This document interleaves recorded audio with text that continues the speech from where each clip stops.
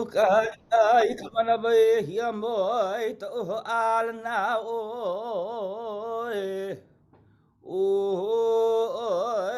hala o lani o ho akalei me he manu e kani nei te tua hiwi te tua lo no. I tu mahale hua i tu moho ki e ti e la ilu nei u. Ho ia me o e lai taitana hele hele I hoata ana no ia hatua hiwi, hatua lono, e ho I me hoa. Ke aloha ka aina ia kākou pakahi a pau. Mahalo nui to the Conference Planning Committee for having me here today, opening for the TCBAS Women in Science Conference. My name is Malu Dudwa. I am the Cultural Engagement Specialist for the UH Hilo campus under the Hawaii Papo Keao initiative to indigenize UH system campuses. And I'm honored to be here with you all today. The opening chant I offered is called Keaukaha, and it urges us to return to our forests, one of our primordial sources of life, or to life here in Hawaii. In this chant, we see the different contributions to the life cycle through Halaulani and Hoakalei, names you might have heard throughout the chant. Halaulani and Hoakalei can be seen as the trans-evaporation processes of our forest trees. And with this, we acknowledge the lehua flower. We've also heard these lines in the chant, Iku'umaha lehua, the lehua flower belonging to the ohia tree. And as we are reminded of this resource we once had access to, we are also reminded of its function to feed back into our aquifers, thus sustaining life on our island. As we look at the kumu ohia, or the ohia tree, we are also reminded, or we also return to the island source, the natural flows of Pele through her A'a and Pahoi flows, and the healing and regenerative properties of all the hi'iakas, all the different hi'iakas that we see in our forests, that take place solidifying new lands, new foundations for us Kanaka to thrive and live upon, and new forest growth to take place.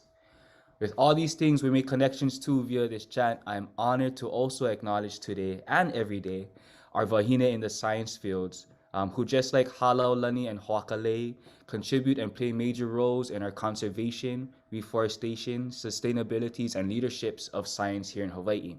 Ano leila meia mau mana'o I hapai ia nei, ke hapai nei au I ko'u leo aloha, ia o ko pakahi a pau, I aha mai ka'i ia o ko. Have a great conference today, celebrating the success of our wahine in science and conservation. Aloha no. Mahalo. Mahalo. What an amazing way to start our day. Thanks so much for sharing your voice and for setting the intention for our day together. So it is our pleasure and honor to introduce our keynote speaker for today, Noelani Puniwai. Noelani is passionate about cultivating the next generation of students to Malama Aina.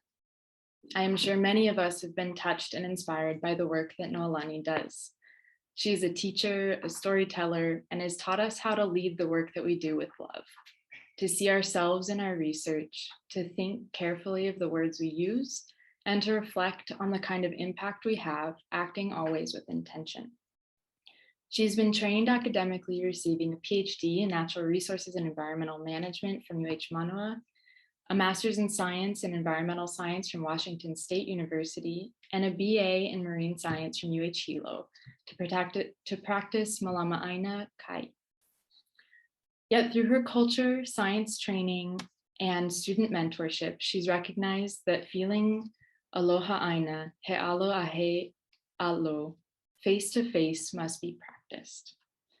Her research interests include coastal ecosystems, indigenous and ethical science, knowledge co-production, and seascapes.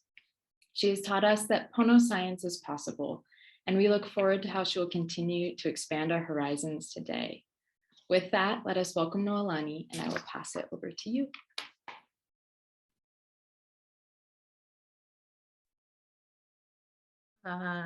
Thanks, Steph, for that beautiful introduction. It's always nice to have students that we've worked with, and I'm so proud of where everyone has come.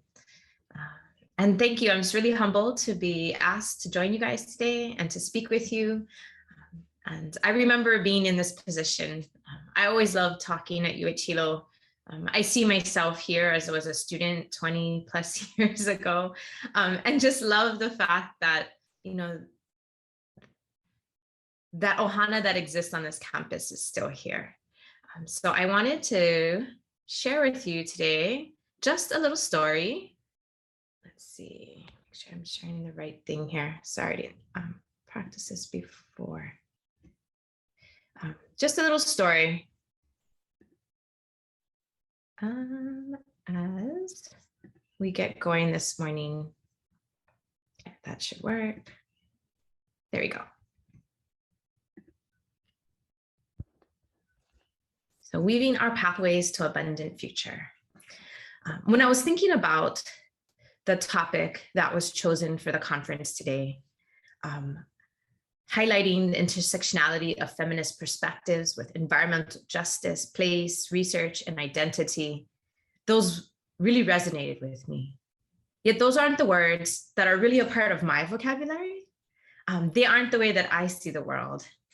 So today I want to shift how we talk about intersectionality into an abundance framework, an abundance mindset, to share with you some of the way I see the world.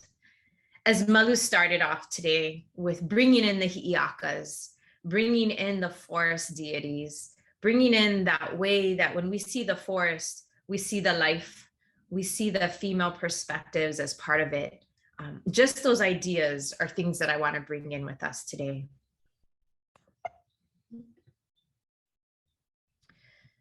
I want to just to introduce a little bit of these terms in case people aren't as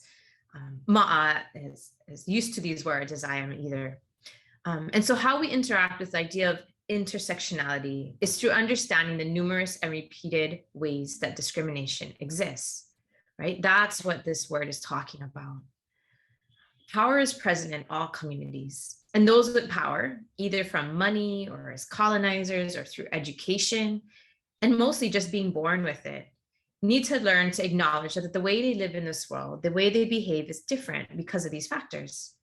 So scientists, all of us, are extremely powerful people, and they tend to dominate conversations in communities with their worldviews. Yet it is these processes, these things that we strive to be, that highlight the powerlessness, the history of oppression that surrounds particular people. So we each wonder, what are my intersectionalities? What is my power? How has your singular worldview lens been influenced by the recognition or absence of these powers?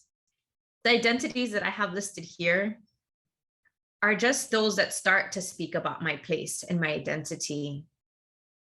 As the term intersectionality infers, all our identities are mixed up together.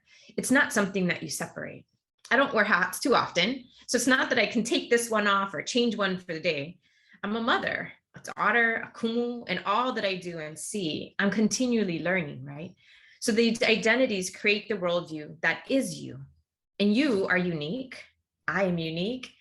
I was raised by my mom. I have 3 sisters, yet each one of us wahine are so different, right? And we raise our children who are each also different, right?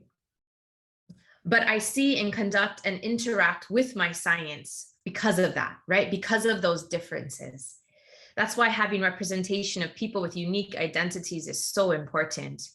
As we bring all these places and people with us together, we are bringing these multiple worldviews for others to see.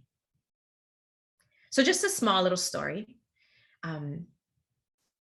As we were tasked, as we chart our path, or as I rephrased it, weave our pathways, we need to share spaces. We need to share stories. We need to heal and build abundance together. You hear me use the word abundance, or that I'm working toward an abundant future, right? That was my title. And I just want to take a quick second to explain this term. Hawaiians call it momona, fat, fertile land, or lako, being rich, being prosperous, having everything furnished that you need, right? Everything that you need for your convenience is in your reach. It's this idea that you have everything, that your land can feed you with all the food and shelter that you need, that your relationships are fulfilling. This is the vision that we seek. This is abundance. So I don't look usually for a sustainable future, a future that sustains us and just keeps us here. I look forward to an abundance where our lands and waters are rich and furnished with everything we need. So that's why I talk about abundance, switching those frameworks and those words that we use, just as Malu flipped this morning's conversation and brought to life the forests and all those deities and all those wahine from our culture that really defined what it meant to be a wahine in Hawaii. I was so privileged last week to take my whole class, Aina Vai Vai, to Molokai, to assist sustainable Molokai with their climate change, resiliency, and adaptation plan. There we talked to many different kupuna. Auntie Kau'i here was one of them, who told us about how poor she grew up, but that she never knew she was poor. But yet she told us about the abundance of her reefs, how they picked limu all the time, how there was always limu on the table, how there was always food on the trees. Everybody had their own mango, avocado, citrus tree. And that's the point, right? She didn't know that she was poor, so she was rich. She had the abundance that she needs. The quote here on the slide is when we talked to Uncle Mac Poi Poi. Some of you guys might know him from his work with Mo'omoni CBSFA plan. He's a Konahikin, an amazing Kanaka fishery scientist, yeah? And I asked him, what mission would you give to my students? They're here wanting to help. All of you are here to solve the world's problems. And he answered, just like most kupuna do, with a story. And his story was, don't tell me a story. What he wants from us is hana, it's action. He wants them to do it. Don't just talk about adaptation. Don't talk about helping, stopping erosion and coastal change, act on it. Don't tell me about the fish you caught and what you think about the fisheries. Help me eat it. This is what he meant by gathering experiences. He told them to go out and gather your experiences. That's what I want to see. That's what I want to be here with you doing, is experiencing things. He says to do the work, walk the walk, and then others will accept and recognize you for all that you bring to the table. These kupuna and us had these multiple interactions over the last few days, and it just recharges all of us, right? Not just the students, but also the kupuna, to know that there are so much more scientists out there that are here, that are ready to listen to them. And that's where I really, really shine. That's where I enjoy the time. That's why I felt so privileged last week to be able to be there and just hearing their stories and figuring out how we can be the ones to gather those experiences together.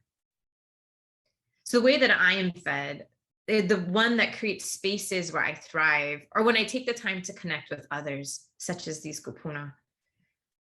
I'm a nurturer, you know, all these identities you bring together, right? A listener, a caregiver. I take these traits with me, though, to my science. I don't see a dichotomy between qualitative and quantitative methods. I just see the need to connect things, constantly connecting and building relationships. The need to find the stories that help explain our world and find the solutions to return to a time of abundance. This quote here is from a story. It's when our famous mo'olelo of Hi'iaka Kapolio Pele, she journeys across the island chain to find lohi'au for Pele. And Pele, you know, she ends up killing her kane. And his friend is there standing at the pali of Hale Ma'u. So this story takes place on this aina. And she says to him, "A'ohe o kahinana luna ko pali iho maya lalo ne, ike kia nui kia iki healo. Pele, this huge deity, this powerful wahine that controls these islands with her mana, with her lava, with her Pele itself, is still telling him, don't just talk to me from the top of that pali. Come here and talk to me face to face. That's how we're going to solve our problems." She's a little hypocritical because she's the one who got so angry first. But still, yeah, this olelo no eau, as it's shared out many, many times, ike kia nui kia iki healo. is still what sticks to me today. The fact that, as Uncle said, we need to gather experiences. We cannot learn everything from a textbook. We need to be together face to face to do these things, even if virtually, maybe. So as I reflect on my scientific career, I don't see the conflicts, the struggles. I don't see those power relationships that held me down because I was surrounded and supported by so many around me. I was raised in an amazing family, and I was raised in amazing academic families. Na Puniwai, as many of you guys might have known, started here at UH Hilo, and I was part of the first cohort back in middle school. And their discourse, the way they reframed education of Native Hawaiians, was by calling them gifted and talented Native Hawaiian children, by recognizing the gifts that all these children brought to the table. And we were one of those children. So I was told that I could conquer the world, and so I did. I used the mentors that taught me to paddle and hula, and those that had intimate connections with their landscape to change how I looked at my aina, how I thought about conservation and global change. I attacked the world, of course, with the naivety that a child does, yet with the confidence that was placed on me by all of my relations, my mentors, my coaches, my family, telling me that I will succeed.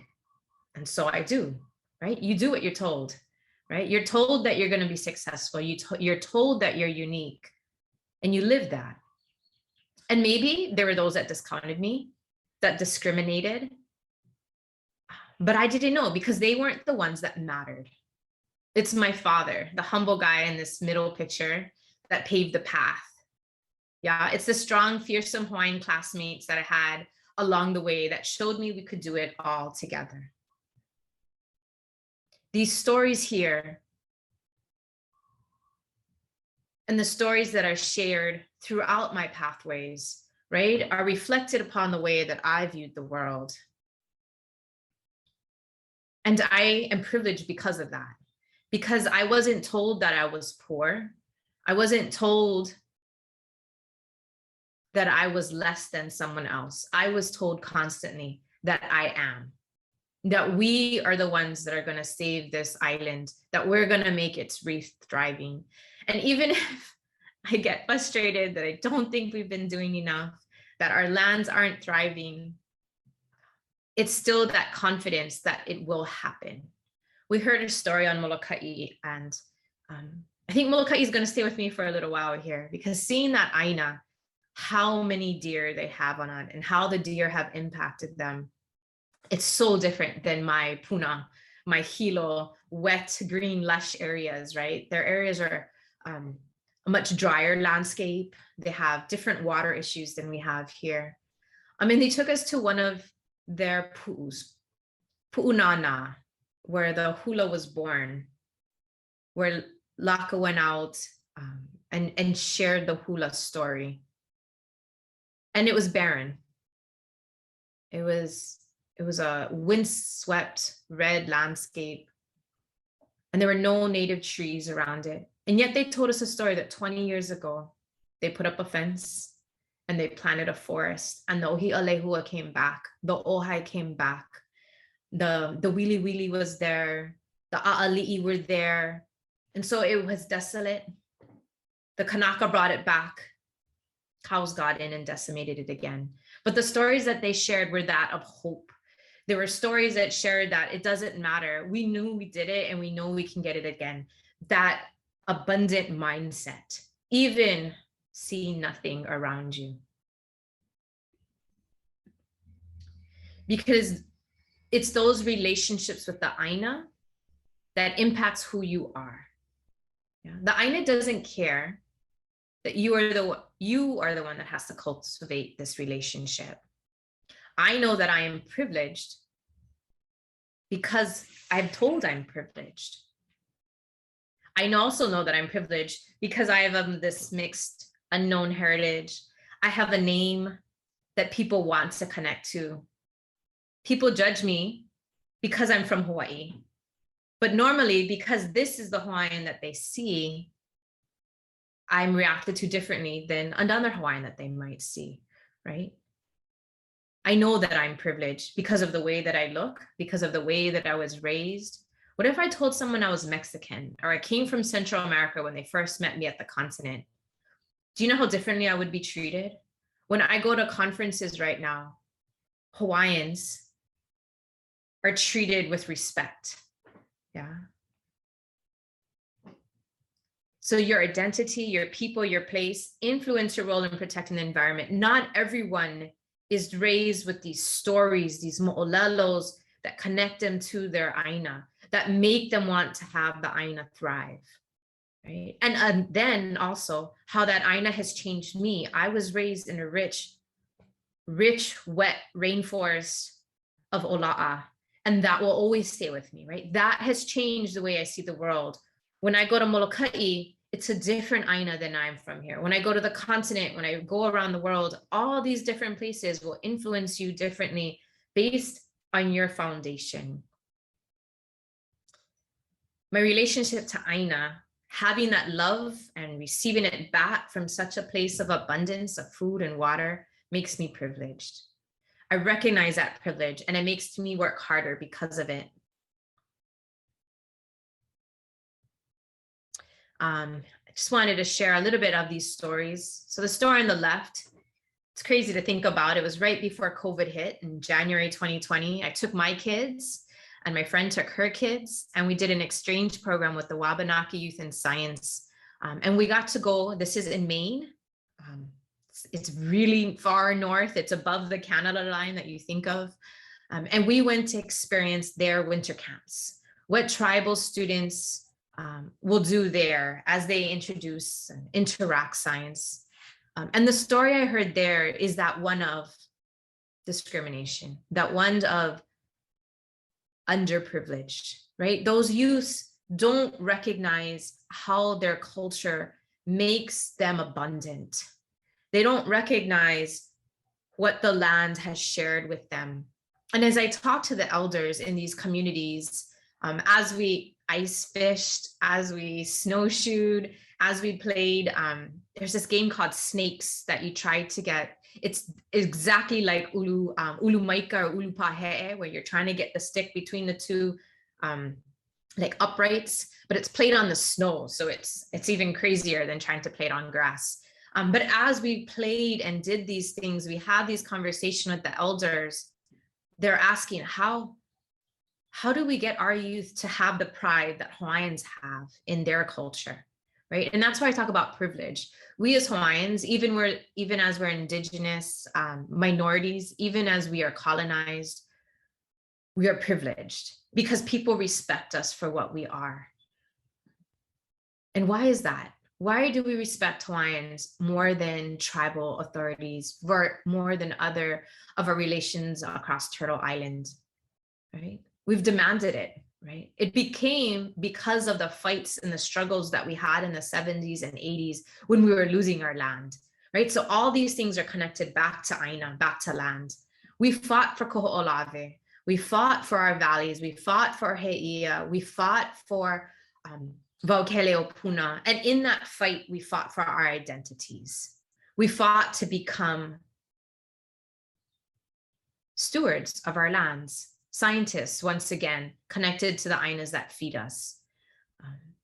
And so as we talked with these students, we're instilling them with the pride that we have, right? And that's what you can give to all people. This intersectionality is this awareness of what you don't have and the underprivileged. It's good for those with privilege to understand. It's taken me a while to see the privilege that I have, because I just think of myself as a small little girl living in a small little town, right? Just having these identities, just a mom raising my kids. But there's so much power locked up in that. And there's so much, of course, discrimination, but you don't see that. You see the power, unless you see the discrimination like these students see against them, trying to live in these places. And so that's the story and the message that we can give to them, is just empowering them with that view, empowering them to know that there's so much that they can become. So just as this faculty on the right, as you see in this bottom picture, this was back in 2018. I was still freshly faculty at UH Manoa. And these are other Native Hawaiian scientists. And so we had a panel together trying to talk to other Native Hawaiian students, a part of the Lahui Research Center conference, which is coming up again at Manoa, and just talking, what does it mean to be for Aina? What does it mean to be a scientist here in Hawaii? And empowering it, right? That message of abundance, of empowerment. And I think that's why, as I do my science, I've come back and I've connected with that word pono. And everybody who probably sees the work that I do know that I'm always about talking about pono. And why do I talk about pono? And it's because that's how you counteract intersectionalities. That's how you counteract discrimination, is with achieving a balance with the Aina and with yourself. Yeah, so we define pono, or I'm redefining it probably for today's time. And that's what our kupuna do, right? We changed, we adapted, we evolved through time. That's why we're still here, right? It's because of our ability to adapt. So I adapt this word pono for today's time. What do we need pono for today? And it was neat that Pu'unana that I visited talked about the hula piko. It was Kumujang Kaimikawa that had the vision for this site, who brought it together. And here I am telling his story still to this day, right? And he talks about pono not being like an ecological balance, but being a balance of mindsets. Yeah, when the Aina around you is flourishing, and you understand that flourishing because you are flourishing. It's really hard to see something if you're not also there, right? It's hard to see other people's happiness when you aren't happy. So if we want to identify what a healthy native forest is, and we want that forest to become healthy, we need to do that as well. My son's a lot bigger than he is in this picture. But I'm always going to remember this camping trip where we went down. This is South Point. This is Ka'u, the rocky, rugged landscape, overgrazed, still being grazed by cows, a lot of sedimentation and erosion issues. But on this one point, there's this strand of a kuli that grows there native. And we pitched a tent, we camp near it as we go holo down the coast and check out the tide pools. And yet this is how my son shows me pono, right? He recognizes the flourishing of this akuli. And he's fake sleeping here, right? Because he's just being a kid and being all of himself. And that's what kids can show us, right? Kids show us that abundance mindset. As long as we raise them with that curiosity and that ability, they're going to live in that framework.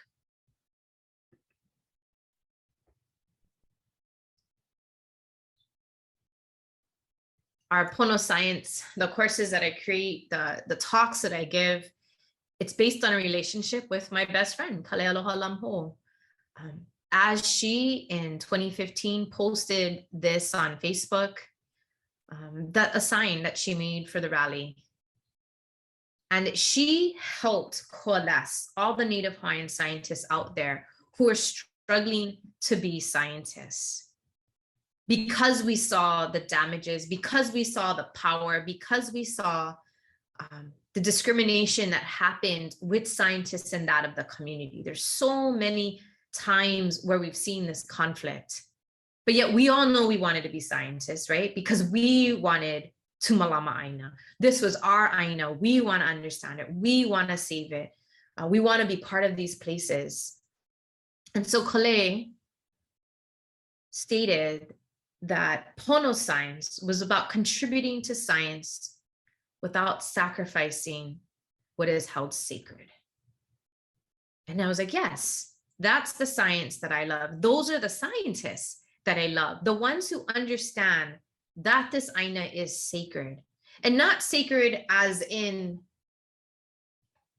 a church that you don't go to and that you just look at from a distance, right? For the church to be sacred, you need to pray in that church. You need to be active in that church. You need to have the relationship with that congregation in that church. Our Aina is just as sacred. And that Aina needs those conversations to happen. It needs us to be a part of it, right? It needs us to understand how it works so that we can ensure that it keeps going. So I believe that Pono science has the power to encourage students to pursue science and higher education while remaining grounded in their culture and values. We fight the system of discrimination, of power imbalance, by having the confidence to find our own voices, our own structures. Similarly, this is why I really like the work of Robin Wall Kimmerer. And she talked about the dilemma, right? The dilemma that Indigenous scientists hold. And this is another way of saying it, right? Because being called a scientist sometimes meant that you weren't part of the community, but we're all working to change that, right? That's what we're trying to do by recognizing these power imbalances, by recognizing the structures that hold people down or keep people out of conversations. Recognizing that what we really need to talk about is that end goal, knowing that we're all working on the side of people and the earth, that we want an abundant future together. And as long as we bring those conversations forward, as long as we focus on those conversations and not on our titles, right? That's what's going to solve. That's what's going to make our world abundant again.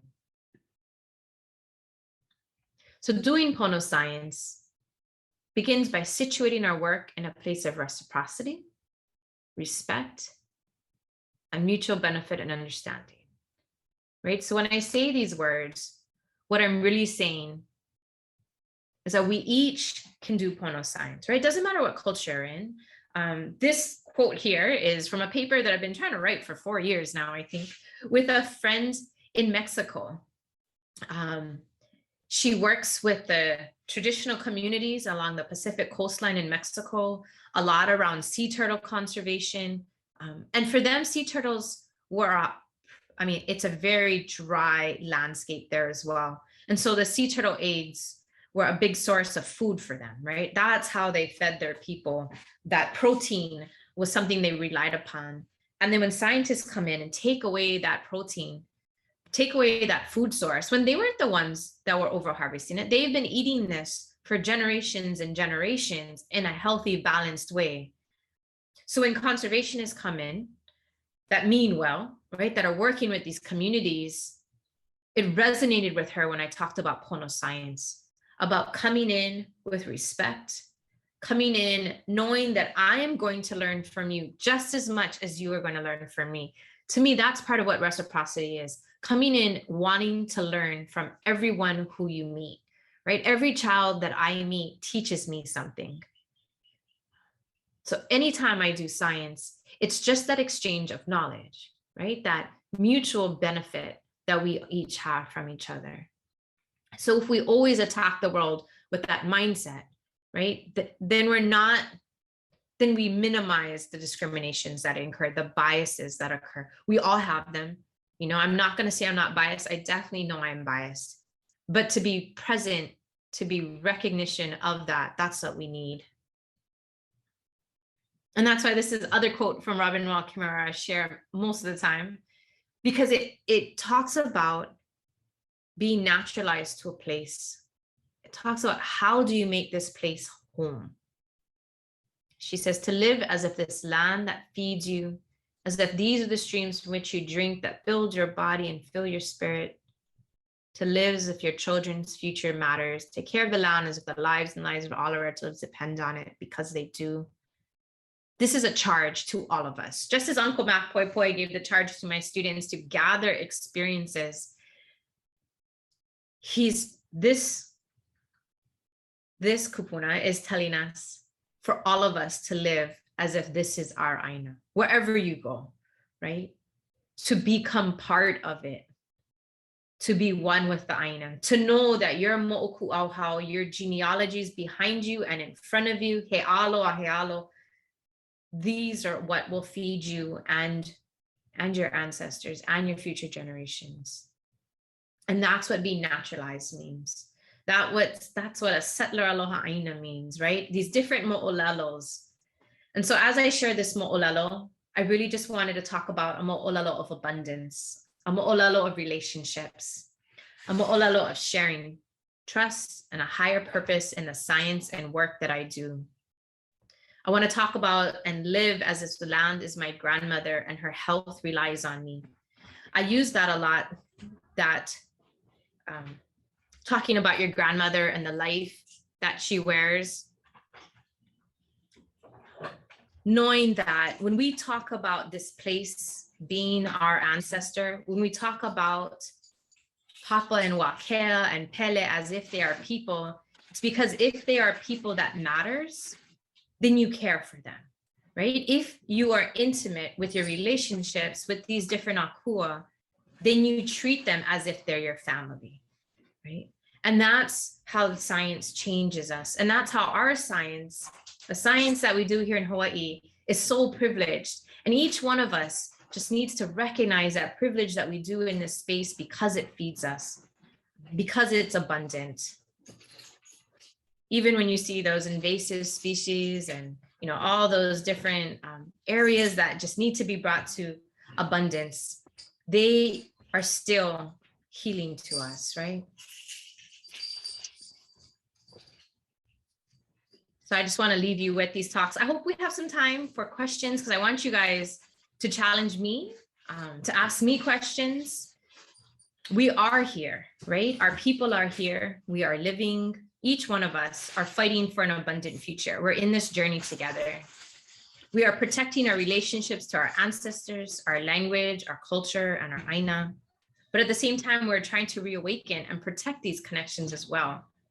When we embrace our healthy relationships with our families and communities around us, we break down the intersectionalities that exist. Let me say that again. When we embrace our healthy relationships with our families and our communities, both living, non-living, human, non-human, right? All these families and communities, when we embrace healthy relationships to them, we break down the intersectionalities that exist. When I talk about Pono science, I think I forgot to mention this earlier. Pono science, as I said, is you being Pono with that aina. You need to heal yourself. You need to be present and abundant and healthy to interact with that island that is healthy, right? This is a picture of my keiki when they were so much younger than they are now. Seeing that future, seeing their past, right? We focus on the strengths that we each bring. The strength, that the design of this va'a that brought our ancestors across the ocean, the strength that solar panels allows this va'a to get on a satellite telephone and call their children, to keep these connections. We focus on the strengths that we bring. And so this quote by Kamauli Kuwata, one of my co-teachers at UH Manoa, he has a great WordPress story that he printed after the activities and the actions in 2015 against the construction of the 30-meter telescope. And he talked about how we are scientists and we're not fighting against the scientists. He talks about how we live in the future, in a future of abundance. And that's what we are fighting for. Not again, flipping those narratives. We're fighting for a future of abundance to come join us. So Pipi Holoka'au, I leave you with this little mo'olelo, this little story. And I challenge each one of us to empower those around us, to empower those relationships, to gather our experiences together. Because as we share those experiences together, right, that's how these places become abundant, in the hana that we do together. Mahalo. Thank you so much, Noe, for sharing all of that with us, all of your experiences. And we have plenty of time for questions. So please, the audience, you can submit your questions to the Q&A and we will read them out for you.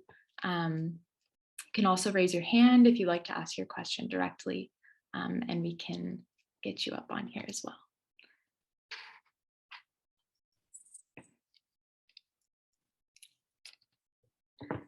When I asked my daughter about, what is being a feminist, or as she talks about being a feminist, as she's coming into her, womanhood and her teenage life, right? their view of the world is so different than ours.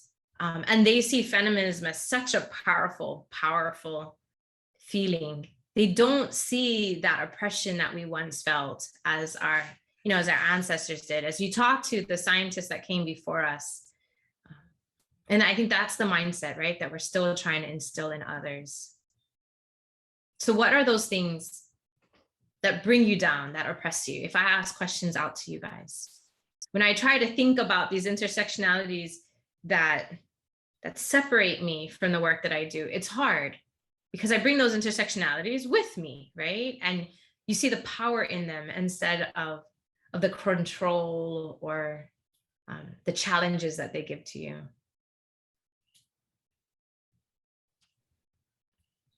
You mentioned something that I was thinking a lot about as you were speaking, and when you talk about your kids and your experience watching them grow up and taking them to the places that fed you as you grew up, and just wondering how your experience as a mother and sort of watching them experience the world and build those relationships, how that's changed your perspectives and just what you've learned through them. That's actually one of the things that I've always felt so privileged again, is the fact that I was becoming a scientist as I was becoming a mother.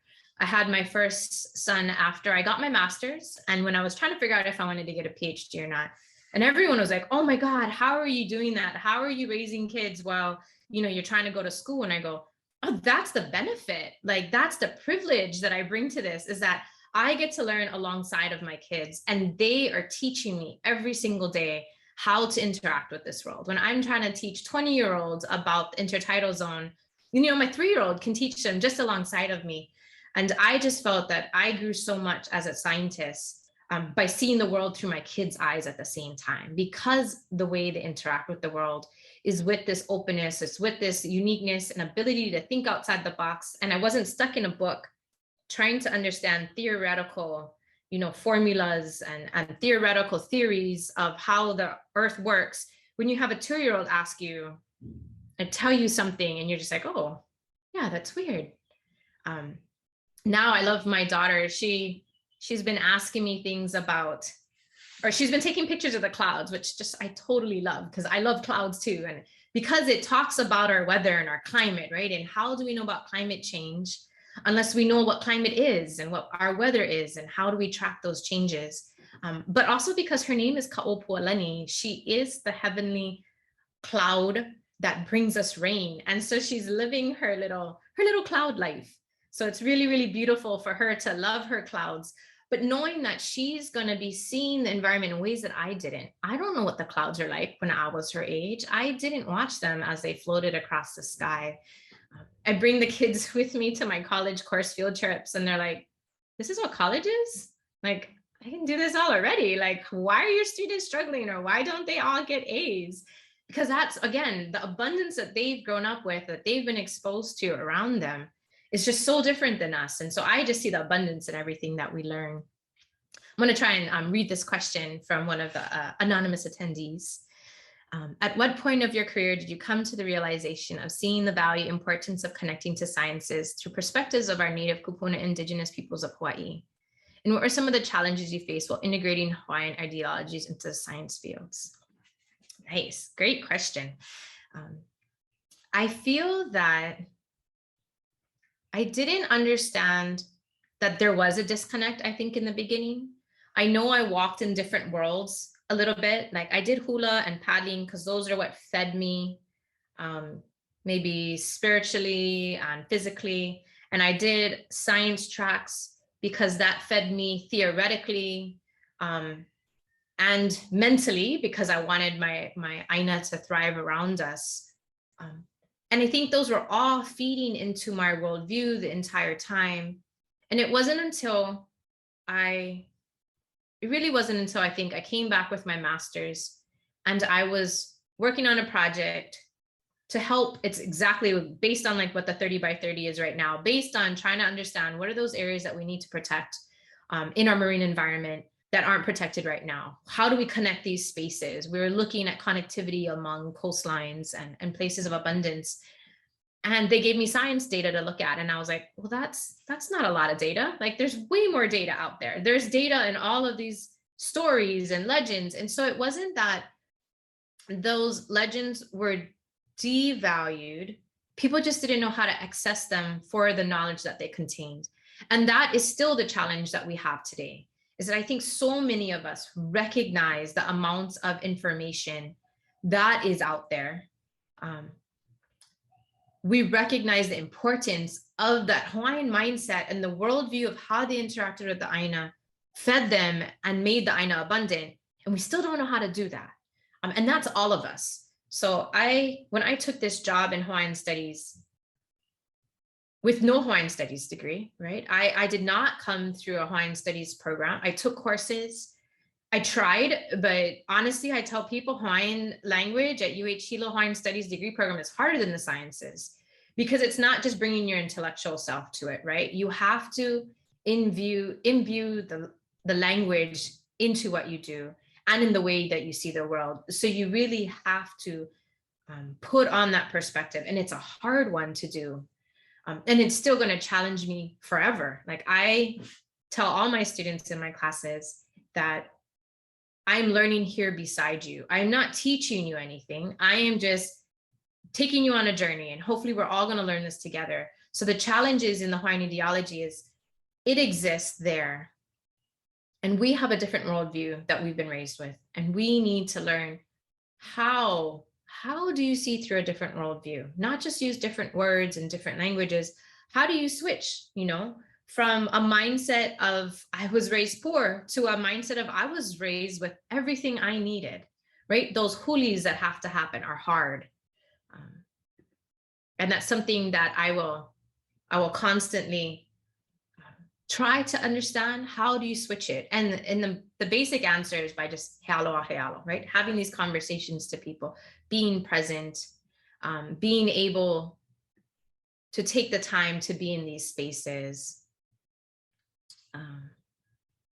I think the challenges aren't just in the language of adopting all the mana'o that our kupuna had, but it's mostly in adopting that mindset of how you interact with the world. How do you treat this land as your relatives, right? We don't quite understand what that means because we weren't raised with that worldview. And we can say those words, but really, how do you live on this globe knowing that you're related just as much to those trees outside your door as you are to your pets and to your children and to your ancestors? I think that's the biggest challenge right now. Okay, let me see. I'll get another question here.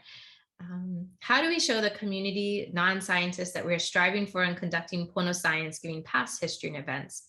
How can we change people's mindsets and viewpoints, gain trust, and show that we are pono scientists? Yeah, this is always going to be a struggle, right? Just as I said before, I think a lot of the people that are raised with saw that I was a nerd. They saw that I was just going to be this nerdy Hawaiian girl, and they loved me for it, right? So they told me to do that. But it doesn't mean that you don't struggle all the time with knowing, are you good enough? Are you trying hard enough? Are you part of these communities? When I studied surfing and the impact that climate change is going to be on surfers, I'm not a surfer. But yet everyone thinks you're Hawaiian, you're from Hawaii, you must be studying your own communities, and I'm not. And so when you're in these spaces where people, I know I'm digressing a little bit away from that other question, but I just want to show that we're constantly always striving to prove ourselves, right? It's never going to be something that you're there. You're always going to be working toward it. And to work toward it, it has to be halo. It has to be you being present with people through time. And so thinking that we are going to do this study, and through that study, show the people that, okay, hey, we understand now, or things are better. It's not going to happen. When I was in Molokai again, we ended up talking about the deer a lot, because the deer is what's challenging their aina from being abundant right now. Yet the deer feed their people, feed their culture and their community. The deer is there to stay, is what the community wants. Yet the community still wants healthy forests, healthy watersheds. They don't want the erosion on their coasts. So how are they going to do that? And so their experience with the Nature Conservancy, their experience with fencing, right? All those things come up in the conversations that we talk about. And those are hard conversations to have. But like one of the uncles who was talking to us, he's there for the conversation. He wants to be there talking to you. And so it's finding those people that can have those dialogues. There are some people who, once you break their trust, it's really hard to gain back, right? And so we can't harm or fault them for that, for the fact that we've lost their trust. It's always hard to gain people's trust back. I mean, even if you weren't the one who broke that trust. But it's through those people that take the time to sit and learn, to the time of the people who aren't just being scientists, but are being part of the community. Those are the people that change it, right? It's as we change the community, right? As we all become part of it, as the hunting club. So the president of Molokai Hunting Club, look him up. They're all on social media. I forget their hashtag names. I'm not really good at that stuff, but look up Molokai Hunting Club. The president of their club worked for the Watershed Alliances. He worked as a conservationist for over 10, 15 years. He was on the side putting up those fences for 10, 15 years. And now he's the president of the Molokai Hunting Club because he understands that balance that has to be achieved. He understands that they need deer to feed their people and they need fences to protect their forests, but there has to be a balance. There has to be a way that we understand, and we need to have these conversations to make it happen. Yeah, so I'm always going to come back to talking, not just because I'm Portuguese or nothing, but talking is the way it gets done. And Hana, right? As Uncle said, gather experiences, be out there in the field with them, doing the projects that they need to do. So some of the science that we do isn't relevant to some of the communities that we're with. Some of the communities need to get, better sources of protein. They need to figure out how we get more food on our tables. We need to know how to raise fish in our fish ponds. And so our science needs to connect with those needs of the community, right? And not just be a theoretical science, but a science that can help this Aina thrive. Okay, so how can one who is not from Hawaii or Hawaiian descent begin to develop a stronger understanding of the sciences and conservation through Hawaiian ideologies or perspectives without any Hawaiian language or cultural experience? Ooh, nice question. And a good way to end. I think I need to wrap it up here slowly. Well, I love the work that Auntie Kekuhi is doing with Halau'uhi'a. They're always recruiting new people. And if you need to learn any more about that, I think there's lots of people in these communities who can tell you about the work that Halau'uhi'a is doing, and Lono, I'm gonna forget the name, Lono Honua. So that's a great place to tap into. But because we're scientists, because we're nerds, because we love to read, that's also the first place to start, right? So I have always constantly reading. There's so much more Hawaiian books out there now. There's all the traditional books that Kamakau and I'i have written. One of my favorite books is Hawaiian Surfing. And Hawaiian Surfing book has all this information about how Hawaiians understood the waves. And so as you read this, as you read the dictionaries, right, you learn more about how these words define their worldview, because it's through your language, right? It's through your olelo that your worldview shares. It comes to life. And through our language is how one way to tap into that worldview. If you're a scientist and you have access to all these great databases and repositories, Ulukau has amazing resources to read. There's interviews with kupunas. I think just by hearing the stories of those that came before us, listening to somebody who lived in that Aina that you're working on now, that lived there 50 years ago or 100 years ago, shares so much with you. One of my students, my GA right now, I asked her we're looking at coastal erosion on a couple of our shorelines and coastal change. And I told her to go find some kupuna interviews of people in those shorelines to see how they talked about their place then. And so she looked up Waipi'o, was one of our first beaches to look at. And she was like, yeah, I listened to one interview and it was done by somebody in 1990. And then I did another interview that I heard and it was done in 1970, but they were talking about when they were a kid. So even though they're talking about 1970, they're really talking about 1920. And then they talked about their grandma, and that was in 1800. She goes, just by these 2 interviews, I just expanded my idea of what Waipi'o is like over 100 years, right? Just through an interview. So yeah, I challenge you to have fun. And there's also lots of work days out there as COVID is coming to a place of where we can reconnect and be in person, be on the Aina. Take your time to volunteer, to be with these people of these places, just like this next panel I know is gonna share with us some of their experiences. You know, take the time to be Hilo with as many people as you can who are gonna feed you, right? They feed you just as you feed the Aina. All of these interactions, to me, that is the best way we learn. My cousin's always commenting, she wasn't really raised here. She sadly was raised in Texas. She has the same amount of Hawaiian as I have, right? But no one will ever treat her the way that I have. She has the same Hawaiian name that I do. Again, those were all those things come through. But she's always commenting about how many people I know. And I go, that's because that's what feeds me, right? That's how you know that you're part of these communities, is by making those connections and ensuring that you're feeding the relationships with you and the Aina around you. So go explore, find those people of this Aina that need your help, because we all need help out there. Every one of us needs another hand, even if it's just to write a grant for them. You know, maybe you can't be the one stacking pohaku on that, but I'm sure they'd love you to write a grant for them so that they can stack rocks or so that they can plant more trees. So I said, my challenge to you, my empowerment to you, that you are unique. We are all here together, Hawaiian, non-Hawaiian. We are all drinking of this rain, putting our feet in these sands.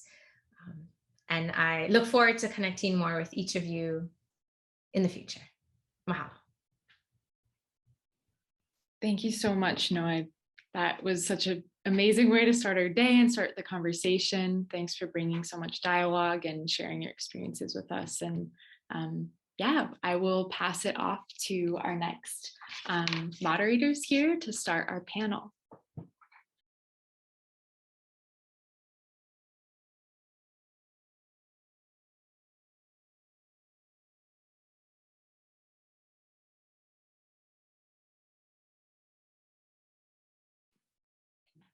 Welina, aloha. Welcome to the 2022 Women in Science Conference, brought to you by the collaborative efforts of the TCBES Kaiameaola Club and the Hilo Women's Studies Steering Committee. In honor of Women's History Month, the She Leads Leadership Lessons by our local women panel is an opportunity for professionals in conservation and the sciences to share about their experiences as women of color and how their identity has shaped their story. My name is Anuhea Robbins, and I'll be moderating this panel alongside fellow TCBS student Darren Muraoka. Aloha. Since we're not in person, sadly, we want to make this panel as interactive as possible. We will be using Padlet, a free interactive website where you can follow along with the panelists and answer some of the questions. We would love to hear your mana'o. You can access it using the link in the chat. And we will also be devoting some time towards the end of the session to relay any questions you might have for the panelists. We encourage you to use the Q&A feature, and we will leave time towards the end to answer as many as we can. If you're experiencing any technical difficulties or have questions for the planning committee, please feel free to use the chat feature and we'll get back to you as soon as we can. With that, we are excited to be joined today by 3 incredible women who undoubtedly have made an impact on conservation and science in Hawaii. I would like to open up the panel with our first set of questions, pretty much just basic introductions. Who are you? Where are you from? What are your passions? And how have they led you to do the work you do or have done? Auntie Hannah, maybe you can start us off when you're ready. Mahalo. I'm Hannah Kihalani Springer. I'm kama'aina to Ka'upulehu, which is on the northwest flank of Hualalai in North Kona, in that section of Kona called Keaukaha vai ole. Keaukaha the place, vai water, ole without, and we'll probably get into a little more discussion of that aspect of myself. I'm the consummate volunteer, the committee woman of the 50s, turned into the 21st century. In my younger days, because I'm older now, I used to love to body surf. Steep, deep, fast. The glide that you get when you're leaning into a wave and it's taking you on a miraculous journey is the same glide that I strive for in my work, whether in the mala, whether at the public hearing, whether advocating for community-based subsistence fishing areas or forestry areas.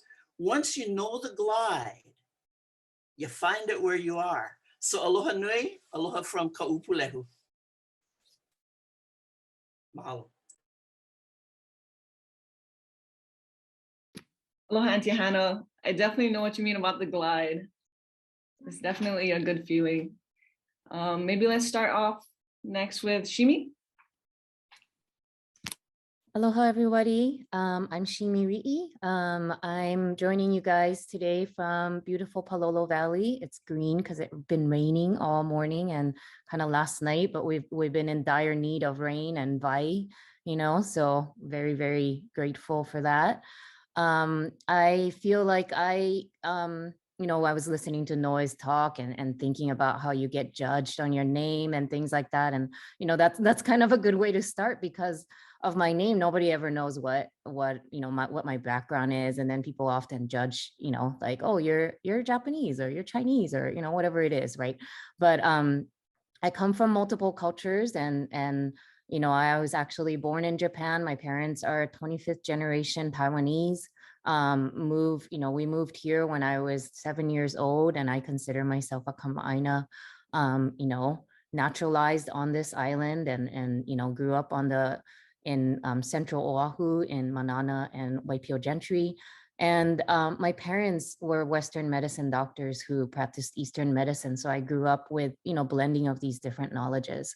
And I think that, all of that, many things kind of combined into who I am with like my passions being wanting to create different things. So like now, I guess I'm an ecologist. I'm a scientist that work in Heia with a background in oceanography. And I have 2 4-year-old twins. And, before all of that, like Auntie Hannah was saying, like when I was younger, I used to love paddling and running and creating jewelry and playing music, ukulele and stuff. And, now I just, do work and take care of my kids. But, really, really obsessed with actually trying to create meaningful experiences for my kids. And then wondering like, what languages do I want my mom to speak to my kids so that, it survives, and what cultures and what foods to expose, So I get kind of, obsessed about like loss of culture through like what my mom might have lost and what I might have lost. But I'm getting into the weeds, so I'm going to stop there. But yeah, thank you for inviting me to this panel. Hello, Simi. Thank you for that introduction. Can we go to Kiana next? Aloha nui kako. Oh my God, this is a stacked panel. Hugs to you both. I haven't seen you guys in forever. Aloha, I'm Kiana Frank. I'm kama'aina of Kailua. This is a picture of my piko, Koi Nui with Konahua Nui, my mauna in the background. Last week, I had the opportunity to go out on a Marshmaster into Koi Nui, and the stoke was so epic. And this is the place that grew me and kind of defined me for who I am. My great grandmother told me the mo'olelo of the lepo ai'ia, the edible mud of Kauai Nui was so ono, it fed Kamehameha. And since I was a little girl, I've been in mud, tasting all the flavors of mud, studying mud. And that's really what shaped my career trajectory to go off and become a scientist, come back to the university, but still am in search of that mud, that lepo that feeds us. So always connected to place. I'm currently an assistant professor at UH in the Pacific Biosciences Research Center, and I'm a microbiologist. So I study kind of that invisible world that we don't see, but it drives you know, the habitability and the function and the management of all these places that are kupuna were so ma'atu because they kiloed smells and scents and colors and all these different layers. And, you know, one of my passions is just trying to reveal the unseen and reconnect people back to place through all of those pilina interactions. Mahalo, Kiana. So that kind of goes into our next discussion question. It's nice to see that we have a panel from a diverse background and from different places. We've got Ka'upulehu, Kailua, Palolo. So our second question is, how does the place you're from, or places in general, influence the work you do? And I know, Kiana, you kind of touched on it, but maybe you can go first. Yeah, of course. So in my work, I mean, place is number one. Place is where you get the inspiration. I always tell my students, one of the first places to start is to learn the mo'olelo of these spaces. I've been so fortunate to be able to work in Ka'upulehu and in Kona with Auntie Hannah, learning from her mo'olelo and her ike and mana'o and experience over the years, that perspective really helped me to engage in an aina that I didn't grow up in. I'm from Kailua. I'm from a very wet and moist and water-filled aina, and Kona also full of water, but in a different way. And so for me, place really defines who you are, your perspective, how you think about the world. And it's one of the most fundamental layers for shaping my research. If you don't have, you know, I'm a biologist, a microbiologist, and my work is all about pilina, like pilina between how microbes interact with the environment, how we as humans interact with those spaces. And so you have to develop that pilina so you really can understand all these layers of intersection and connectivity. So for me, place is number one, and it's the thing that like fills your na'au and provides the why. Like, why are you even doing this work? It's to honor the people, the aina, and the akua of these places. Mahalo for the mana'o, Kiana. And if any of the other panelists want to jump in, just chime in when you're ready. Yes, so on the other side, from that place, Keaukaha Waiole, that land without water, I nonetheless recognize the Nani O'Ahu. Konahua Nui is a place that I yearn for when I'm on my home island, and I think of the island of Oahu. Oahu so tremendously eroded, and where we are in the Kaha lands, because of that lack of water, we have 200-year-old units of lava that look as if they were formed yesterday. So that place that I call home, from which I can see to Waianae on a clear day, has shaped my worldview literally. 6 times in my life have I been able to see to Waianae. The places that we are at shape not only our worldviews, but our approaches to problem solving. Here in this dry land, I've lived a considerable portion of my life on catchment water, from heaven to our rooftop into our water tank. One of our neighbors now shares their water with us during dry times, but that reduced water supply reminds me of what Noi was saying about living in a spirit of abundance. Even though the Kaha lands are without water, we know how to manage what little water we have and treat our lives as abundant. Our worldviews, shaped by our place also shapes our approaches to problem solving. For example, one of my cowgirl cousins was telling me, cousin, you spend too much time fretting about no more rain. What you need to do is appreciate the dry times, because when it's dry, you can find where your water pipe has been leaking and make the repair. And you can find all those tools that you lost in the long grass when it was wet. So balance, we find abundance, even in the dry times. And our places of origin also shape our senses of humor. And I've just shared a little bit of mine. Mahalo. Mahalo, Auntie Hannah. I think a theme is emerging. You know, we're talking a lot about Vai and the place. And, you know, when I think about Vai, because I work a lot in Heia, we're constantly thinking about Vai, and all of us in Oahu should be thinking about, we're in a drought right now. And with Red Hill, you know, we should be thinking about Vai all the time, right? And, you know, like things, you think about your childhood and what really shaped you, and it's not just place but associations, you know. So I grew up in Central Oahu, which is, you know, like in Waipahu area. Like when we had Hurricane Iniki in 1992, we were outside playing, you know, because there was no rain.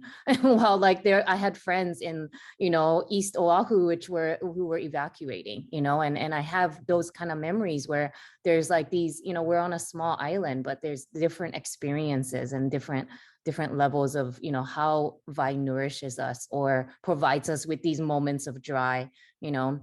And I think, you know, I guess I was starting with my introduction of like, I've had like this identity crisis my entire life. And I think everybody does, right? Like, where do you come from, who you are, and what do you identify with? And, you know, I think it's accepting that it's like multiculturalism and different views that does shape you, you know.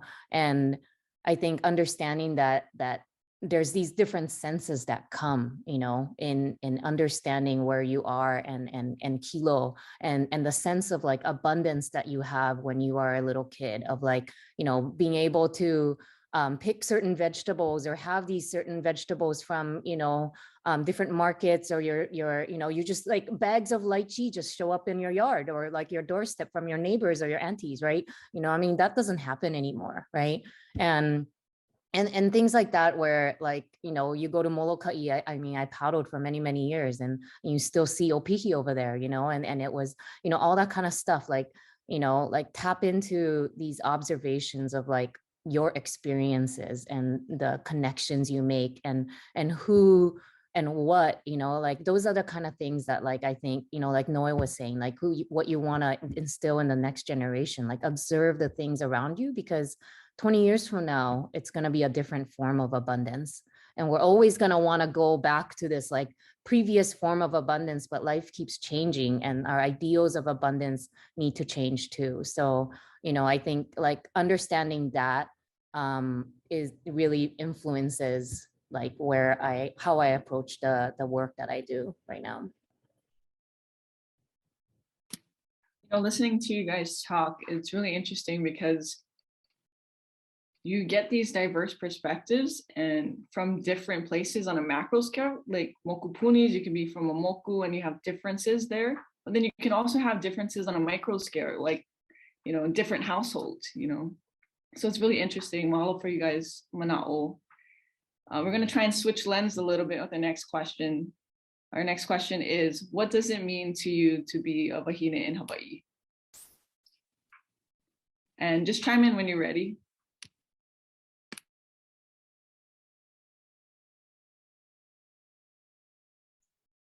I guess maybe. You know,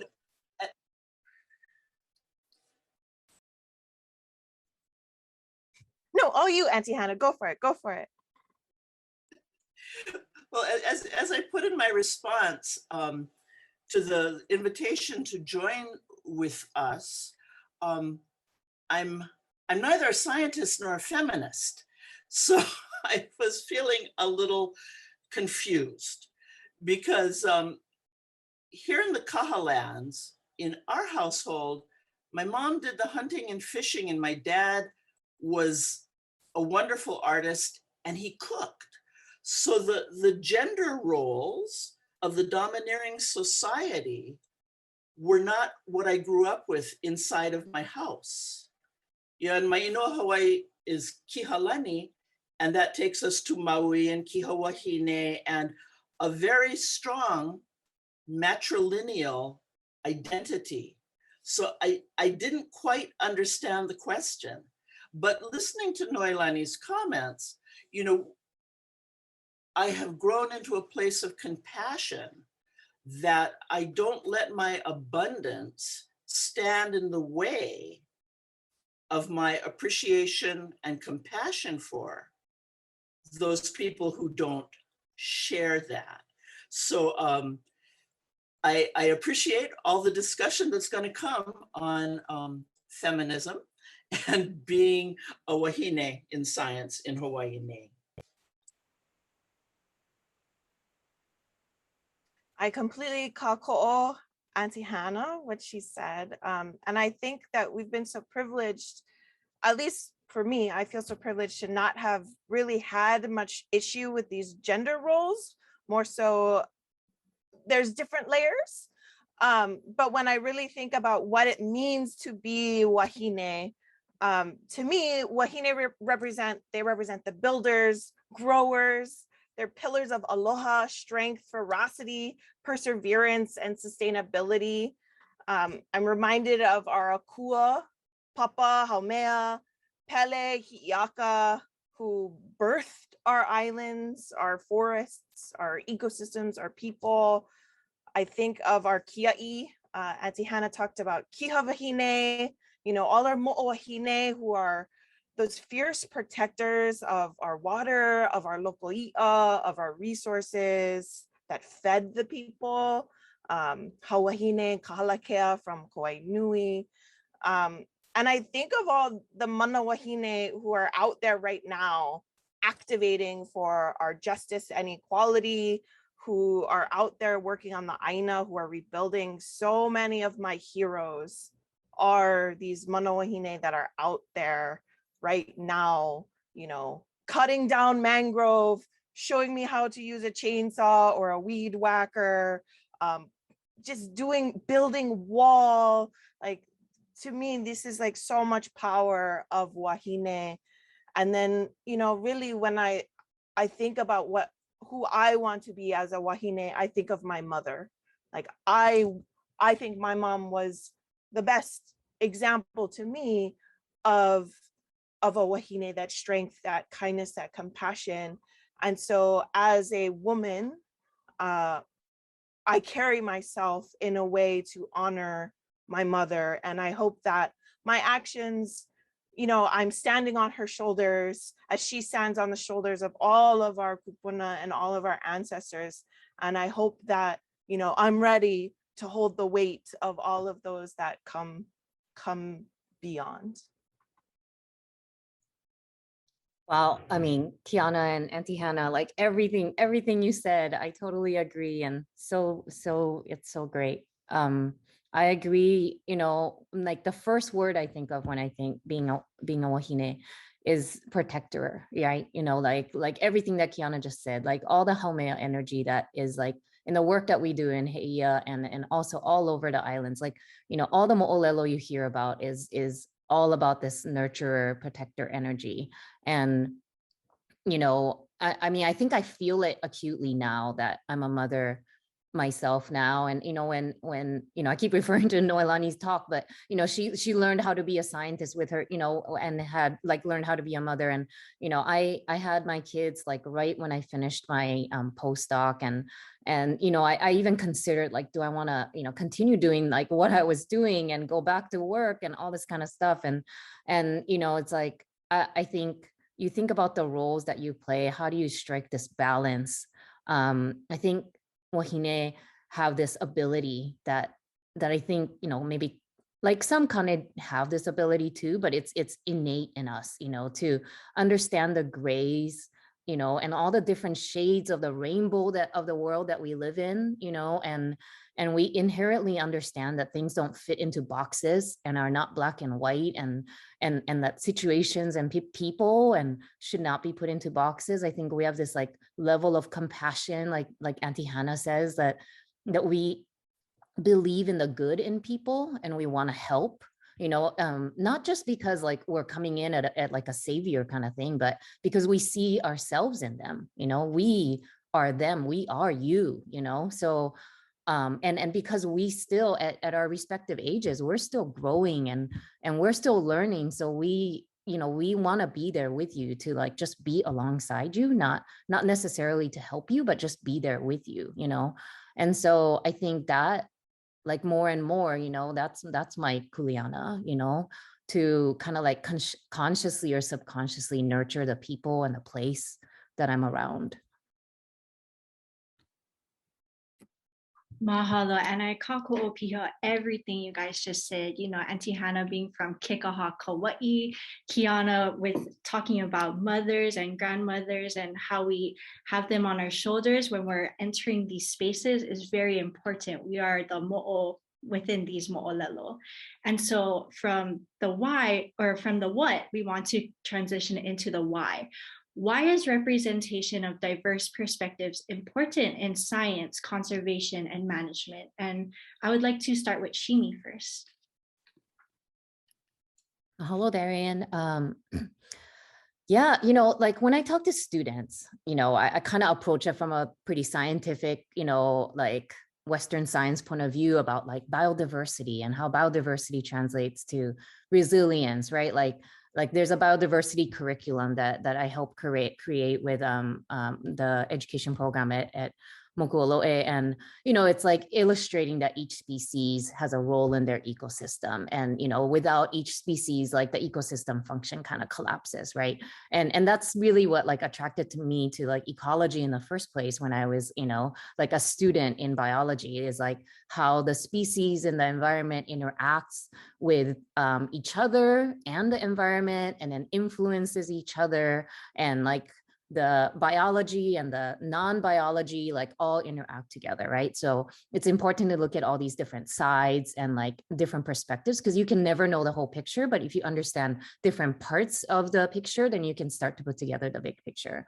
But like that's like the ecological answer, but like there's more to it than that, right? Like most, an example is like most recently we put together this poster for a very, very like historically very scientific Western science conference, ocean science, meeting. And we put together this session that we were trying to put together these different diverse perspectives. And we were putting together water quality data for Hawaii, and we dedicated a big portion of our poster to recognizing like the ike of our like resource managers and like Aina stewards. So every single piece of data we had, we'd go to our uncles, or Hilo and Keli'i at Pai Pai and be like, what do you think of this data, right? Like that's co-development, that's co-production of knowledge, like in action. And we're really trying to do that, right? You take that time to do that. And Uncle Ali'i was like, like this data, it really speaks to me, it like reflects my understanding of the Aina. Like, I was like chicken skin kind, like I was like about to cry, because it's like, okay, this is how like data converges, right?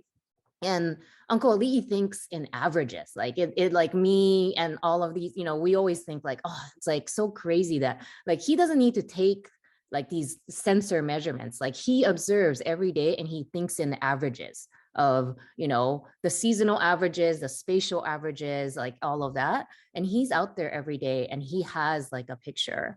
And then how do you marry that and converge that with like our sensor data so that we can speak to policy, or, like, and create change in the way that like the colonialism and Western science way, like, forces us to do, right? So, I think like that is why like these diverse perspectives are important. Like we need to incorporate these different forms of knowledge so that we can put it together in a coherent way and then maybe, I guess, for the lack of a better word, translate it to, policymakers and et cetera.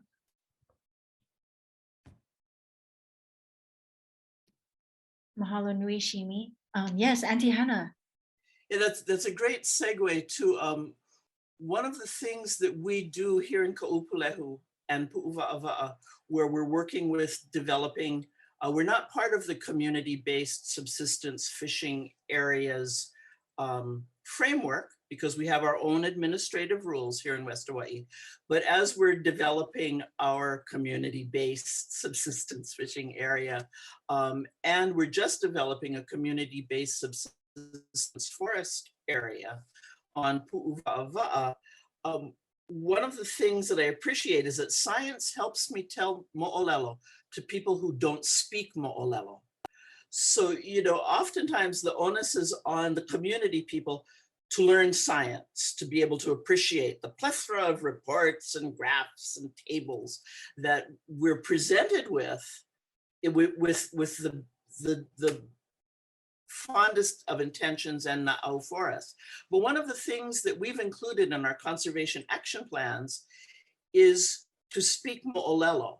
So we ask the scientists to take a little bit of time with us to tell us how our mo'olelo relate to them in their own words. So, you know, the diversity is in occupations, it's in areas of study, it's in genders, it's in generations, it's continental versus island mentalities. What law? Our conversations are always richer for that diversity. So creating a safe space where we can share wit and humor, intelligence, and mo'olelo is always a better day. Thanks. Mahalo nui, Kiana. I think Shimi and Auntie Hannah, like they hit it right on the head. It's this translational aspect that is so important, that the diversification of perspective really brings to it. And I just want to share like just a quick anecdote to kind of analogize this, right? Like, this is my image of Konahua Nui. I grew up, this is what Konahua Nui looked like to me. Konahua Nui is Kailua. When I think of Ko'olaus, I think of Ko'olaupoko, that side of the island. When I was in Halauʻohiʻa, we were reading Mo'olelo about Konahua Nui, and I was like so stoked. And everything was about Nu'uanu on the other side. And I was so confused. It took me, I mean, this is where I realized, like, oh my God, the mountain has two sides. I never thought about it that way. Like, Konahua Nui is also, it was like, psh, exactly, psh. Konahua Nui is also the mauna for someone on a different side of the island looking at Ko'olau that way. And that was like such a valuable, like, Ike bomb explosion I had right there, because this is like how perspectives come into play and are so important. I've only ever really thought of Konahua Nui from this one side, but it is whole, right? It's round, it's touching so many different spaces.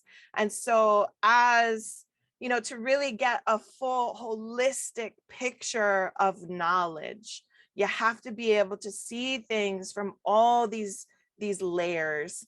And that's one of the things that I think is so unique about Kanaka science, is not only do you have these kilo layers of observation, but it also connects you spiritually and grounds you in place, so that there's also like kuleana for restoration and sustainability that's grounded in your understanding of that environment. And so to be really great stewards and kia'i and konohiki of these spaces, it's important to see all of those different perspectives, because there are so many layers associated, right? And you need to be able to translate, you need to be able to see it so you can integrate it, but also be able to translate it so you can redistribute it out in all the different dimensions so that everybody understands. Mahalo nui. And I would just like to highlight, you know, we're talking about perspectives. That's a big highlight of the question that we just talked about. So with that, our next question would be, have you ever felt limited by the lack of diversity of perspectives, philosophies within science or your field, or as a woman, wahine, in your field? This is an open question, so whoever wants to go first, definitely do it, and then we can popcorn it over to the next person. And also for the audience members, if you folks have any questions, please put it in the Q&A as well. Mahalo.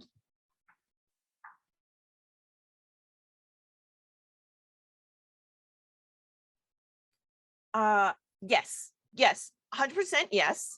I would say as a microbiologist, I'm not just like a biologist that's studying birds, or I'm not an abiotic biochemist, right? To really understand biology, you really have to understand the interfaces between the environment, the people, the reactions, the interactions between organisms. And so I often think, and Shimi might feel the same way as microbiologists, right? We often are translators and integrators in our own sense, because we have to understand geochemistry. We have to be able to explain the hale in which that organism lives and what it's eating and what it's breathing in order to contextualize, you know, the moku kuauhau of these organisms. And so in that way, I think it's definitely kind of a struggle sometimes as a microbiologist, because you're not just studying an organism in isolation, especially when you're an environmental microbiologist, and you're not an abiotic chemist that are describing, when they look at nitrogen or sulfur and groundwater or these things, there's always oh, well, it's just weathering from rocks, or, oh, it's just sewage contamination. And there's so many other layers to these invisible realms that often, I'm in the room like, well, it could be microbes. I'm sure the virologists are always like, well, it's definitely the viruses. But it's these invisible layers that sit on these intersectionalities, I think are times where people often have their perspective in a box, right? And they only want to see or focus on it in one way. And it's hard for them to translate. And that's why I think, I think one of the questions was, what would you tell your younger self to do? And I would tell myself to learn Hawaiian, because right now, because I don't have that skill, I'm interpreting mo'olelo and these stories that are rich in data through a lens that's already been interpreted through somebody else's lens. And I think that's why bringing so many people to the table to look at our mo'olelo, to makavalu them through their own perspectives, right, provides so much more breadth of knowledge. I might look at something and read it geochemically or microbiologically. Somebody might read it as a plant person. So I think, there's limitations, but I love that we've been making so much progress on trying to merge that. It's, the NSF calls it it's a fruit salad. If it's multidisciplinary, it's like a smoothie. If it's transdisciplinary. And so, let's all make smoothies to understand these places.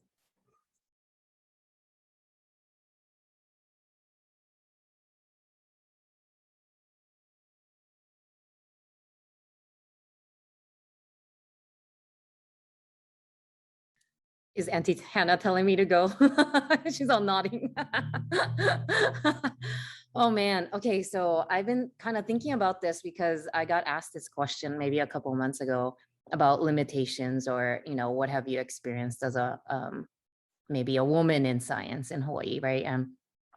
And I mean, I'm gonna get kind of real here. I mean, we've all been getting real here, but there's so many things that are under the surface, right? Like what Kiana was just saying made me think about the unseen and the things, and I think we were all there as a young female in a very male dominated field. I mean, many of the sciences are male dominated, but in oceanography, and I'm sure in Kiana, you went to a college on the continent for a grad school, it's like, you go out on these ships with, many white males, and you get tokenized everywhere you go, and I mean, at the very basic level, I was put on flyers and promotional material as a local female in science without my permission. I'll just show up and then somebody will be like, Shimi, you're on this flyer. And I'm like, what? And at first you feel like, oh, that's kind of cool. But then you think about it, right? Why? Why was I put on this flyer, to benefit the department? Right? Did they ask me? No, and I often heard, inappropriate conversations, right? That about my colleagues or about, myself or other women, like just being tokenized in this male dominated field. And, people would assume certain skill sets or be surprised I can use a certain tool or be good at math or computers or whatever it is, right? And so like under the layers of being diverse, I was given these I was judged by certain assumptions and being underrepresented in my field. And like as a woman, like you feel a lot of anxiety about not doing enough, or not showing up enough, or, you always have this like guilt complex and, like, am I pushing issues forward and being too aggressive, and all that kind of stuff, so like I'm still learning like how to write emails appropriately, right? Like me and some of my like mentors and peer mentors were like, how does this email sound? And they'll be like, don't say sorry so much, or you're putting I feel too much, in your emails, like, where I'm struggling with that even now, like on an everyday basis, because there's this subconscious bias. Like, why can't I just write my emails like my friend says, like a mediocre white man, like just write it, and then there's no feelings in it, and then like I remember like for my PhD, I had kind of a tumultuous path, and like everyone's going to have their own stories to their graduate career and all that stuff. And there's a moment when I felt like really abandoned, and I lost, like my advisor moved away and all this stuff. But I remember I was like tearing up in a advice, like a person, room who I trusted, and she had told me, I think it's because of your Asian female demeanor that you are quiet and you don't speak up about these things. And I think she thought she was being compassionate and understanding, and of course I felt like hurt and misunderstood. And now looking back, I'm like, that was racist and condescending, right? But like I didn't think of that then, and like if she thought that way, obviously everyone else thought that way because she was a woman and she even thought that way about me. And how did that limit me in my progression or my letters of, support that my advisors wrote about me, like how did that limit me in ways that I didn't even know that I was limited, So, I mean, those are the kind of things that I'm very conscious about, when you write, like, I took this workshop on letters of support about like not having subconscious bias, about people, when you're writing about people of color or, people coming from different backgrounds, economic backgrounds, like don't talk about them coming from a poor background, if they don't talk about it, it's their story to tell, kind of thing. And so I think those are some of the issues, like major issues and challenges and boundaries that like we at our levels now, maybe we should be vocally talking about, so that it doesn't happen for our students and, like Hamana and stuff. I think springboarding off of Shimi's comments, first of all, we're in such a better place than we were when I was as young as some of you are now. A limiting issue to me is a safety issue. If we talk about denial and depletion, there's been a denial of progress to comfort in these places. When we are not comfortable in these places, we do not have confidence in these places. When we do not have confidence in these places, we do not express as fully and freely as those people who are comfortable or are confident in them. So I'm so stoked to see us moving into places and conversations and field trips and hana, where safety first is the order of the day. Coming up through the 60s and 70s and 80s, one of the things I saw about Wahine is that Wahine would fill the gaps. And we could go into a whole nother panel on things like Vietnam and displacement of Kane, but Wahine filled the gaps. And all that I have to say on that is the abundance of estrogen can be just as much of an impediment to progress as the abundance of testosterone. And since I'm seeing smiles, I think that's it. Thank you. Thank you guys for sharing. I know this kind of topic is very vulnerable, and like Auntie Hannah was saying, it can be dangerous in some places. So thank you guys for being open and sharing. This is kind of a personal question that I have for you guys, because I'm always interested in knowing, where does your knowledge come from? I think knowing who your role models and your kumu are can tell a lot about a person. And then it's also good because you can make connections with other people. Like, oh, you have that kumu. Oh, I had that kumu too. So I kind of was wondering, maybe you guys can share who your role models are, why they were your role models, and maybe how do you want to replicate that into your own work? Like, how do you want to be a role model to somebody? And just chime in whenever you're ready. So, I'm of a certain age that when I was growing up, people who lived during the Kingdom of Hawaii still live.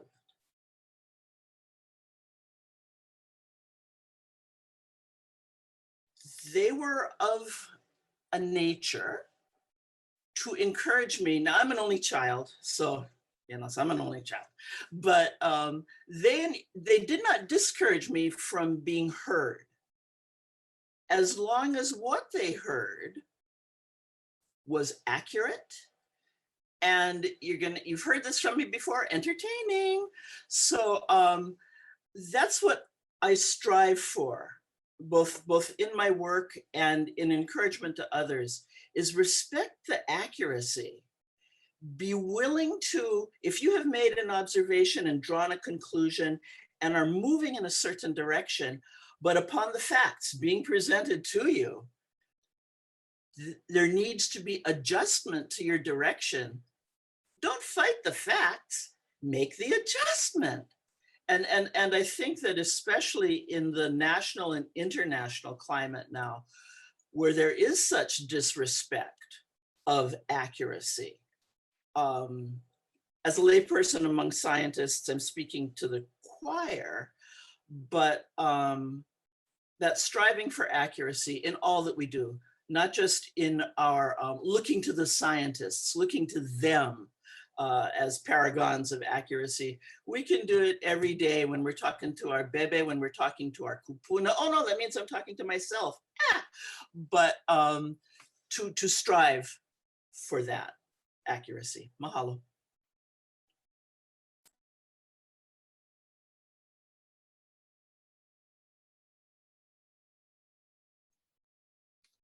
I would say that there's so many different role models in kumu, and the number one kumu is Aina.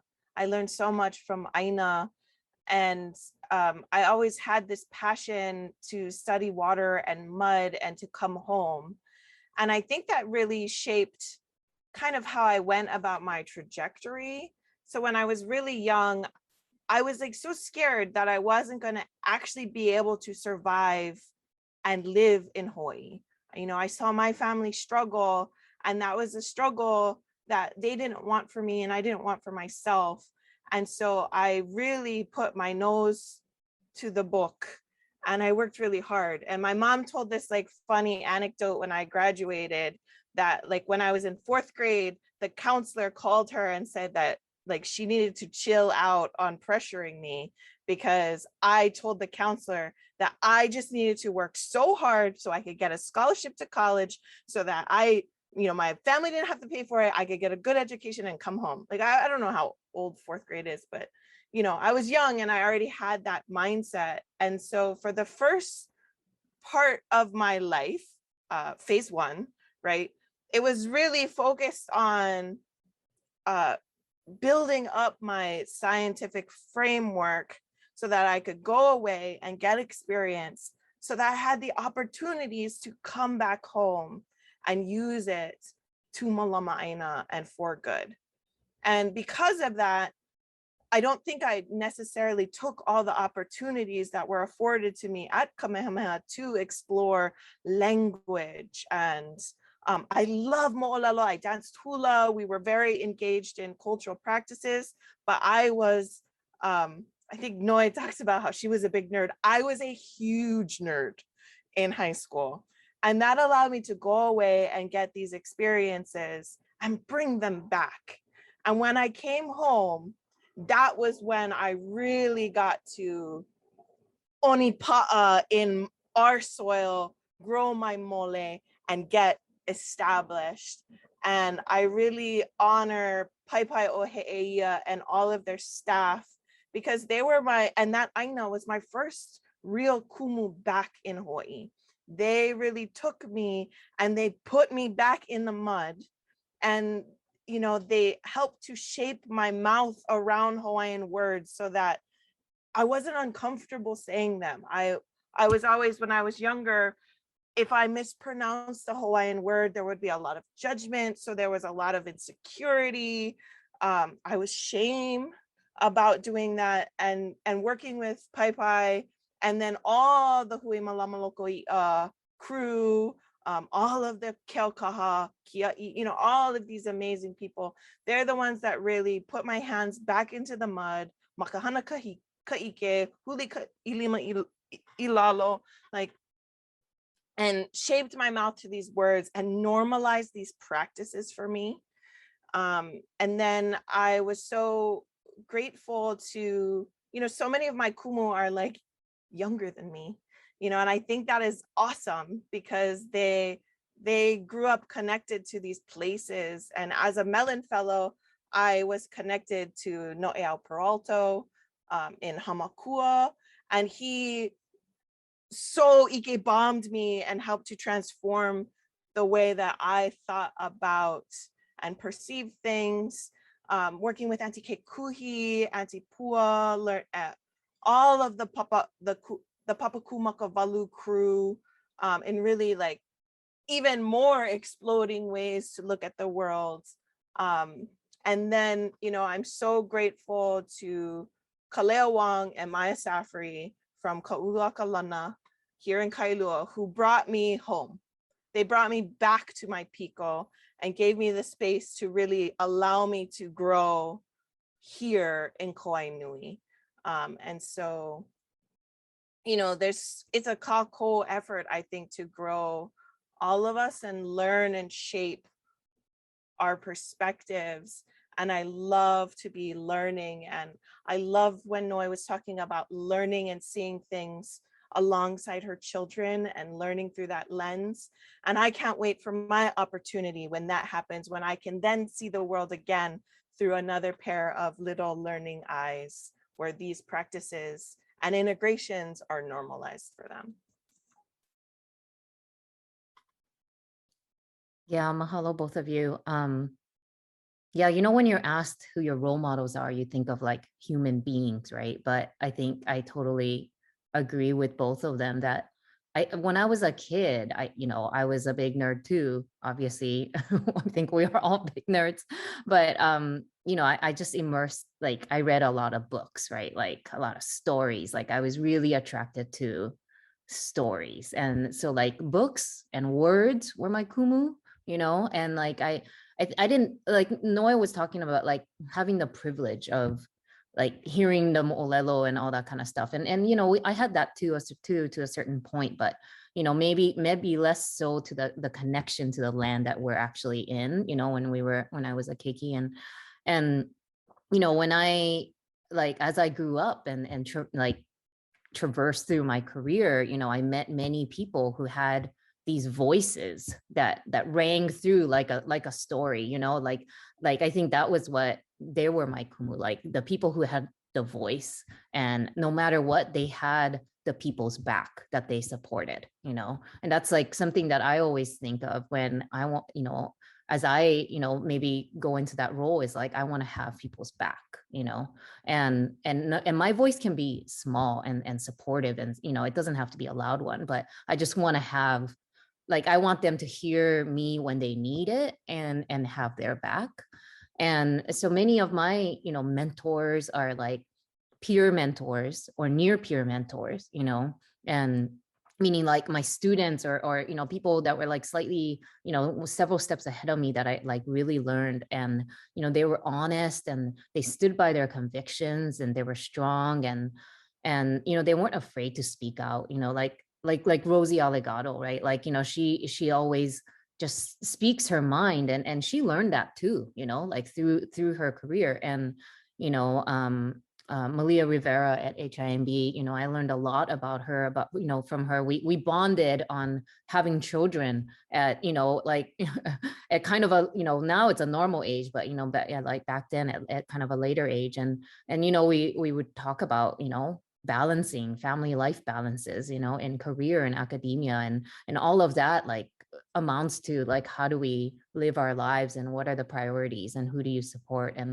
And you know, like, I think we are privileged to be able to say to our, you know, mentees, like, be who you are and say what you feel. I mean, what is that, like the Dr. Seuss thing, right? Like something like who mind, those who mind don't matter and those who matter don't mind. I don't know if it, but it's like it's a privilege, because like right now, I, you know, with the whole Ukraine thing and China and Taiwan, like I'm learning all this stuff about like Taiwan that I never knew, that my parents never told me, because they didn't have that voice. They were oppressed by their government. And we live in America, and we, you know, like in our democratic country, you know, like compared to many other countries in the world, we do have a voice, you know, and I mean, like, that is a privilege. Like, you know, like I grew up not, I mean, and that this is not true for, you know, I mean, like I have reverence to many, you know, kupuna who were on top, you know, and all that. But it's like, I grew up not being afraid of saying something and not, you know, and going to jail, right? Like, and these are not true for all these people who are out there right now. And so like the fact that we can say what you feel and say what you know, don't be afraid, is a privilege. And I think that's like what I strongly feel right now. And those are my role models who can do that and are so strong to do that, you know. Mahalo, you guys, for sharing your role models. When I thought of the question, I definitely thought of it in like who the people, you know, people, who's your people role models. But it's nice to see that even plants, animals, places, books can be role models too. And so before we end the panel, I kind of want to ask one last question, which is, what advice do you have for the next generation of wahine working across the land and seascapes of Hawaii? And any other closing remarks you may have. Just chime in when you're ready.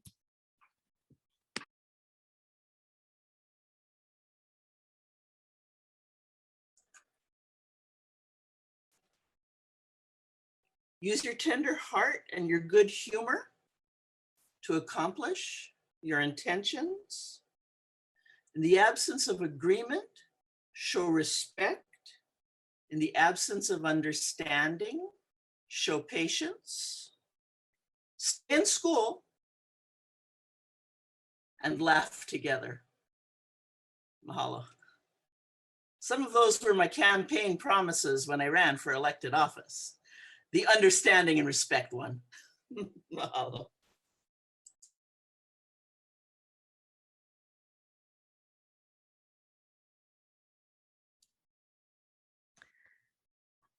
Yeah, kind of following along with what we were saying, I think take in your surroundings, Hilo, like take time to breathe in the space and be present in whatever space you're in at any moment. Like observe that you're like part of this bigger world, that, you know, so many kids growing up now are so insular, you know, kind of, you know, and that's okay, you know, because you're still growing, but all of the issues become, your issues become smaller because there's bigger issues, you know. And like question and challenge yourself, you know, what is your kuleana? Like find your individual voice. I'm still struggling to do that. What makes you unique, and what can you do to make a difference? But have gratitude, because if you have gratitude, then you can give gratitude, and then there will be a lot of gratitude and and blessings, you know, all around. And I think that will move the world forward.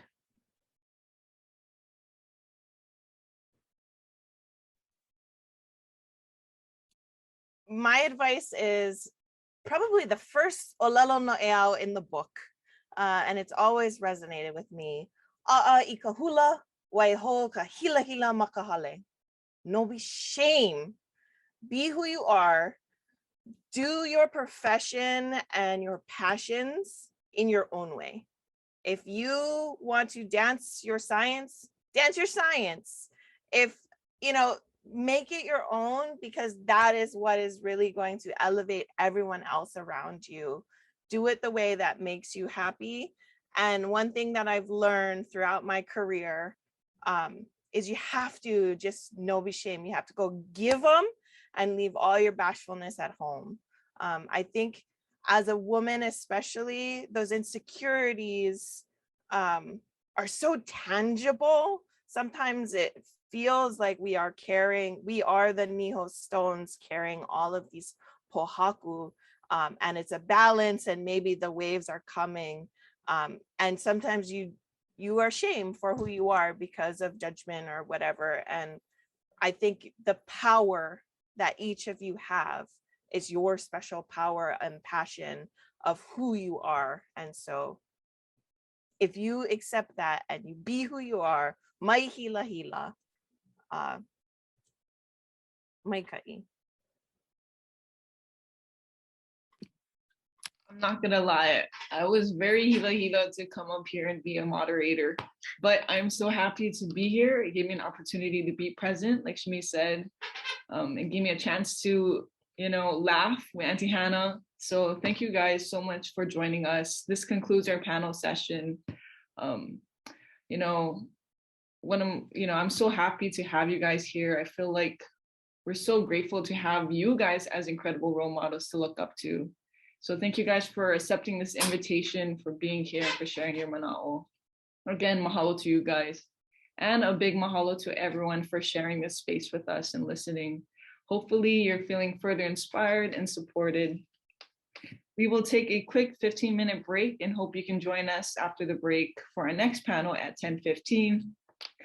And we'll also have a document posted in the chat with some media and resources for you to check out when you have time. Again, mahalo for joining us, and ilame ka'i. Mahalo piha. Welcome back from break, everyone. I am thrilled to introduce our next panel, Enriching the Narrative, Women in Science Talk Story. We have 4 inspiring panelists joining us today to chat about what it means to be a woman in science and how gender has shaped their experiences. Our panelists were chosen for their varied backgrounds, and they provide representation and insight into the different sectors of science, spanning from government agency to nonprofit and research to natural resource management to community-based conservation programs. My name is Jess, and I'll be moderating for this panel. We have prepared questions for our panelists, but please feel free to use the Q&A box at any time, and we will do our best to get to questions at the end of the panel. So I'm honored to introduce our panelists. Bringing her perspective working within a government agency is Dr. Sheina Shim, who is a research biologist with the USDA Agricultural Research Service. From the nonprofit perspective, we have several women from the Nature Conservancy Hawaii and Palmyra's Hawaii Island Marine Program. Program Manager Rebecca Most, Marine Coordinator Blaire Langston, and Assistant Marine Coordinator Cecile Walsh. Mahalo for joining us and sharing your experiences as women in science. So we'd like to start by getting to know each of you and learning more about your paths into your current positions. We'll ask one of you to answer the question first, and then you can popcorn it around until everyone has answered. But I do want to note, if you don't feel comfortable answering something, please just say pass. All right, so Cecile, we're going to start with you. Could you tell us about your path to your current position and what it is that you currently do? Absolutely. Thank you again, Jess, for having us. We're just so excited to be part of the panel. My path to my current position. My path actually started when I was 10 years old and found out that I could study the ocean. I was at an aquarium and someone told me I could study the ocean. Growing up in the ocean, I was like, oh my God, this is me. So what I did is I went to the University of Hawaii at Hilo and got my marine science degree. While I was at the university, I took advantage of programs that I like to do, programs that were very hands-on. So I really enjoyed the QUEST program, the scientific diving program, and that's a program that has really formed my career. I did a lot of scientific diving after, because of all of those skills that I learned at the university. I volunteered with different organizations that actually led me to a position with the Division of Aquatic Resources, because they already knew me. I dove for them for quite a few different projects. At the Division of Aquatic Resources, I worked with aquatic invasive species, mainly mapping out the distribution of alien algae here on the Big Island and on Molokai, the southern coastline of Molokai. I also got to conduct a lot of alien algae mitigation, working with the communities to help get rid of these alien algal species. While I was doing that, something I learned is current mitigation for alien algae that we were practicing was insufficient. It just wasn't working. So that research led me to the decision of going to graduate school. I wanted to research native Hawaiian algal species. So that led me to the TCBS program, where I studied propagation of native Hawaiian algal species with Dr. Carmen McDermott. And I also have to highlight, you are part of a lineage when you go and get higher education. So I'm part of a very cool lineage of people that have studied algae. And for me, our matriarch, Isabella Abbott, is a woman. So I just thought it was so appropriate to mention here.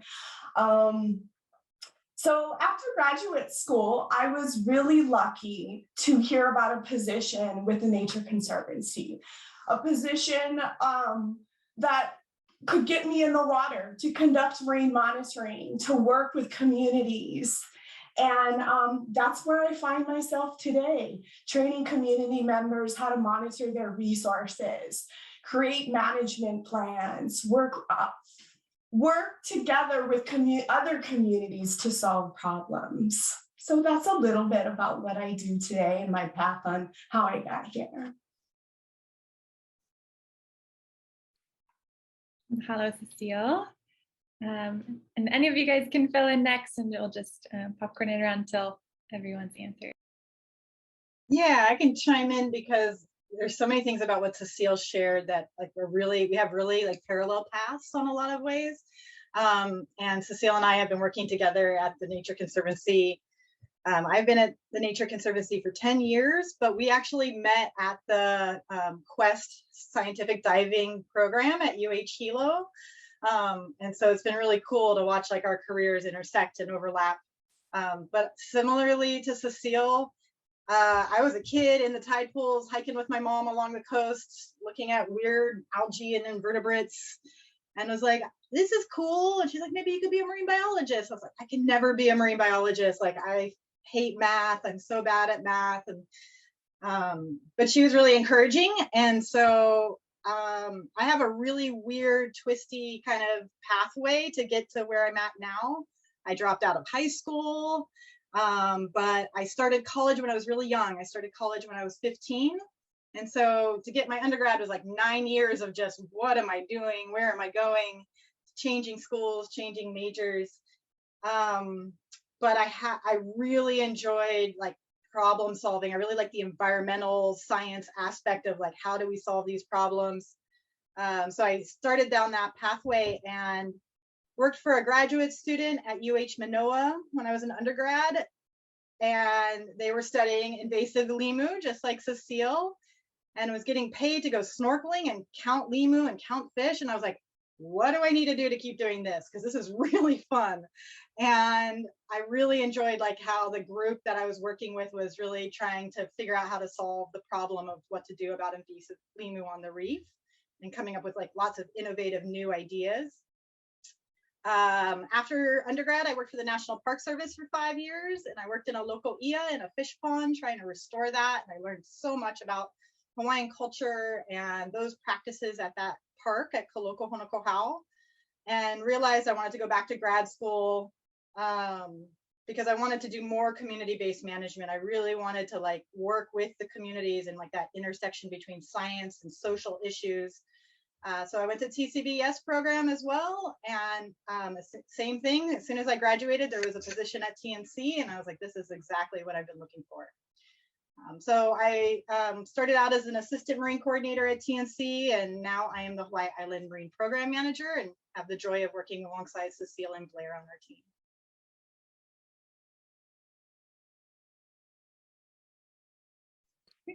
Hello, Becca.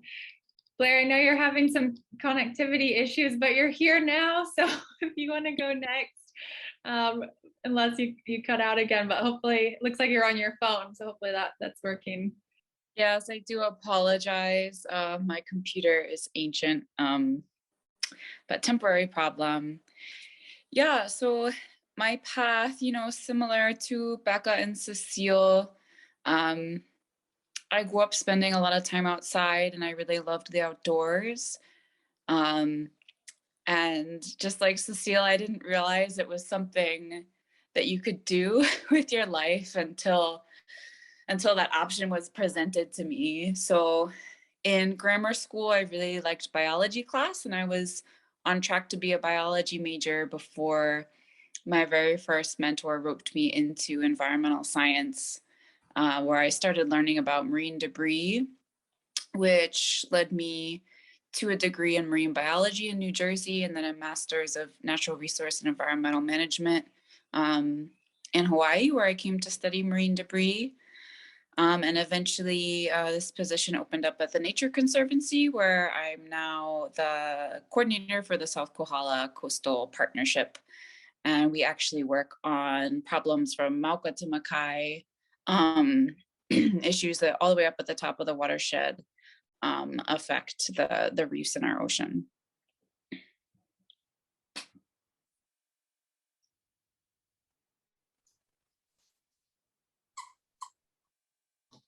Hi there.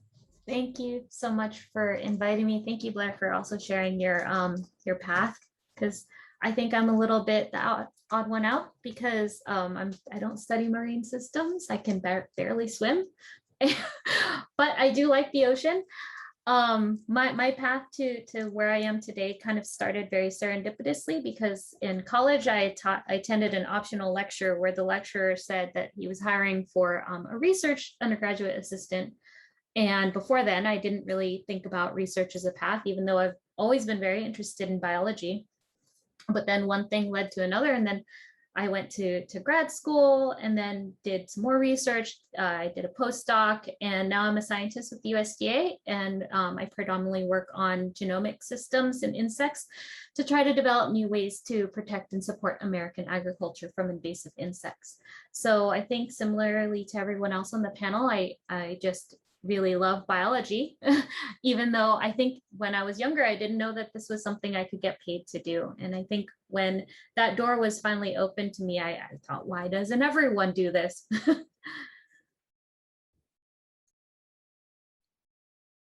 Thank you guys for sharing. It's definitely really inspiring to hear all of your stories and to see all the different pathways into this field. So appreciate your sharing.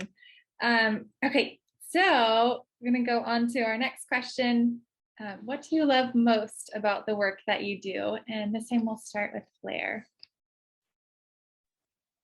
This is such a great question for what we do at the Nature Conservancy, because what I love about the work that we do is it's so dynamic.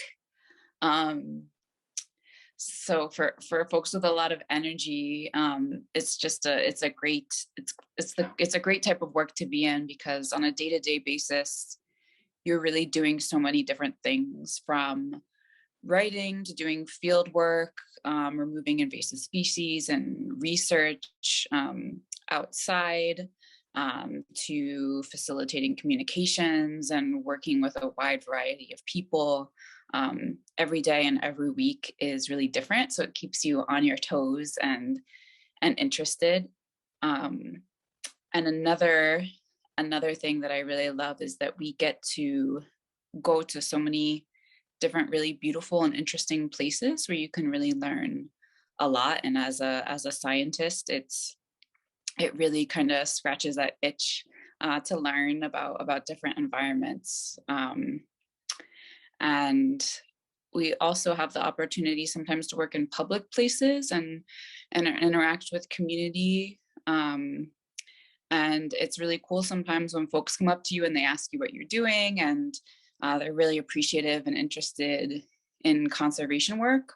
And it makes it feel, like everything is worth it when, your community and the people around you appreciate what you do.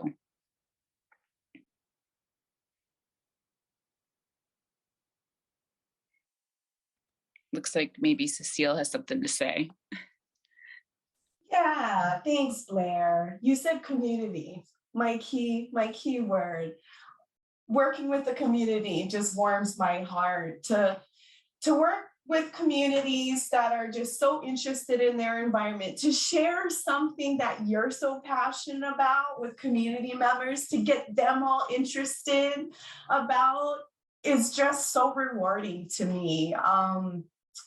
As I teach them things about community monitoring and about things that I've learned in the university, they teach me at the same time so much about their environment and their culture and what they observe in their environment. So it's just a very symbiotic relationship that I just find so gratifying in my position. I also too, Blaire, like wearing different hats. One day I'm wearing glasses, the next day I'm wearing my scuba gear. The diversity of projects and things that we get to do really keeps the day-to-day exciting. So I enjoy that.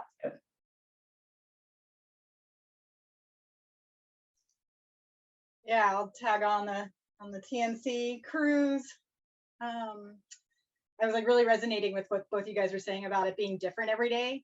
I fully get bored if I have to do the same thing every day. And so I do love that part of it, that there's a nice blend of talking and doing, being in the field, physical. I think those are probably the days that I love the most.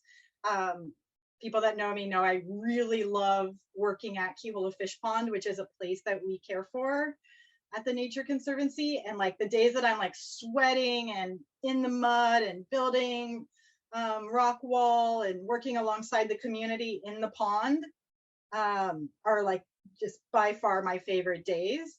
And it makes all the Zoom meetings and all the grant writing and all of that stuff worth it for me. And I think something over the years and over the course of my career that my understanding has deepened, and it's become a real central part of why I like this work, is the true honor of being able to care for a place, and like that deep relationship with place, like the time put in, the consistent time put in to really learn from a place, and then approaching the work of always putting the place first and always asking what it needs. And then the work follows from listening to what it needs and understanding that place on a deeper level.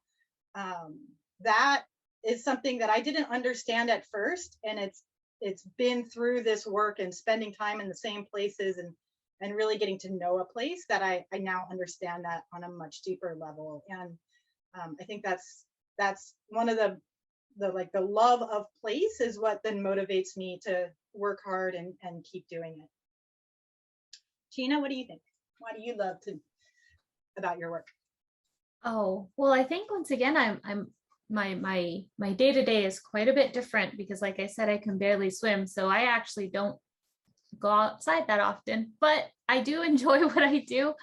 is a lot of problem solving. And I know probably when you think of like bioinformatics or genomics, you don't think that you need to be creative, but there is a lot of creativity in my day-to-day, thinking of new ways to solve a problem, thinking of new ways to approach a question, so that way you could use the data that you have, or you have to, you know, create new data that to answer the questions that you want. And honestly, I think biggest motivator here is supporting American growers or growers in general, and helping kind of maintain a steady food supply for everyone, because everyone needs food, and it's really important. And it's, I think, a good indicator that we're doing our job when you don't think about food security. So in our country, I think the availability, food is generally available, and you know, store shelves are stocked. There's food,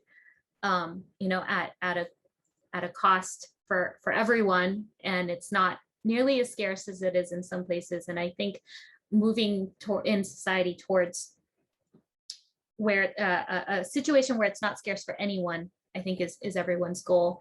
And that's predominantly what motivates me now as a scientist. I think when I was younger, I didn't really think about that as much, and it was more about the scientific questions. But the being able to marry those two, where the scientific questions you answer or ask support something bigger, in addition to, you know, general interest in science, is very special.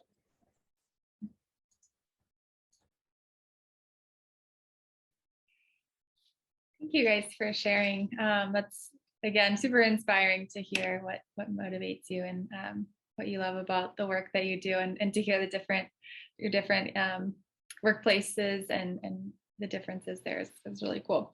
Sheina, I just have to acknowledge your dog behind you. So cute. Sorry, she was being a little bit annoying, but I think she's decided I can't play with her right now. Yeah, that's awesome. So I appreciate that she's joining our panel as well today.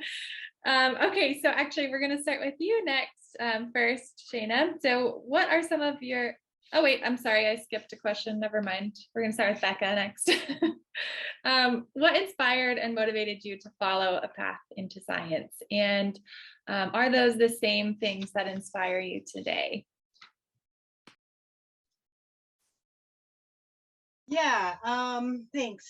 I think what originally inspired me is, like, you know, just growing up, the family I lived in, we got out of our house whenever we could, and we were hiking and backpacking into remote wilderness and fishing, and all of our fun time was in nature. And that really, like, that wonderment of nature and that joy of, like, when you see something you don't know what it is, and learn about it, or the behaviors of the animals and how the whole ecosystem works together. Like, it is just amazing when you think about it, this earth we live on and how everything interacts.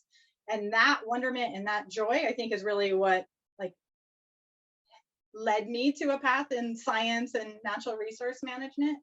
And it still inspires me to this day. Like, there's moments in the field or in wilderness settings where I'm just so, like, overwhelmed by how much life there is. And, like, when you get to know the personalities of the animals and really observe them, like, they're so smart, and there's so much to be learned by the way they interact with their environment. And that aspect of our work is really, like, joyful and fun, and I feel like a little kid again. And then, you know, over the course of my career, I've changed a lot. And, like, I used to just, you know, I was trained in classical contemporary science, you know, writing papers, doing research projects. And I'm glad I have that strength and that background. But the evolution over the career was that you can write all the papers you want, but if there's not motivated community and people implementing changes to increase the health and abundance of our ecosystems and to turn things around, like, nothing's going to change. And I got really tired of documenting the demise, and I really wanted to sink my teeth into solving those problems. So, Sheina, when you were talking about problem solving, I think that's, like, a common thread in whatever different type of role you are in this career. that problem solving is like a critical part. Like, I truly don't know what I'm doing. I have imposter syndrome to the max. I have no idea how to solve some of these problems, but I know how to figure it out. Like, I know how to ask for help, and I know how to go to experts and get their advice, and kind of bring in all these different perspectives to try to find a pathway that feels pono, that feels like it might lead to a better outcome. And that's the skill set. And when you can like kind of humble yourself that maybe you don't know the answers, and bring in other perspectives and work together to solve these problems, I think that when I see that happening, it's really inspiring, and it's what I try to strive for in my own career. Cecile, what do you think? What inspired and motivated you to a path in science? I think what inspired me was just being in the environment, like as well as you. You know, I want other people to enjoy the marine environment the way that I did growing up in it, to be fed by it in so many different ways as well. You know, I just really wanted to preserve it. And it just really motivated me to stay here and get my education and work in science. The problem solving, absolutely, I love it. There's no one way to do it. We're scientists. There's a lot of different ways to do it, and I absolutely feed off of it too. It's like, okay, that works, but this might work too. And it's a field that those questions and doubts and experiments are totally acceptable, and I absolutely love it. When I first started off, I was like, I want to make a difference. I am going to be that difference. You know, I want to be part of the difference now. And I think that's how I have evolved throughout my career, is we're part of a team. Obviously, these lovely ladies, we're all part of a team working together, and we're making a difference together. It's not just an independent thing, it's a together thing. So yeah, similar.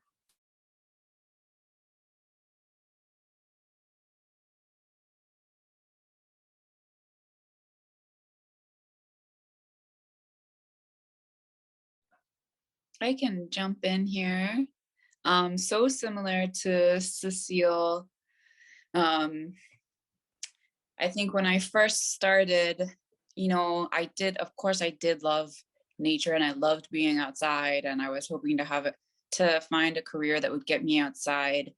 But I also had this bit of like a punk rock kind of streak, like anti-establishment. Like I wanted to really like bring down the bad guys that were like polluting the environment. And that was kind of my envision as a teenager first getting into environmental science.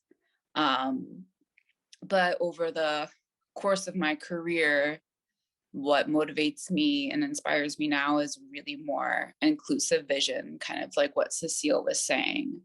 You know, and whereas like before I kind of pictured myself being like an Aaron Brockovich kind of type, hacking the system and bringing down the bad guys. Now I see myself really working with people in every sector, and they're really, you know, I haven't really come across bad guys, so to speak, but we really all work together to make a difference. And that's what definitely inspires me today. So for me, when I was in high school, I remember the exact moment when I learned the absolute minimum you need for life, which is like a cell, and how I was awestruck by the fact that in this like microscopic thing you can't see without a microscope, it's kind of, you know, what starts life and what can keep going independent of, well, I mean, as long as you have like abiotic factors going in, like, you know, vitamins and stuff. But yeah, I think that was a moment that I will remember forever. And then I think ever since, all the education I've had just kind of built towards that, where now life and science is kind of just one big puzzle. And that's what really motivates me, and it motivates me still today. And it ties everything together, right? Like everything in the ocean is tied together by the different microorganisms that are in the ocean and everything that's alive in the ocean. And it's a process that's really difficult to understand, but it's what makes it really interesting is how complicated it is. And so I think the fact that we'll constantly be asking questions and never really getting, well, you know, just getting a little bit more of the answer every time is what motivates me. And I know that sounds a little bit daunting, but we're never going to have all the answers, and that's great because we're just going to be able to keep answering questions, asking questions. Thank you guys. Again, I'm just so inspired by you all and looking up to each of you as a younger version of you, and you know, you guys are definitely role models to all of us here in the room who are in the TCBS program and starting out our careers in science and conservation. Okay, so what are some of your proudest moments from your career in science and why? And Sheina, we'll start with you. Thank you. So my proudest moment, I probably have two, and one was like the first moment where I feel like I think I became a scientist. I did a study when I was an undergrad, and that study ended up getting published, and it was kind of a foundational study that ended up getting cited in textbooks about, you know, evolution in response to climate change. And that paper went to a nice, or that manuscript went to a nice journal. And since then it's been cited like more than 1,000 times. And I think feeling like something that I did and contributed to was read by 1,000 people was kind of, that was really special. And I didn't really know what science is about. I've never been able to achieve that since. So hopefully I didn't peak as an undergrad. But the most recent, I think, thing that I accomplished was, so I do a lot of bioinformatics. And so I write scripts that try to help answer genomic questions and kind of facilitate the process of genome assemblies for insects that can be used for lots of other things. And you know, you write these software and you put them up on the internet for people to use, and you never know whether people are using them or not. But then I think, you know, through a chain of telephone, I found out that this big genomics group in around the world was using something I wrote. And so of course I felt like I had to publish that. So I did, and so now that's citable, it'll probably never get to 1,000, but it does feel really good to know that something I created is being used and it has value for other people. And I, when I was in 7th grade in a girls' science club, I probably didn't think that was ever going to be me, and here I am now.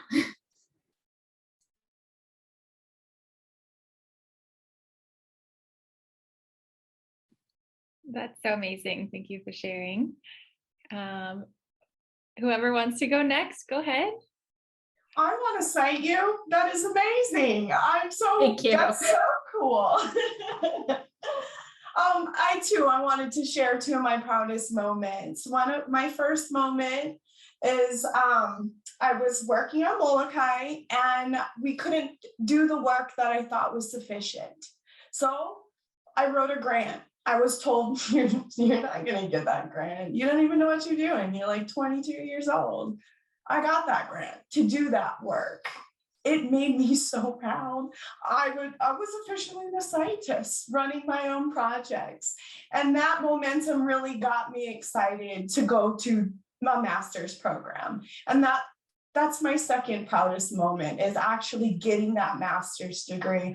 I've always found pride in my field science side, but you know, to prove that academic side really was made me feel good. Yeah, I can go next. Like two stories that come to my mind. One is like when I was an undergrad, and it was my very first job in science. And I was working as a research assistant for Dr. Jen Smith and Eric Conklin, but we were in the lab with Dr. Izzy Abbott.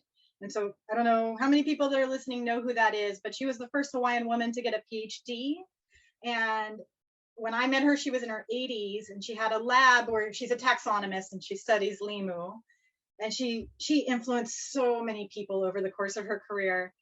And I was like this brand new, I was 21, a new scientist, didn't know what I was doing, but I was getting into ocean and, you know, learning how to dive and doing surveys and starting to learn my species, and still had a lot to learn, but I was fascinated by that whole process of learning how to name things and understand their names, both Hawaiian names and scientific names, and then all the ethnobotany that went behind how those species were used was really fascinating to me. So I'd go out on fun dives and I'd go really deep off of Oahu, and I'd find a species I didn't know what the name of it was. And I'd come back and I'd try to key it out, and I couldn't figure out what it was. And so I would then be like, I think this is a new species. Like, I think this it's not in the books. And I'd bring it to Izzy Abbott, and there was 3 times where I brought her a species that I couldn't identify, and just she's the sweetest old 80-year-old woman, just like clapping her hands and dancing around her office about how excited she was when I'd bring her these species that were new species. And then she would write a taxonomic paper on it and name it.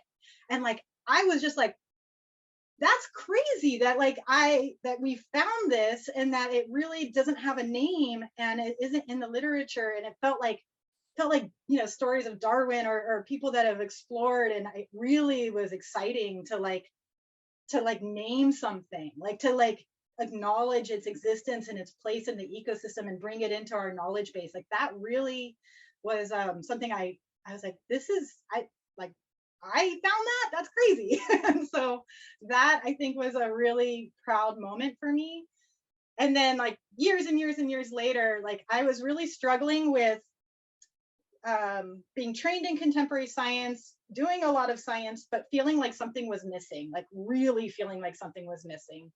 And it's been so cool over the last 10 years to see this shift in how we approach our work and the integration of contemporary science with Hawaiian science and traditional knowledge and Ike Kapuna. Like, that is, when I see that being done right, and there's so many more examples now than when I started my career of that being done right, where the knowledge of place and the generational knowledge is lifted and elevated on the same equal playing field as contemporary scientists, and that there's a seat at the table and their voices are being heard and they're part of solving the problems. And like, those moments in my career now when I see that equality is when I'm very proud of how far this field has come, especially in Hawaii. Like, I think that we are models of what's happening now, can be a model for the rest of the world. There's still a lot of work to do to keep that equality moving in the right direction, but more and more I see just real inspiration in the collective knowledge, and that and breaking down like the ivory tower scientist kind of you know, generalities that have happened in the past that are inappropriate on so many levels.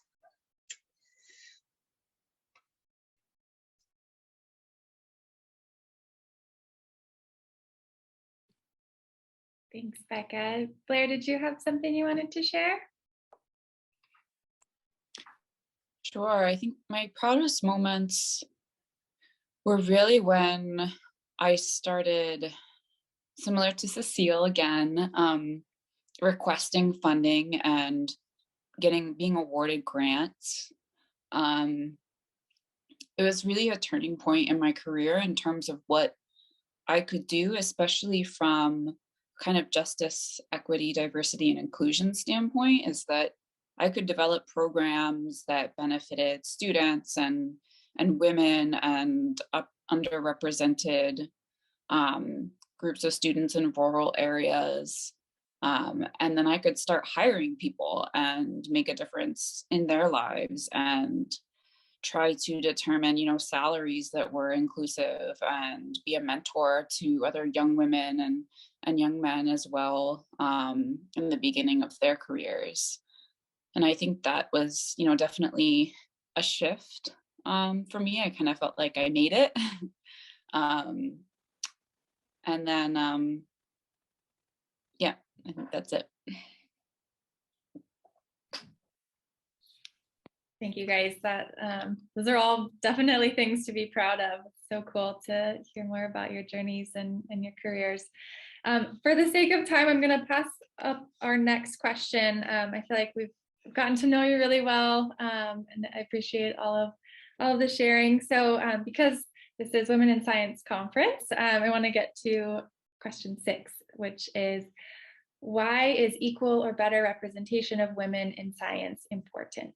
And Sheina, we're going to start with you again on this one. Thank you. Yeah, I think a representation of women in science is important for the same reason that representation of every different type of person there is important. It's that everyone brings their own unique perspective and their own background and their own lens. And if everyone is looking through the same lens, they're going to see the same things. But if everyone is looking through, you know, the lens of their background, their history, how they grew up, the societal pressures that they face, or, you know, the political or economical backgrounds that everyone has, I think it changes how we collectively will look at something. And that's how you improve. That's how you improve as a society, because you're not just improving something for one, but you're improving something for everyone. And I think hopefully we'll, as a society, as humans, we get to a point where we're improving for everyone equally. And I think that's all we can ask for. I completely love what you just said. I mean, I have the exact same feeling about that, and like that the diverse perspectives really, like, they're crucial to make the solutions stronger and make them practical, pragmatic, to work for everyone. I love it when my thinking is challenged, when someone brings in like, yeah, but it could be like this, or there's a whole other way that you're not even considering. Like, that makes me just be like, oh, like that, it really, like, putting yourself in somebody else's shoes and then like approaching the problem solving from that perspective and trying to like make it work for all those different situations only makes it stronger. And it's such an essential part, gosh, beyond just the career, of like life, right? Of being okay to make space for that, like the way you talk about things, the way you present information, to not be presenting it in a, well, this is the way it is, this is the answer, this is my way or the highway kind of articulation. Like that's how conflict arises. That's how we just stay stuck in the same situation. But like creating spaces, creating dialogue that are about like, what do you think we should do? What are you know, like, let's explore all the options. Let's brainstorm together. Like all of those kinds of ways of speaking about things and allowing space for others to have a voice is, I think, a really critical skill set that we could all use in, from everything from like how we go through our personal life and interact with our personal relationships to also our work relationships. It's critical. And I think women, you know, have like a nurturing, I was listening to the panel beforehand and I loved what Hannah and Kiana and Yoshimi were saying, because there is like this natural tendency for a lot of us to lead in a very compassionate and nurturing sort of way. And that, I think, just, it helps create those spaces, right? It's for people to feel safe to speak up about a different perspective.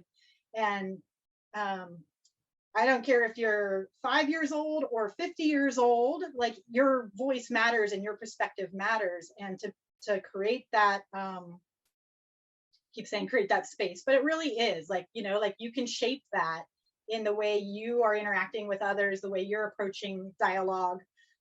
It only helps be more inclusive and for others feel empowered to speak up.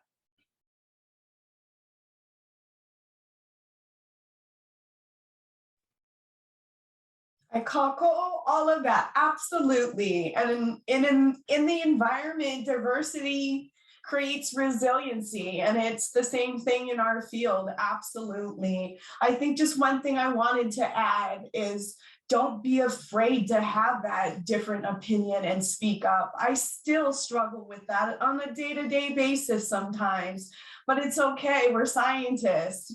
bring up that point, even if it differs, you know, it might change the way that we look at things and solve problems. So absolutely, diversity is good. Please speak up.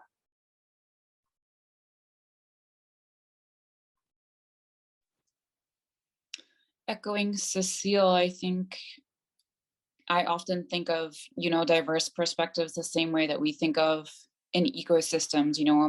A more diverse ecosystem is a healthy ecosystem. And we find the same thing in social situations, as we need that diversity. But even to build on that too, is I think, some decisions, whether science influences policy or what have you, but some of these things can directly affect women, and we should definitely have our voice be at the table when there can be, consequences or actions that will directly affect us from a science standpoint. Thank you, guys. That was great wisdom that you just shared. Okay, so our next question is, what is a method that you have for self-care? So kind of switching gears again. And how do you restore yourself on a challenging day? And I think, Becca, you wanted to answer this one first. Oh my gosh, I so geek out on this question. This is like such a huge part of my life right now.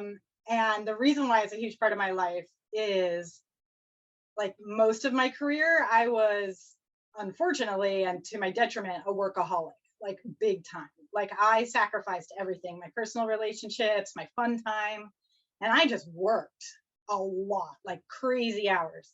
Don't recommend that. What that led to over like 20 years of doing that was like extreme burnout, like physical symptoms of burnout, emotional symptoms of burnout. And I was really questioning whether I wanted to keep doing this. Like, I was like, this is not going to sustain me. I can't keep doing what I'm doing. And so I think, like graduate school really, like, I think exasperated this problem, because it almost trains you to be a workaholic and not to have clear boundaries. And I think for many years, I've been trying to untrain myself about that. And I think there needs to be kind of a cultural shift on that kind of mentality across the board, because I had a fork in the road and I decided, like, my body's telling me that I can't keep doing this.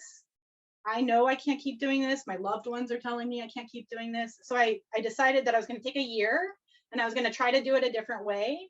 But if I couldn't figure that out, I was going to totally pivot and like change careers.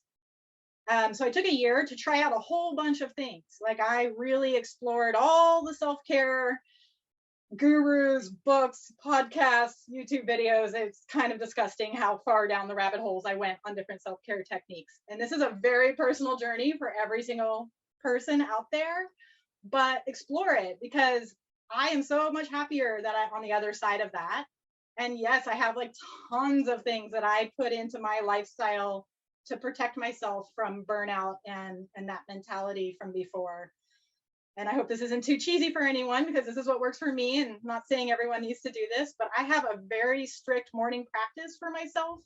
It's very early in the morning before the sun rises. It's like my sacred time, my quiet time. I'm like deeply an introvert, and so much of my job is being in front of people or talking to people. And so I decided to put myself first, like literally at the beginning of the day, and have meditation and yoga and like get into my body and help deal with pain and issues in my back from being on the computer all the time by like walking and watching the sunrise, but in silence and by myself, just quiet time. And that is a really important part of me regulating my stress levels. And then I still work really hard when I work, and I'm definitely not immune to breaking my own rules. But what I found to be really effective is, I call it bookending the day, like having my morning practice be for me and like that sacred quiet time. And then that stopping work by going for a run or a long walk or a swim, some type of exercise to just like sweat out the stress at the end of the day. So those are really important for me, that over the last few years that I've implemented it, I see a strong shift in the way I approach the work and my mentality behind it. And the other one is creativity. So when I was younger, I used to sew and I used to paint. I used to do all these art type of activities. And then as soon as I got into science, I just like sacrificed all that to do the science. And I like, why did I do that? So like I bought a sewing machine a few years ago and I started quilting again. And like I do that in the evening and I do that on the weekends, and like bringing creativity back into my life is just like, oh, it's like fun. Like we need to have fun. We can't just work all the time, and we need to make time for creativity. We need to make time for our friends and our family and ourselves. And when I started doing that, I became a way better scientist. I became a way better professional. There's more joy in my work. It's a little bit lighter, like it's not so heavy all the time. We need to like have fun when we're doing work too. But it was only making space for the personal stuff. I noticed I became much more effective, much more efficient and productive in a way that I didn't realize until I kind of switched gears in that mode. Sorry, I was talking a long time, but this is a big one for me. And I wish someone had encouraged me to be more creative and to make more time for myself earlier on. I wish I didn't have to go through that long process of all of that to get to that point. Yeah, I want to echo everything that Rebecca said. That's very astute to be able to know what your body needs and know what your mind needs. And for me, I think the biggest gift I've been able to give myself in terms of self-care is forgiving myself for not accomplishing everything that I needed to do, and forgiving myself for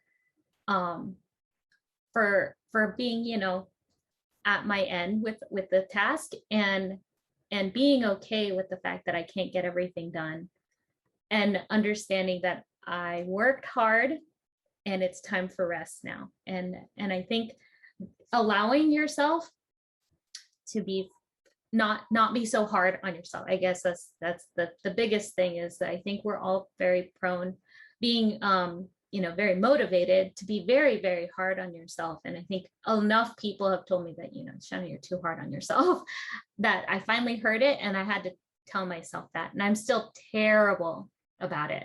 But I think it's a good first step in saying, you know what, it's okay that you didn't do something, you didn't finish something, because we're all going to get there. And as long as you did your very best to get there, then that's fine.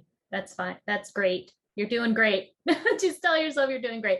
Also, get lots of sleep and drink lots of water, because sleep is the thing that I think we're ready to give up, because it's very easy to give up, but it's the one you should probably not, because it's when your brain cleans itself, and your brain is like your number one ally against the world. It's like you and your brain, it's just you two.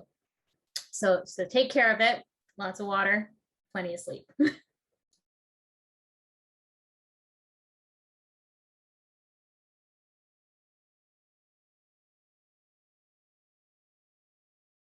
Yes to all of that. Work-life balance. We run into that problem as scientists because we're so dang passionate about what we do. Yes, forgive ourselves for not doing everything. We are super women, but we need to pace ourselves, and we do have a team that can help us along the way.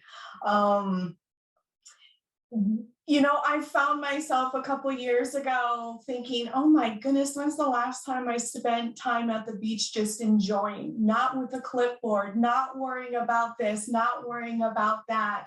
It was a pivotal moment. It was like, oh my God, I worked so hard in this environment, but I don't spend the time to really enjoy it and exercise in it and be in it. So yes, taking care of yourself and being out in the environment and exercising, sleeping and feeding your body correctly too. I think a busy on the go schedule, a lot of times we don't eat well as well. So, you know, that's just another thing to just remember, where your going is feed your body well.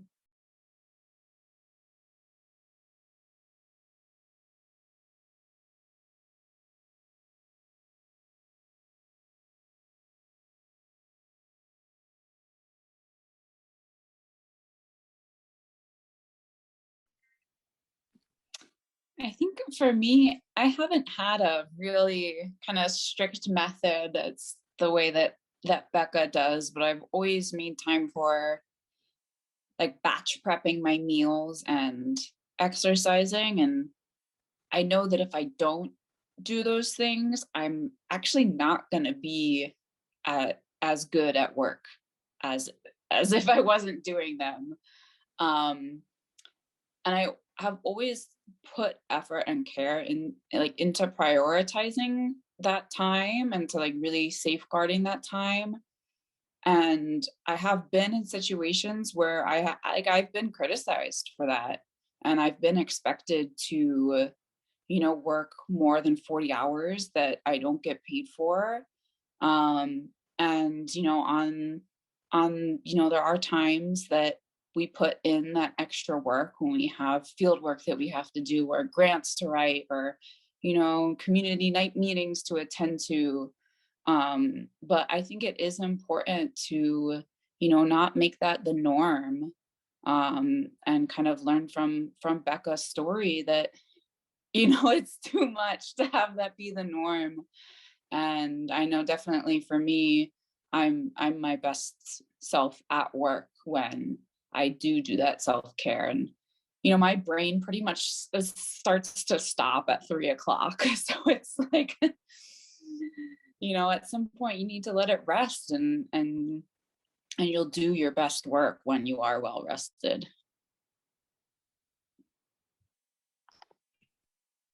Thank you, guys. I can speak as a graduate student finishing up my last semester that I can definitely learn from each of you, and I'm going to take it to heart to allow some space for some self-care as the semester winds down.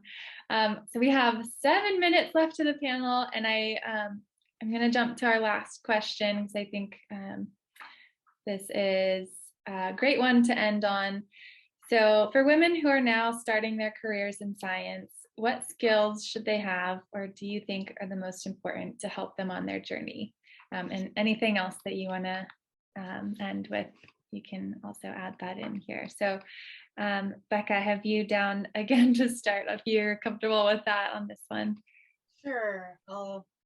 I'll keep it brief, and a lot of things we've kind of been touching on that in a lot of ways. So I heard everyone say some of these things at multiple points in this conversation, but finding your voice, and it doesn't have to mean you shout. It doesn't mean you have to be loud, but like to speak your truth and to be vulnerable and to be okay with being true to yourself in how you express yourself is really important. Compassion is another big one, like being compassionate for diverse perspectives, for being inclusive, to bring people in and lift them up and learn from them and have gratitude in that exchange, and be compassionate in how you share information back and forth. I think it just makes everybody want to join you in whatever you're trying to do. Definitely the self-care, but you heard me talk way too long about that. But caring for self so that you can care for the places and others around you. And that's like the critical part. It doesn't mean to be selfish. It means that you have to be your healthier self in all forms to be able to do the work and sustain that over time. Problem solving is a huge one. Like I'd say like 90% of the job description that I want to write when I'm hiring is, are you a good problem solver? Like, I don't expect you to have all the skills. You can learn that, but can you solve problems and figure things out? Like that's the skill set that I think a lot of people should focus on. And when you're depleted, rest, and then get up the next day and go back to work. But take the time to rest. Yeah, I definitely echo all those things. And the thing I guess I would want to tell young Sheina, baby Sheina, is to be very comfortable with failure, because you are going to fail so many times, more times than you care to, and more times than you can count. But I think it's having some fortitude and resilience to pick yourself up again and then try again a different way is going to benefit you and your team, because you can't give up every time you get a setback, or every time you fail, or every time you're wrong, because then you'll never get out of bed. And the other thing I would say is to be enthusiastic and about your work, because and having just that positive attitude, because that enthusiasm and positive attitude will carry you throughout your day and carry your team too, because it's very difficult to work with someone who's not like super stoked to be there. And so I think if you are super stoked to be there, then everyone else will be too.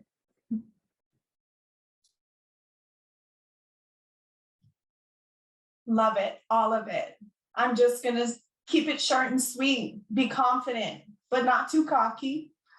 Be able to laugh. It's super important. Be a pleasure to be around.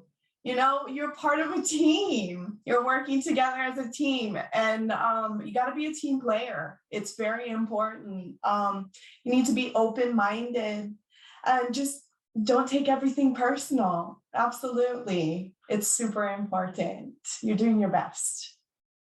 Blaire? Having a good attitude is at least 50% of it, for sure. Some other skills are, communication skills are really important. Project management and learning time management is really important as well. There was one other thing, and now I'm blanking.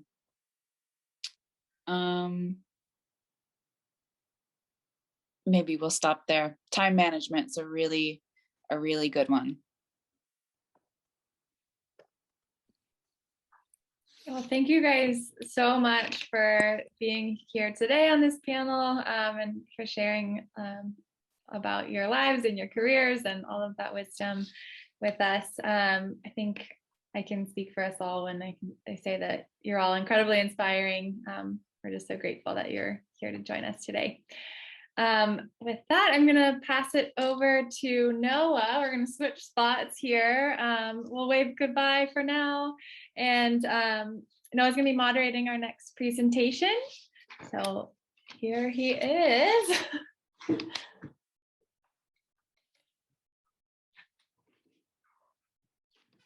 Awesome. Aloha mai kaku. And wow, how many are inspired by all of these amazing leaders in science that we have.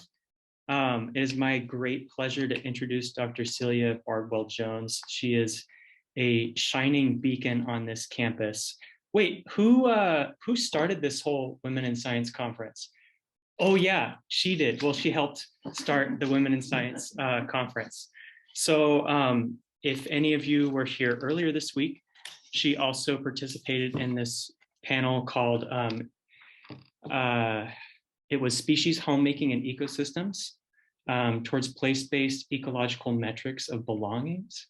And then she is an associate professor here at the University of Hawaii at Hilo, the chair of the Gender and Women's Studies program. And her research is focused on various disciplines of philosophy, including feminism, being American, the environment, race, and cultural diversity. So be thinking of some questions as you're listening to her. And with that, she is going to be presenting Examining Microaggressions, Epistemic Injustice, and the Ethics of Diversity and Conservation Fields. Yay. Thank you for that introduction. That was awesome. Oops, sorry. I want to, I kind of put my, I don't know if I can fully share my screen now. So sorry about this. Well, I guess I could talk through this. What I have is it's all in my, I didn't print out my presentation, but I have a PowerPoint. And so if I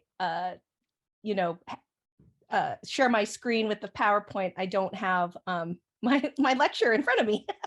So I think I'll be okay. If I have to go back and forth, just you'll know why. do I have screen share abilities? Is that right? Yes. Yes, you should have screen share abilities. Oh, fantastic. Okay, got it. All right, so maybe I'll do it this way just in case to remind me. Because I do want us to, I want to have a conversation at the end of this after this talk. And I, want to, for those that don't know me, my name is Celia Bardwell-Jones. And I teach in philosophy. I do a lot of work in feminist philosophy. So I come to conservation and environmental justice within those fields, right? And so as a philosopher, I'm not really a scientist per se, although the roots of science and philosophy actually emerged together, right? They're back in the pre-Socratic time period.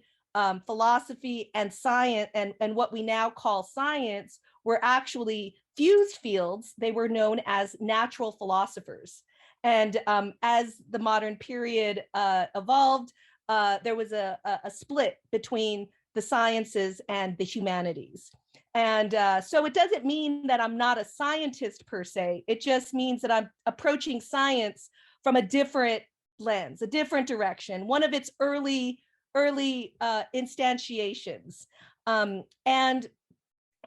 In my work in environmental justice and conservation ethics in particular, I do focus on the social world. And I know many scientists oftentimes only focus on the natural world. But my work and what I've been really interested in has always been the social world and how social systems operate and how social systems operate within the context of quote unquote natural systems.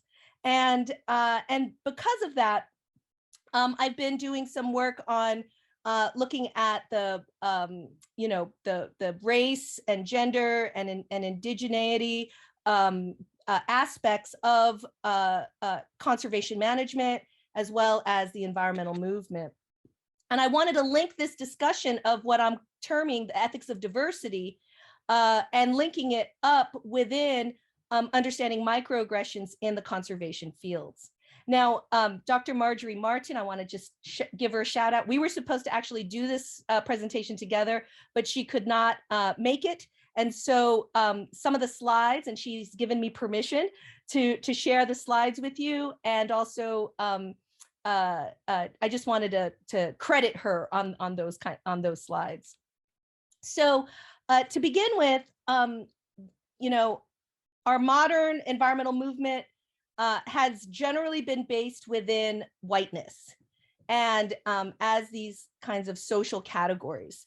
And authors such as Kevin DeLuca and Ann Demo argue that, quote, in other words, whiteness as a social condition, Eurocentrism, enables environmental groups to see environmental issues through a frame of pristine wilderness, while blinding them to issues in environments where people live, right? So the ways in which we see the environment is oftentimes framed within a social bias. So when you look into nature, it's not nature independent of some social bias, but it's nature intertwined and informed because we are humans interpreting the world in a very particular way. And so one of the ways, there are two ways that I talk about in my own work that highlight this whiteness in nature or whiteness in the environmental movement. The one example comes from food ethics, and a philosopher, Kaiameaola, argues that and makes this connection between locavorism, which is very popular, right, especially on in our island communities, within many sustainability communities, right? The focus has always been around locavorism, and locavorism, coheres with a lot of these principles, such as building communities, sustaining ourselves, and all of these different aspects, regionally based foods coming out from our local environment, and that those sorts of values can get manifested, for example, and this is what Kaiameaola does, is within natural food co-ops. And, she lives in Philadelphia, where there's a huge,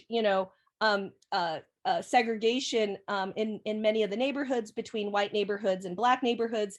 And what she found is that within natural foods co-op stores, they tend to cohere to these principles of locavorism, right? And I believe the Whole Foods market, right, kind of was born out of those kinds of locavorism ideals. So these natural food co-ops support local economies. They develop an intimate relationship with the food, and they promote environmentalism and healthy eating. There's, CSAs and co-ops are everywhere, right?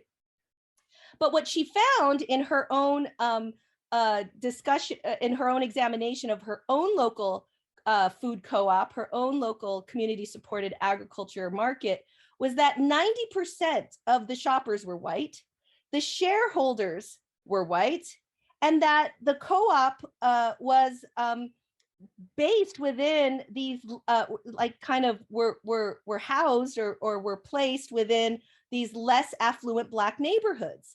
And they were not attracting those local participants, right? The local Black neighborhoods. And so that was really disturbing for her. And also, women were a majority of while women were the majority of the CSA shareholders, and that labor, and they were also involved in the labor of picking up the family's share, right? So it was mostly women that were kind of, engaging in this kind of food work. And that most of the paid farmers in her natural food co-op were white, right?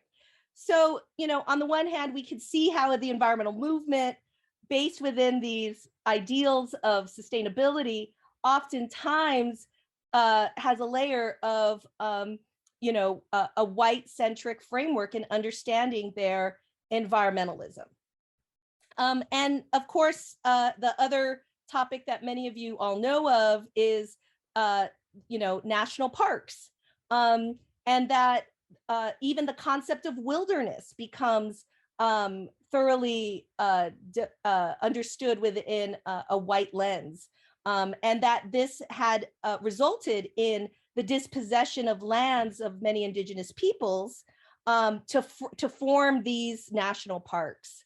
And I found this quote from I'm sorry, I'm going to be like showing my notes here, but the justification for example, in Yosemite, Native people were seen as primitives in these national parks, obstructing the progress of the nation's destiny. One of the Yosemite advocates was Sam Bowles, who championed the idea of wilderness, which was predicated on Indian removal.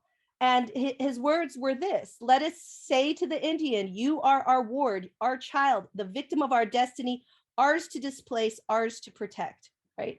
And so these kinds of statements, these claims, these ways of understanding nature is thoroughly imbued within these racist and colonialist assumptions about indigenous people, and also about how nature then plays a role in conservation management, right? Because the idea of wilderness is that you're supposed to, allow nature to recover itself, because humans are the problem, right? Humans are the problem. We just separate humans from nature. Now, currently in the environmental movements and environmental justice movements, intersectionality has become an important feature in thinking about how to make the environmental movement move away from a kind of white-centric movement towards more of a diverse, a movement that respects diversity. And so one way to think about the environmental justice movement is through the lens of intersectionality. And Kimberly Crenshaw, who is a critical race theorist, who termed the word intersectionality, and she termed it because it was a method of analysis that addresses the lives of Black women in the legal system, and that Black women's lives were rendered invisible in institutional systems. Oops. So intersectionality became a way of, again, bringing together multiple identities, your gender identity, your racial identity. And, you know, I love Noelani's, Noe's concept of intersectionality as abundance, but about how all of your identities kind of intersect in a particular way that provides you with a unique perspective. And on the one hand, it provides you with a unique perspective to survive in the world, but it also provides you with a unique perspective of how you can be oppressed in the world. And it's important to see how how intersectionality for at least Crenshaw reveals this invisible layer of how certain practices can alienate and render invisible women of color in particular. So Mary Matsuda, another important legal scholar, critical legal scholar, also argued that one method that intersectionality employs is asking the other question, which is always like a great thing to do, right? Like when you, and this is her methodology.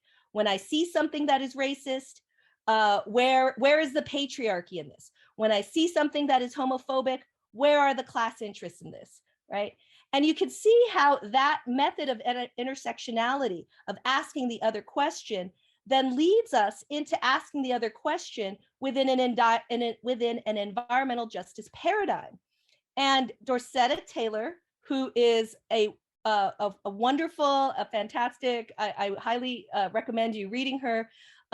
She's a Black ecologist, sociologist, and she has helped the Forest Service in particular define an environmental justice program or a paradigm that agencies can employ, right? And you know, I've talked to some agency folks in my work, and they say it's there, it's starting, but it's not there yet. But you know, what Dorcetta Taylor started over 20 years ago is still something that many of the conservation management agencies are still wrestling with. So some of the features of Taylor's environmental justice paradigm include ecological principles, developing a biocentric perspective, a land ethic, improving access to people of color communities, justice, which is using intergenerational and intragenerational frameworks of equity to inform decision-making, supporting international human rights, autonomy, one upholds treaties, promotes self-determination, and between different racial and ethnic groups. Corporate relations, we have to hold corporations liable and accountable. The compensation, and that we have to seek compensation for environmental crimes, right? So, you know, all this talk about reparations now, right? What about reparations for the environment, right? Holding the abusers accountable, and that it improves occupational health and safety. Policy, politics, and economic processes. The environmental justice paradigm actively participates in policy changes and economic strategies that are sustainable. And then, of course, the social movement building, which is grassroots movements building and linking in struggles and history to economic and social justice struggles. And Taylor, Dorcetta Taylor argues that the environmental movement must appeal to a broad-based environmental agenda. This requires that the movement, quote, reevaluate its relation with the industry and the government, reapprise its role and mission, and develop strategies to understand and improve race, class, and gender relations.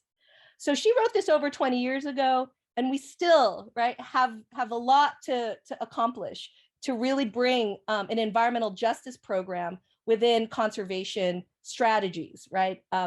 And of course, what Taylor does argue in her work is that even within the conservation management agencies, there are less people of color that are occupying positions of leadership within those agencies. And, you know, there's like when you start working in the environmental, industry, right? The conservation industry, I think my class we called it in class, the conservation industrial complex, right? That there is this kind of, industry that you enter in as soon as you become interested in conservation management. And what we see here is that those employment practices, who gets to be hired, how is nature supposed to be conserved, right, still mirrors this kind of white-centric view of how nature is understood. And so there's extreme disparities in employers hiring people of color, and let alone Indigenous people, right, within those agency positions. And so because of that, I wanted to talk about microaggressions. And this is where Marjorie Martin's work comes into play. She's like actually a microaggression specialist. So she gave me permission to kind of define some of these words, define some of these terms. One is bias, right? That bias refers to both conscious and unconscious attitudes, reactions, stereotypes, and categories that affect behavior, understanding, and decisions, right? Bias is also ecologically situated, and that within bias, you can see how certain practices are framed within our understanding and our beliefs around what we ought to do, for example, to improve nature, improve sustainability. And so policies start to get instantiated, and then actions and practices start to become informed, right? So one's bias can completely determine how policies and actions and practices can be informed. Nothing is innocent, right? The idea of objectivity or kind of rigid, pure objectivity in science perhaps may not necessarily be there. Now, microaggressions, now to kind of, so we know what bias is, right? Microaggressions then are like, and this is Marjorie's analogy here, are like the coronavirus, right? It's microscopic, but have a huge and they have huge and disruptive impacts. There's a lot of uncertainty, it's ecologically situated, there's community spread, there's a cumulative impact, and it can trigger stereotypes and social identity threat, right? You could become stigmatized, right, because of these microaggressions, and that it disproportionately impacts members of marginalized communities, right? So, if you come from a marginalized community, you are more likely to experience microaggressions than the more privileged communities. And that it reinforces structural inequalities, right? That it maintains the status quo that people of color ought to not be, right, in these positions of power or positions in employment. And then there are three types of three types of micro events. And Marjorie has mentioned this before to me in many ways, but the term micro here can be misleading, right? Because when you experience a microaggression, right, it doesn't feel micro at all, right? But the idea here is that these micro events are like 1,000 little daggers that poke you at various, parts of your day. And it can build up, right? That these multiple pokings, right, can get to this point where, my gosh, my work environment is just, difficult. It's atrocious. It's unmanageable, right? Because of these consistent experiences of microaggressions. So there are three types of micro events. The first is micro assaults, which, hold on, see, this is where my notes should come into play here, but I think, oh, sorry. Micro assaults, sorry. Okay. Micro assaults are conscious biased beliefs or attitudes held by individuals and intentionally expressed overtly or covertly toward the target group. And it's intended to hurt the victim through name calling, avoidant behavior, or purposeful discriminatory action. Micro insults are interpersonal reactions, verbal or nonverbal, or environmental cues that convey rudeness and insensitivity that demean a person's identity. Micro invalidations are interpersonal comments or behaviors and environmental cues that exclude, negate, or nullify the psychological thoughts, feelings, beliefs, and experiences of the target group. And micro-invalidations directly attack or deny the experiential realities of target groups. So, you know, these kinds of experiences are something that, you know, a lot of people of color, marginalized communities experience, and oftentimes it's unconscious. And in fact, I was listening to the first panel today, and I think it was Reese who basically said that I didn't even know what was going on, right? I didn't even think about it, right? These are, sometimes they're they're just unconscious, and we're not even clear that we've experienced it.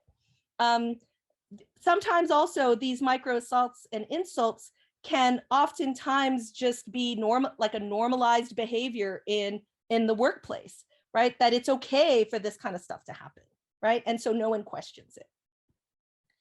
And I wanted to bring up this example of a microaggression. And it's Dr. Tamika Cross and Dr. Fatima Cody, both Black physicians, Black doctors.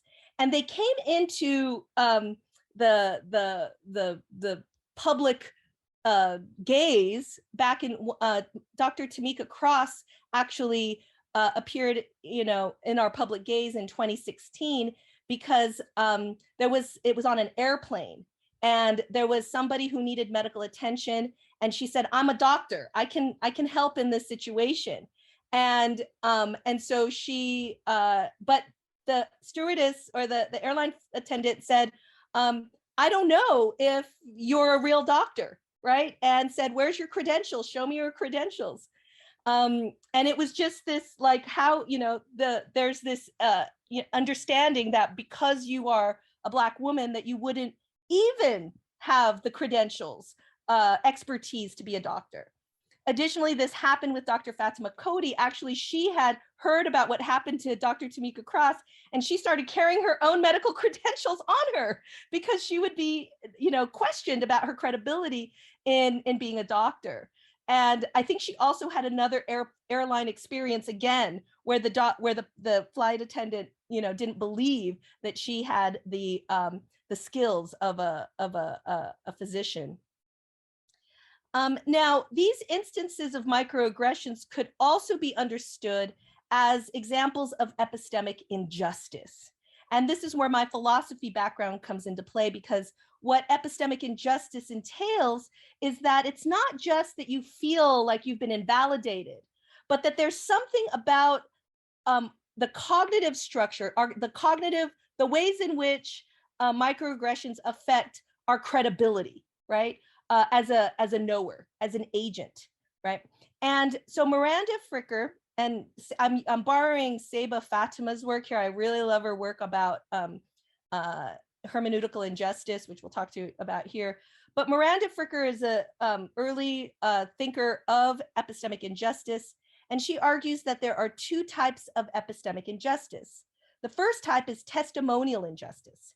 In this case, a particular hearer does not, a particular hearer does not, sorry, I can't read my stuff here. Let me see if I think I'm ready. I don't think I need this anymore. Oh boy, where did I do? Oh, slideshow, here you go. Okay, so a particular hearer does not believe the speaker's testimony. And the example here is that it's not believing a woman mechanic, for instance, that she has the credible knowledge of knowing how to fix cars, right? They would say, "Oh, can you get that other guy to fix my car? Because I don't know if I want you to fix my car," right? Or not believing that a woman's testimony when she was raped, right? So this is an example of testimonial injustice. The hearer just cannot believe what the testimony is of the speaker. The second type of epistemic injustice is hermeneutical injustice, in which one's experience is rendered invisible in a collective experience. So it's not just interpersonal, now it's sedimented in our society. The example here is the case of someone who is microaggressed. They are excluded from the knowledge-making practices, right? So they wouldn't even be considered possible contributors to knowledge. And we see that a lot in science, right? You're not doing science, or that's not rigorous work, or, you know, and that that those kinds of judgments on a person's contributions to a knowledge, you know, making practice gets completely shut down and silenced, right? And so when a society, when a collective society, right, does not hear or invalidates, you know, a group of people, right, particularly marginalized groups, that's when you know we've experienced hermeneutical injustice. Now, some of the ways to address these issues are, you know, and Marjorie calls them bystander identities, right? We are bystanders because we allow these injustices to happen. And, you know, one has to disrupt our bystander identities, and we have to move from being an ally to a co-conspirator. And one way is to think about being an ally. So an ally privilege is the ability to care about social justice issues without actually showing up and doing anything about it, right? So one can be an ally without doing anything about it. A privileged ally often lacks deep, authentic relationships with people in the demographics they support. And they support equal justice in theory, and they're oftentimes self-centered, right? It's more or less like a token, right? A trend. An accomplice begin to tap their privilege, any personal advantage earned or unearned that makes your life easier in service of justice, right? So an accomplice is someone that you who is privileged, but will actually do something using their privilege in order to make social change. We saw a lot of accomplices, for instance, with you know, Black Lives Matter protests. There were a lot of accomplices there, right? And protecting using their bodies to protect as the first round of a police, when the police started, you know, approaching the protesters, they were the first level. So there were a lot of accomplices, many white individuals, and they saw that their privilege was really at stake here, right? And, you know, accomplices can also, if they have sufficient enough privilege, they could probably do deeper work with their privilege. So they flip the dynamic and they act in segregated spaces. That's another thing. Being an accomplice is strengthened by underrepresented demographic proximity, but it's not impossible in its absence. And then a co-conspirator is the proactive ally, where co-conspirators are not trying to be saviors, and they do not fancy themselves superior to the people they work alongside. Instead, they are conscious of their privilege, and they use it as a fuel to help erode barriers that are tougher for affected constituencies to surmount. And so they work alongside with the communities, they create meaningful relationships, they don't co-opt the cause, and they ask how they can show up, right? So the co-conspirator asks permission and really try to understand what their role is in the cause. And yeah, so it's this willingness to put yourself on the line, whether it's assets, reputation, time, connections, or other resources. Co-conspirators always have a skin in the game. And I wanted to end, and I hope you guys have questions, with Seba Fatima's suggestion here to combat hermeneutical injustice. And that's the collective part, right? That a collective society basically silences groups of communities and their participation in the knowledge-making practices. Whether it's policy, you know, like if the decision is based on policy or science or anything like that, the law, many people of color oftentimes are excluded from those communities, from those decision-making practices. And so Fatima argues that we should develop epistemic communities. And I love Noe's work this morning again, when she talked about abundance, because that's what epistemic communities are. They're epistemic communities of abundance. And so I leave you with Seba Fatima's quote here in that, well, so Fatima argues that we need to develop these communities so that we can all know what happened to you, right? Identify that, yes, that microaggression occurred to you, that experience of, silencing occurred to you, and we recognize it. And so she leaves us here with, in these moments where we simultaneously choose to take on the burden and the liberation of sharing our lived reality, we risk being seen as bitter, irrational, angry, paranoid, a troublemaker. We risk being excluded from being participators in production of knowledge.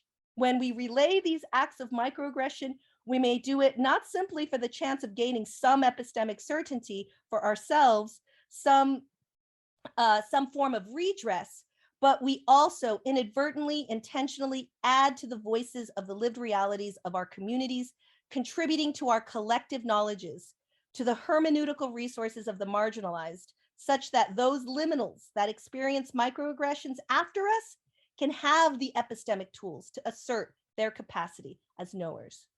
Right. So I think I'll end it there. We have about 12 minutes, I think, of questions. Excellent. Mahalo, Celia. And I hope you all have them.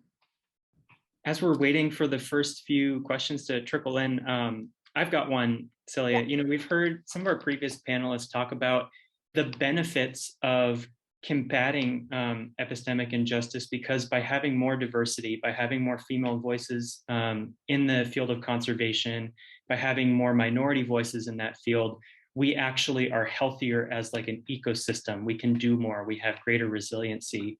Can you think of any career fields who maybe they're a little further along in that journey than conservation, and can we learn from those? Well, yeah, I can't think of any like clear institutions apart from grassroots organizations that are, specifically addressing issues of racism, sexism, settler colonialism, right? And those kinds of resistance, or marginalized grassroots organizations are oftentimes framed within, those kinds of causes, political causes, right? Social causes. But the environment, for instance, right? That's supposed to be, I guess, it appears as if it is race neutral or gender neutral or people neutral altogether, right? And so it's very difficult, I think, for the environmental movement and conservation, those that are interested in conservation, to really kind of uproot that. I mean, Dorcetta Taylor, basically argued that, the pipeline going into these conservation jobs are just not there for many people of color, right? And there's more opportunities. I think what they're seeing is more women entering into these fields, but that there's not there's not enough, people of color coming into the field.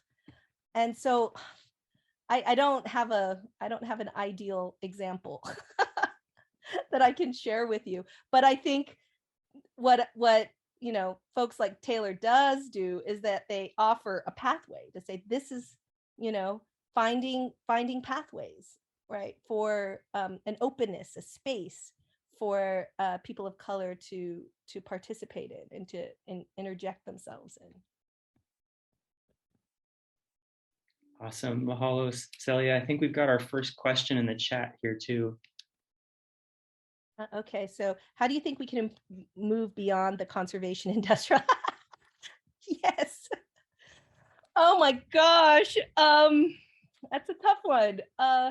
Mostly because, conservation agencies are definitely embedded within institutions, right? And these are institutions embedded within like governments, based within the difficult politics in Hawaii related to settler colonialism, and how one can move conservation practices and agencies towards something that can be more inclusive and perhaps even be more decolonial, right? If that could be a possibility.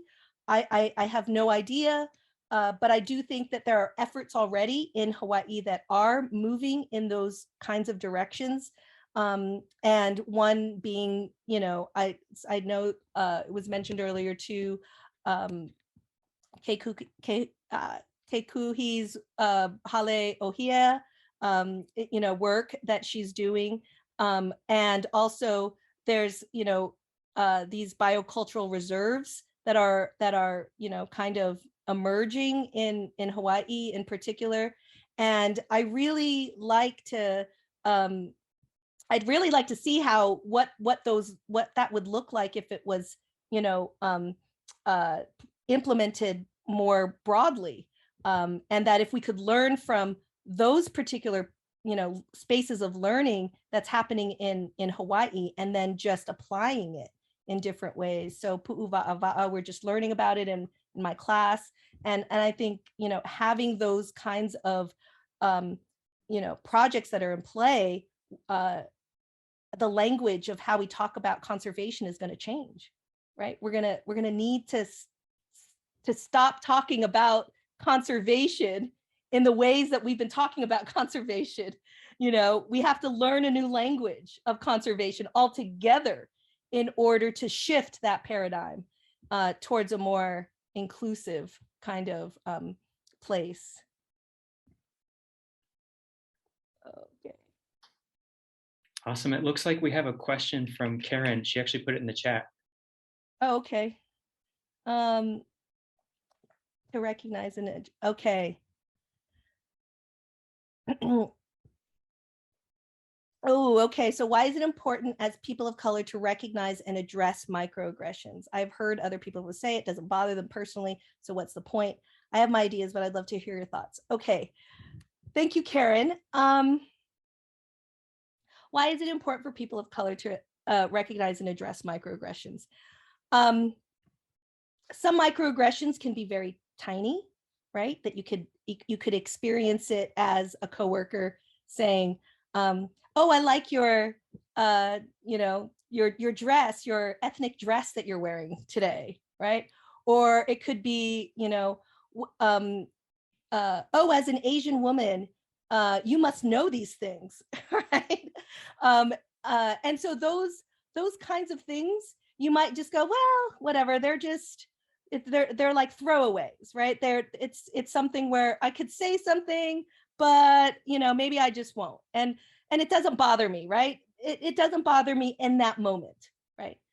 But when it does start to become a bother, or when it starts to become more pronounced, right, is that it becomes this kind of culture, and that now the person of color expects, right, that these kinds of things are going to happen, and we just go, yes, I expect it, and we just have to like let it go, right? And that normalization, once we normalize those practices in culture, right, then it becomes more difficult for others behind us, right, to make their way, right, into a workplace situation. Moreover, it can get to the point where we've been so desensitized, right, from all of these microaggressions and these microinvalidations that we just you know, we just have to work around it or something like that. The work going on right now with highlighting microaggressions and identifying it, diagnosing it, is now that we have a language of diagnosis, right? We can say, this is what's going on. This is how it's affecting people of color in marginalized communities. And we can then focus on ways of changing that culture, right? Because ultimately it becomes a cultural shift, right? Where we have to move away from you know, finding it acceptable for this kind of treatment to be had on a daily basis in the workplace. And it's been also said that, you know, microaggressions have prevented people of color from saying, well, forget about this whole discipline of conservation, right? They're a bunch of racists. I'm out of here. I'm going to do something else, right? And so, you know, I think it's important to think about it, to talk about it, but to know that people are seeing the same things you're seeing, right? Feeling the same things you're feeling. And so it validates your experience, right? That experience of microaggression can't be denied its credibility, its validity. And I think that's important in our society, right? That we can recognize when these kinds of harms, because it's a kind of epistemic harm. Your credibility is being undermined, right? And that's a harm, right? And these particular harms can be addressed once we can identify it in these particular ways. Celia, can you think of an example of how can women be supporting each other and men and others be supporting women in the midst of a microaggression, going from just being a bystander to an ally to actually being a co-conspirator? Yes, yes. How can they do so? Is that what you're saying? Like, what are the ways that one can become kind of like an effective ally, so to speak? Exactly. So if the microaggression, you know, wasn't targeted towards me, but was targeted towards my friend, how can I move into that co-conspirator role? If maybe, is it my job to speak out against that? Is it the job of my friend to speak first? Where do I come in? I would say, yeah, I guess it would depend on the situation, right? On the one hand, we could say, we can make if you were around when a verbal microaggression occurred, you could immediately try to respond to it in an appropriate way. If it is the case where you're like, well, you know, maybe I want to talk to this other person to recognize, you know, maybe afterwards to say, I recognize just what happened and that sucks. And next time this person does it again, I might have to say something. That person might say, don't worry about it. It doesn't, you know, that doesn't bother me. You can at least recognize that even that minimal recognition is always important. These epistemic communities that Seba Fatima talk about are really important because it's these larger, like, you know, if say, for example, a native Hawaiian scientist says, well, you know, my sense of, you know, what to do in a given conservation sense is stemming also from my cultural background as well, not just as a scientist, but also as someone who's a lineal descendant of this place, that you admit that testimony as credible knowledge, right? You wouldn't deny that knowledge as being uncredible. You would say, yes, that is true, right? And foster a community that says these are the hermeneutical resources we need for our own communities to thrive, right? That the lack of having those epistemic resources, marginalized epistemic resources, is that it fails our own larger understanding of what it is that we're trying to know, right? And so I guess fostering a kind of culture of respect, a culture of inclusion is very important.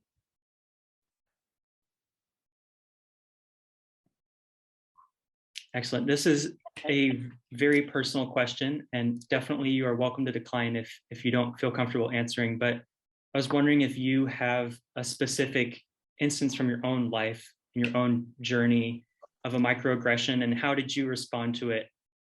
Oh my gosh, I feel like that's my life daily, working in higher education. And yeah, I've been there've been like I think yeah, there's this it was Shimi again in the earlier panel where she said that you know, she had to constantly check her emails to make sure that it sounded right. We have to constantly like check ourselves, you know, and that's because we know that we could be hermeneutically devalued, right, at any moment because we're people of color or women of color, right? And so, yeah, it happens in terms of my own work in grad school.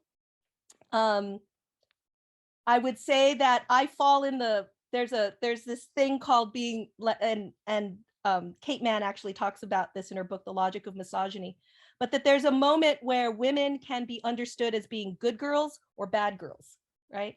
And that given a patriarchal white supremacist culture, how you operate as a woman of color, right? You would be cast as either, are you the good woman of color or are you the bad woman of color, right? And so we have to navigate those perceptions of us within a white supremacist culture. So I oftentimes fall into the bad girl type. And because of that, enforcement of misogyny often happens in the form of being denied, grants, being denied credibility in a given policy decision, right? When you're trying to make a decision, you are denied any epistemic authority, right? In contributing to that decision. And that happens on the regular. So I would say I'm still experiencing microaggressions to this date.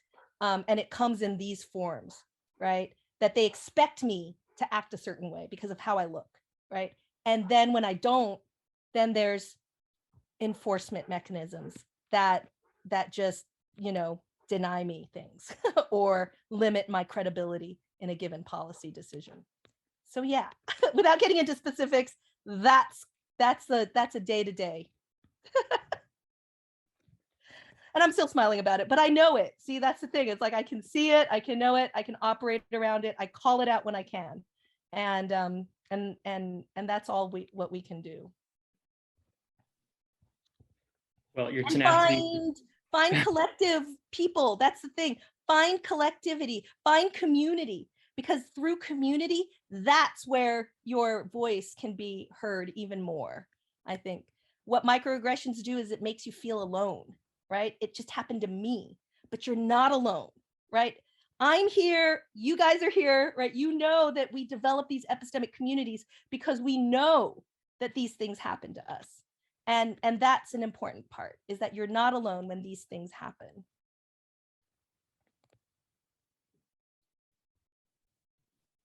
Your tenacity is extremely inspiring, Celia. In conservation, I already feel like we're underdogs. I mean, we're up against so much, and there's a lot of people that are out to discredit what we do or pretend that it's not a problem. And how much more of just swimming upstream do you have to do when you're a woman in science and you're a minority in the field of conservation? So I was wondering, how do we address people who have these different views than us, who want to dismiss our work, want to dismiss us because of our intersectionality? Yeah. Yeah, it's very difficult indeed. Oh, wait, is it done at noon or is it done at 12:15? I'm so sorry. No, all good. We still have 11 more minutes. Oh my goodness, I'm so sorry.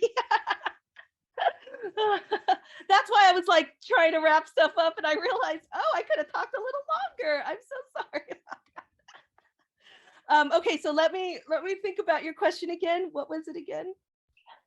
So as being, a woman, as being a minority in conservation, I feel like there's such a greater slope and sort of uphill battle in terms of people who disagree with you, people who try to dismiss your work. How do we address those people in a Pono way? How do we go about sort of, being in that area of conflict? So yeah, so the conflict part is real. And when conflict does, when you do confront conflict, you really have to be strategic in both how you are, knowing how you could be perceived, and then knowing whether or not you're gonna, how you're gonna work around that. Either you could say, I know you're gonna perceive me in this way, but I'm gonna do it anyways. And then on the other hand, you could say, I know you're going to perceive me in this way, so I may just use some tactful language in order to maneuver, myself in a particular way to obtain some kind of measure of epistemic credibility. And I think for others, when they are not, if you are in a privileged position or of whatnot, that you have to see that this is the world of how marginalized people operate. Like this is how they navigate themselves, right? In these conditions of conflict.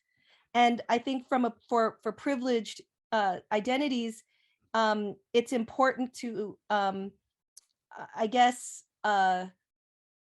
know that world, right? Be sympathetic to that world. You can't really be an ally or a true ally if you don't even know how a person of color operates, or a marginalized person has to operate within these hermeneutical challenges that society faces them, right? That they throw at them on a daily. And once you know what that world looks like, then I think the methods, the pathways of what you can do is going to emerge, right? Whether it be knowing when to say something, or you could say, you know what, I support what, this person said. And you can reiterate like why you support that person's, really highlight it and animate it. Because if we don't do it for each other, then the epistemic injustice is going to continue, right? The hermeneutical injustices are going to continue. So those are resistant practices that epistemologists such as Jose Medina argues for. It's like these resistant epistemic practices where, in the face of a patriarchal white supremacist society denying the validity of a person of color's experiences, they instead animate it, accentuate it, and say, this is the truth, right? I think it's important to not just it's not just to say, oh, I recognize that that's true, but to say, no, it validate it, right? To continue to validate those marginalized people's hermeneutical resources.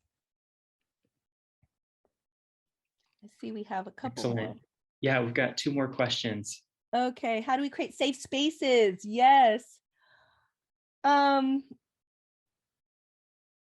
So I think some of the safe spaces would be generating common projects together, right? If it is the case you're working within your team, right? In conservation, for instance, and I know some teams can be small, but you can start there, right? Even if it is a small team, you can start to talk about these kinds of ideas, right? These ideas of microaggressions may not be, it's kind of like like you're not supposed to talk about it, right? You're not supposed to talk about these kinds of things. But I think if we normalize talking about it in the workplace, right, via book clubs or through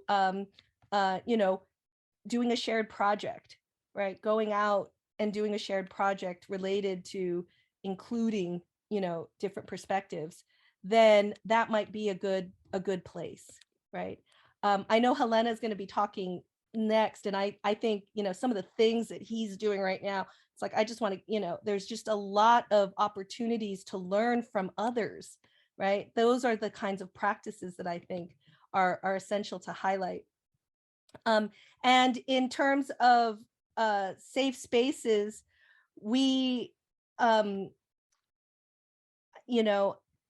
every space has you want to create a safe space, but every space can be threatened by conflict, and that one can still deal with conflict and still be safe. I just want to highlight that to be safe doesn't mean that you can't have disagreements in that space. And in fact, it's important to have disagreements in that space. And so if disagreements occur, you have to think about how can those disagreements emerge within a safe space, right? And those are the conditions that we need to think about as well.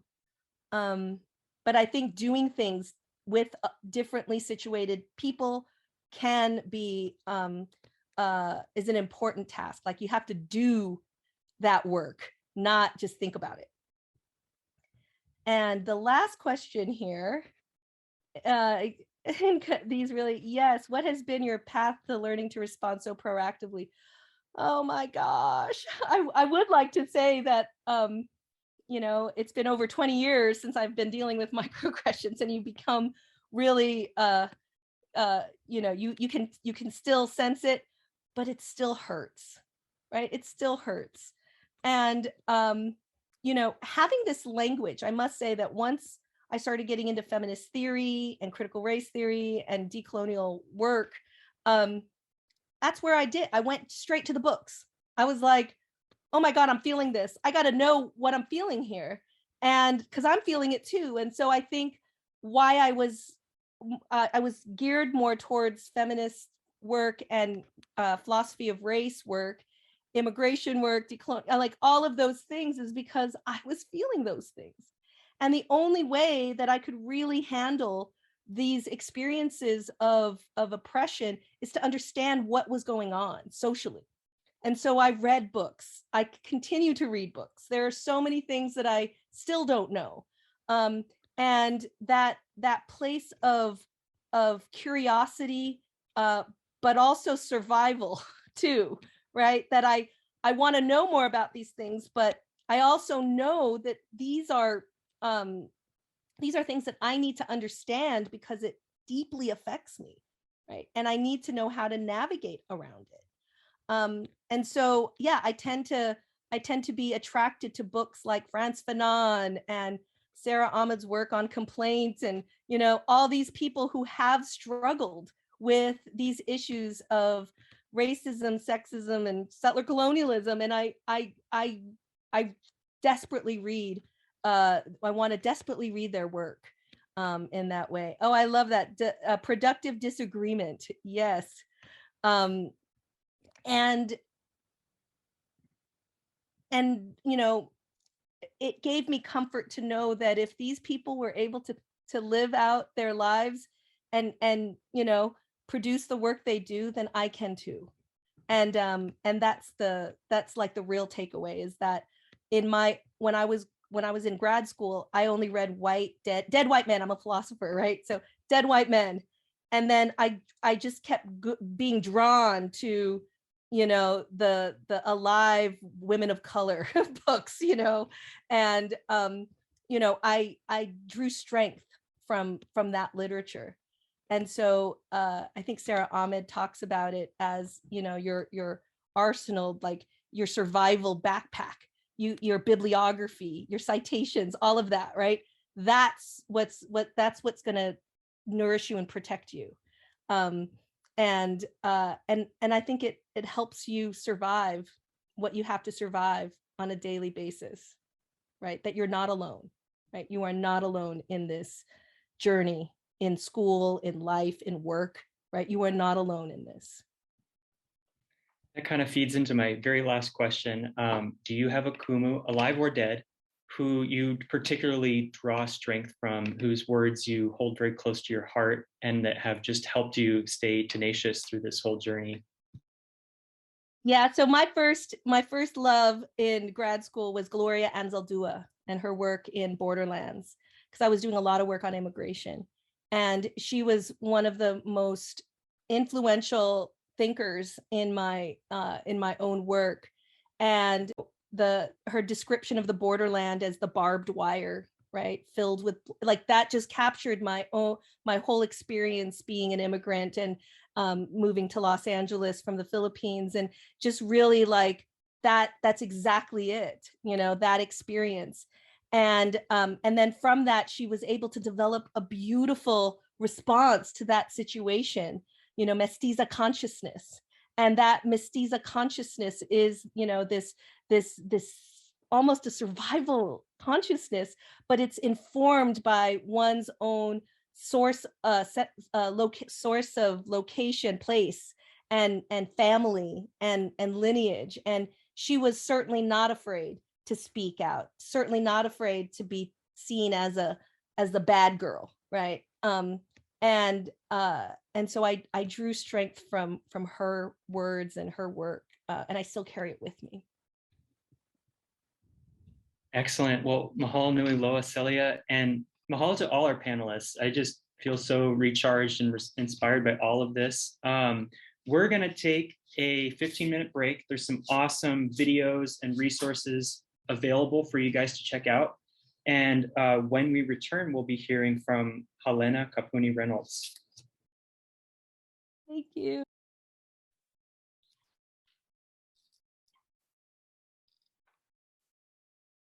Aloha mai, everyone. Welcome back. It's 12:30. If you are a new attendee, welcome. This is our last presentation, our brown bag lunch with Halena Kapuni-Reynolds. Aloha mai. So I will go ahead and introduce him. And so Halena is born on Hawaii Island and raised in the rainforest of Aloha and the Hawaiian homestead community of Keaukaha. He is currently a PhD candidate in American Studies and Museum Studies at the University of Hawaii at Manoa. For his dissertation, he plans to write a decolonial story of Keaukaha. His most recent works include Voyaging Through the Collection of the Denver Museum of Nature and Science, the first in-depth study of oceanic collection at DMNS, and Na Pana Kaulana o Keaukaha, the Storied Places of Keaukaha, an essay on the Wahipana of the Keaukaha coastline that was published in Detours, a decolonial guide to Hawaii. Today, he will be presenting his work titled No Ke Kaiāulu, for the Community, Life and Organizing in Keaukaha. Halena, aloha mai.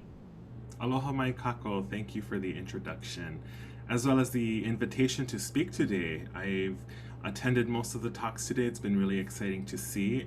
It's been great to return back to Hilo and to live in Keaukaha and to participate in an event hosted and organized by students at the university that I also graduated from. I'm a 2013 UH Hilo graduate, but I'll get into that a little bit more later.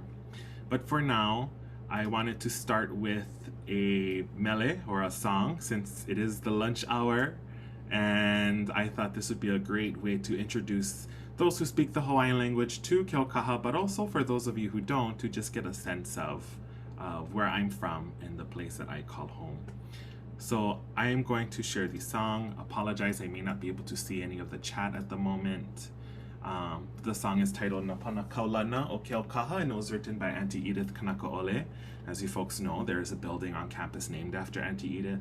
She was a well-known Hawaiian educator, a Hawaiian language instructor, a kumuhula, that within Hilo we know, but outside of Hilo and perhaps outside of Hawaii, not too much people know about. Yet she had such an impact on education and higher ed in Hilo that I wanted to honor her, as well as pay homage to the fact that she is from Keaukaha. Her family was one of the first homesteaders to take up residency here. So this is the song Na Pana Kaulana o Keaukaha.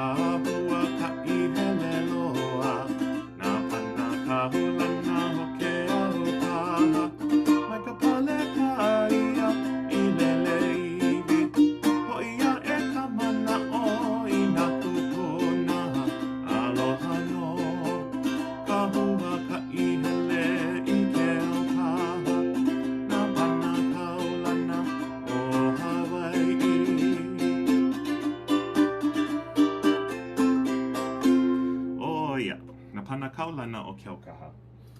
Okay, so aloha mai kākou, my name's Halena Kapuni-Reynolds, and the title of this talk today is No Ke Kaiāulu, Life in Organizing in Keaukaha.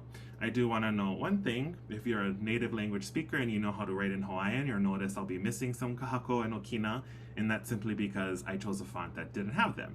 So for stylistic purposes, you'll see some without the okina and kahako, but some that do. But the title of this talk today is No Ke Kaiāulu, Life in Organizing in Keaukaha. I wanted to start off with a quick introduction of who I am.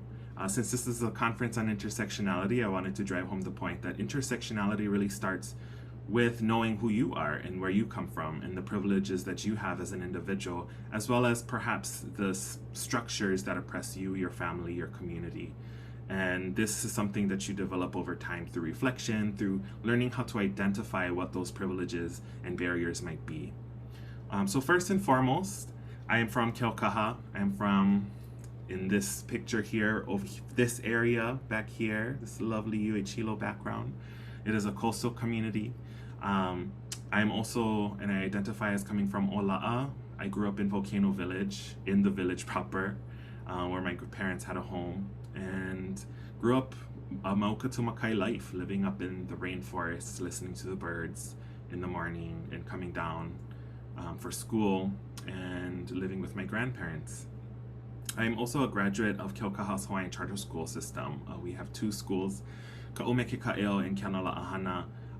I was at Ka'umeke Ka'il when it transitioned from a Hawaiian immersion school into a charter school.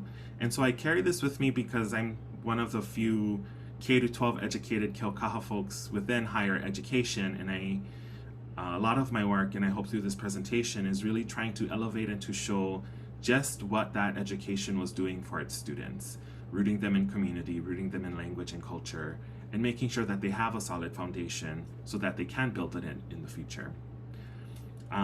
When I think about me'e, or the people that have been the biggest influence in my life, I think about my mother and my grandmother. I am a grandma's boy, a mama's boy. My family is very matriarchal.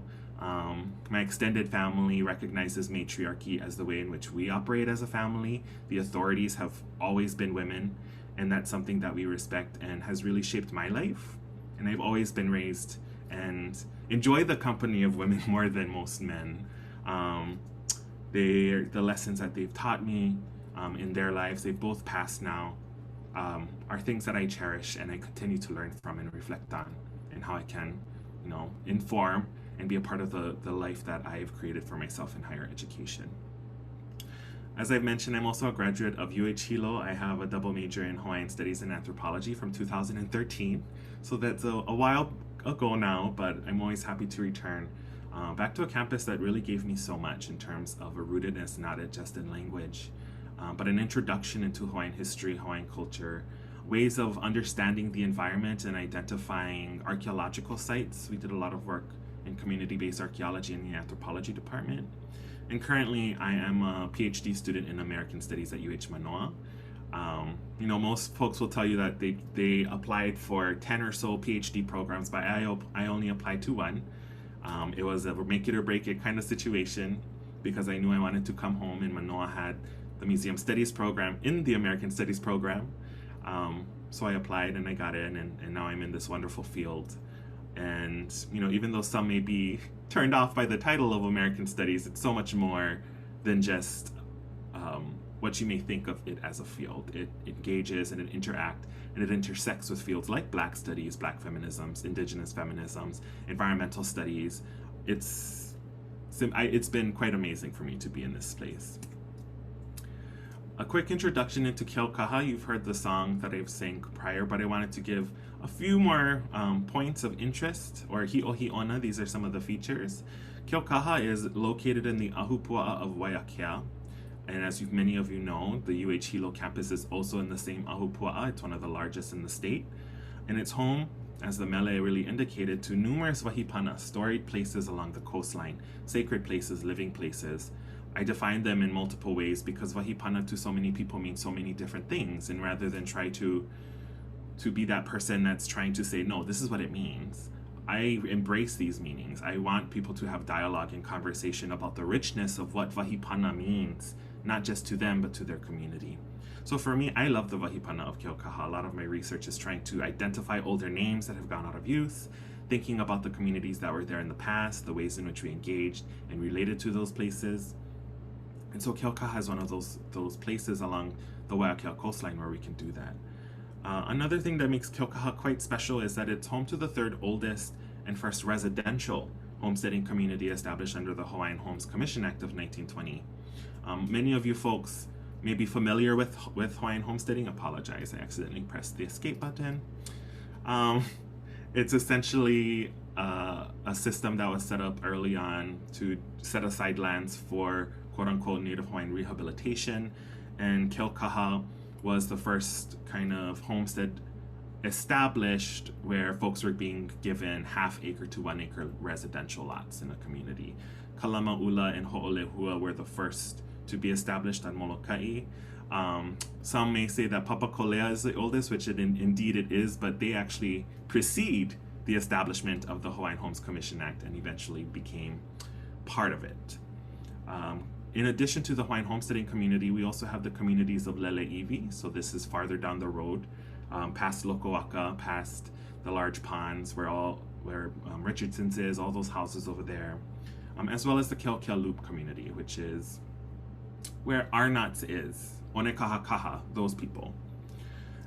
And most importantly, you know, as someone growing up here, someone who has really tried to pay attention to not just what kupuna are saying, but how people interact and engage with not just each other, but the place, it's Aina Aloha, it's beloved lands. It's lands that often you'll hear about on Kapa or different radio stations through the various songs that get composed every year about the community, about people from the community. And it's just a place that we love dearly, and many people outside of the community love as well. I wanted to show this picture just to give you a sense of one of our piko. When we use the term piko, it's essentially a place that the community sees as a center where we gather, where we have our celebratory and non-celebratory events. This is Puhibe. This photo is taken by my cousin Lehua Nani Waipa'ane, who is also from Keaukaha. And I just love this photo because it really captures some of the tensions that I deal with on an everyday basis. You see the flagpole in the foreground, and you see both the American flag and the Hawaiian flag. Some days you'll see both, some days you'll only see the Hawaiian flag, some days you'll see the American flag. And these are tensions that I accept as part of my community. I don't like to play sides at all. I think there's way too much division already within how higher ed is structured and just how society is structured in general. But you know, these are things that our communities grapple with all the time.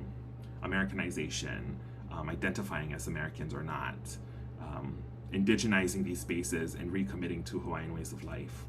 And these are all things that we have to hold in tension because our communities are complex. We can work as individuals, but that doesn't necessarily do the work that needs to be done in our communities. And trying to find the balance between that, I think, is part of what I'm hoping to do and trying to figure out along the way. Some of the hihia is the word we use for difficulties or entanglements. And although I've described Keaukaha in really celebratory terms, I wanted to also allude to some of the problems that we face on a daily basis. Again, this is just everyday life in the community. One of the more recent things that came up, as you folks may have seen on the news, is that the Hilo sewage waste treatment plant is about to collapse. It's on the verge of an environmental disaster. Millions of gallons of raw sewage may end up in the Hilo Bay area, right outside of Keaukaha, because the outfall line is right in the community still. Formerly in the 1990s and previously, the sewage treatment plant was actually where PACRAC is now, the UH Hilo Pacific Aquaculture and Coastal Resource Center.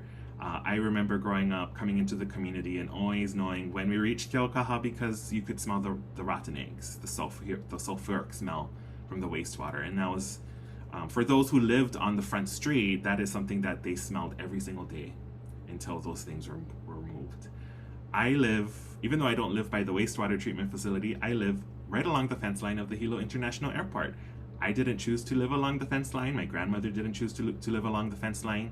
People actually got relocated in the expansion of the Hilo Airport when it became an international airport to Panaeva, so close to Prince Kuhio Plaza. And so, you know, on a daily basis, I deal with noise, light, and air pollution from the airport. You can have commercial jets, commercial planes flying in and out at all times of the day, During the late night hours, you have cargo planes, which have really loud jets. And my least favorite is the military jets that once in a while will come and break the sound barrier and hurt your ears and launch off of the Hilo tarmac. Tourism and the resort industry is another problem our community faces, because not only the fact that we have a resort zoning in the Keaukaha community, which is quite interesting, but there has been issues over the years around vacation rentals, around housing that's meant for families on the Big Island to live in, not having anybody living there because of the owner wanting to make a profit and to make space for those who are visiting. And cruise ships. COVID was a great break from the cruise ship industry, but more recently they've picked up again, and with the surge of just tourism in general, it doesn't make for really good relations across the community, and it's leading to a lot of issues with overcrowding at our beaches, our fish ponds, etc., etc.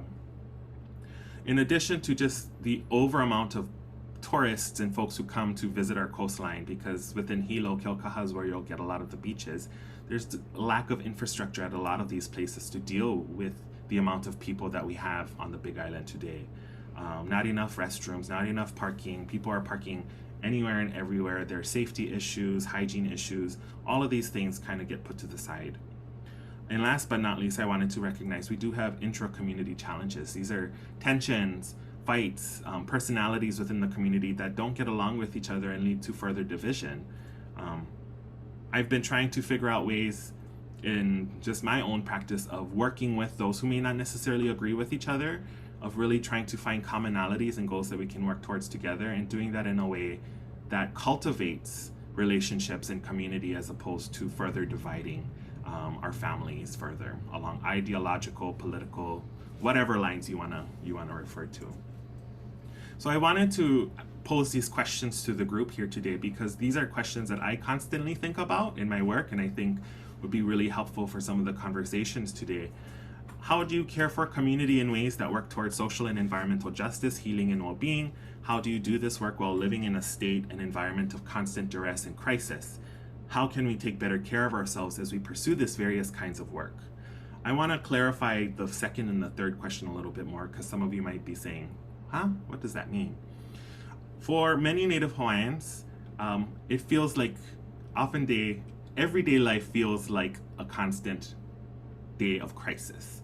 If you're looking at the news, and especially social media, or just how Hawaiian life is framed outside of our communities, it's one in which there's always something happening. There's always an environmental crisis. There's always something that we have to respond to as individuals and communities, because the state itself isn't set up to support and protect these practices, places, and organizations that are meant to support and uplift Native Hawaiian communities.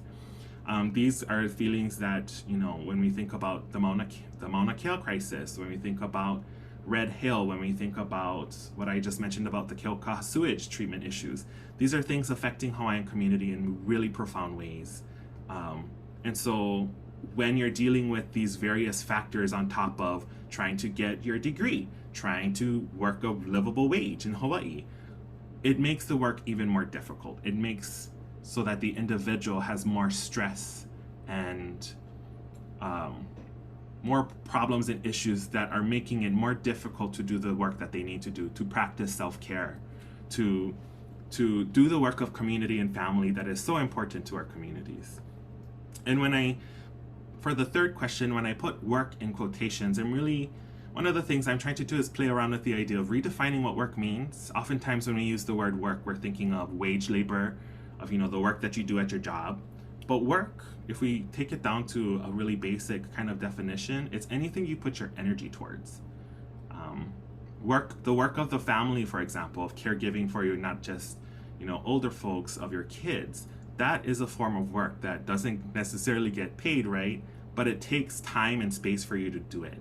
And so in addition to not just your wage labor work, there's all of these various types of work that we try to fit into our daily schedule that adds to the pressures that we might experience, that adds to feelings of being overworked, of not having enough time to do the things that bring us joy, of doing self-care. And so I wanted to allude to that here. I realize I only have a little bit more time left, so I'm going to try to do this quickly. Given the theme of the conference in intersectionality, I wanted to weave some of the intersectional thought with some of my stories of growing up in Keaukaha. And one of the things I immediately thought of was lei.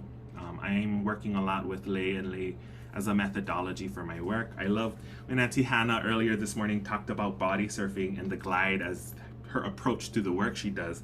And I think lei making is how I would kind of describe how I approach my work, because it's rooted not only in this matriarchy that I've described, but it's something really endearing to my life.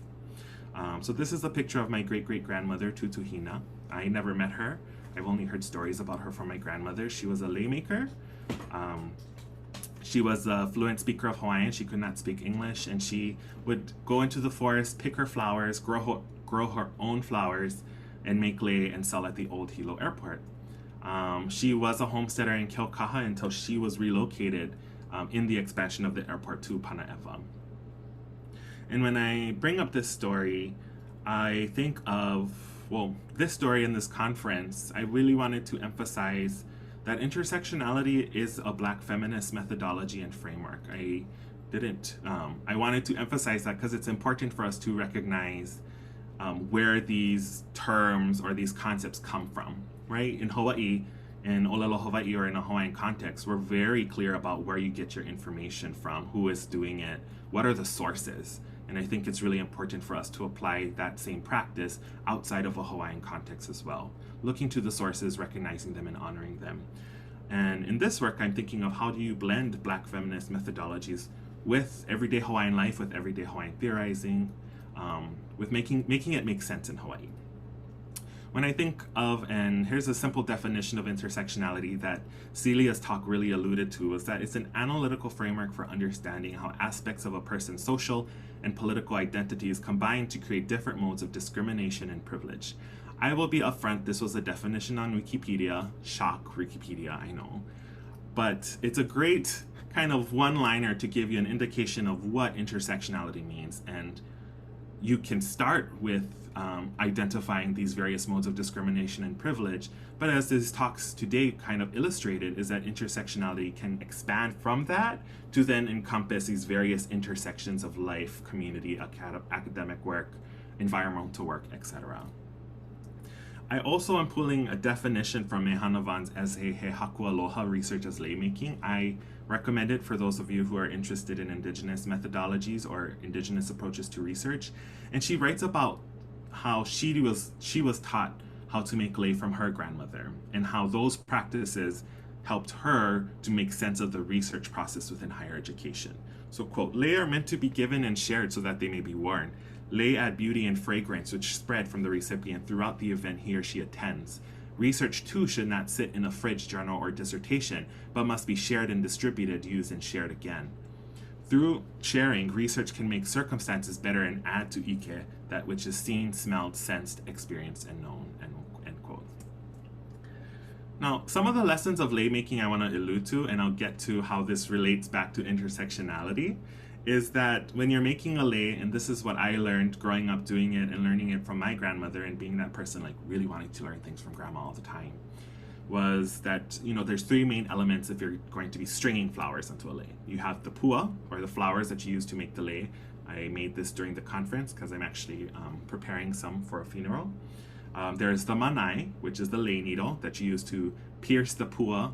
And then you have the kali, which is the thread. And this is the thing that holds the pua together, that makes the lei, that gives it its structure. When you're picking flowers, you want to make sure that you're carefully gathering, cleaning, sorting, and preparing your pua, or whatever foliage you're using in the lei. You don't want to use, well, unless you're doing one of those like dead, living kind of leis. If that's part of like the style you're going for, that's great. But most times you're using like the best of the crop, the cream of the crop, because you're making lei for somebody or for yourself to give. During the process, it's really important that you stay focused on the task at hand. Don't do multiple things. If you're making lei, make the lei first. And when you're making it, it's really important that you have good thoughts, that you're not thinking about negative things, that you're thinking about who you're making it for, the memories that you share with that person, and the intent. The intent is so important when you make lei. And don't do a sloppy job. Things have to be immaculate. You have to do your best. They have to look a certain way. If you make a mistake, take out that section and do it again. right? So these are various lessons that I've learned in laymaking, and I'm hoping as you folks are hearing it, you're thinking about how it applies beyond just laymaking and to other kinds of contexts. So I'm bringing these questions up again after my quick story about lay for us to think about. How do you care for community in ways that work towards social and environmental justice, healing, and well-being? How do you do this work while living in a state and environment of constant duress and crisis? How can we take better care of ourselves as we pursue this various kinds of work? Really quickly, a case study. So one of the things I've been more involved in the past few months was the Keaukaha project, and a quick timeline for you folks so you know what this is.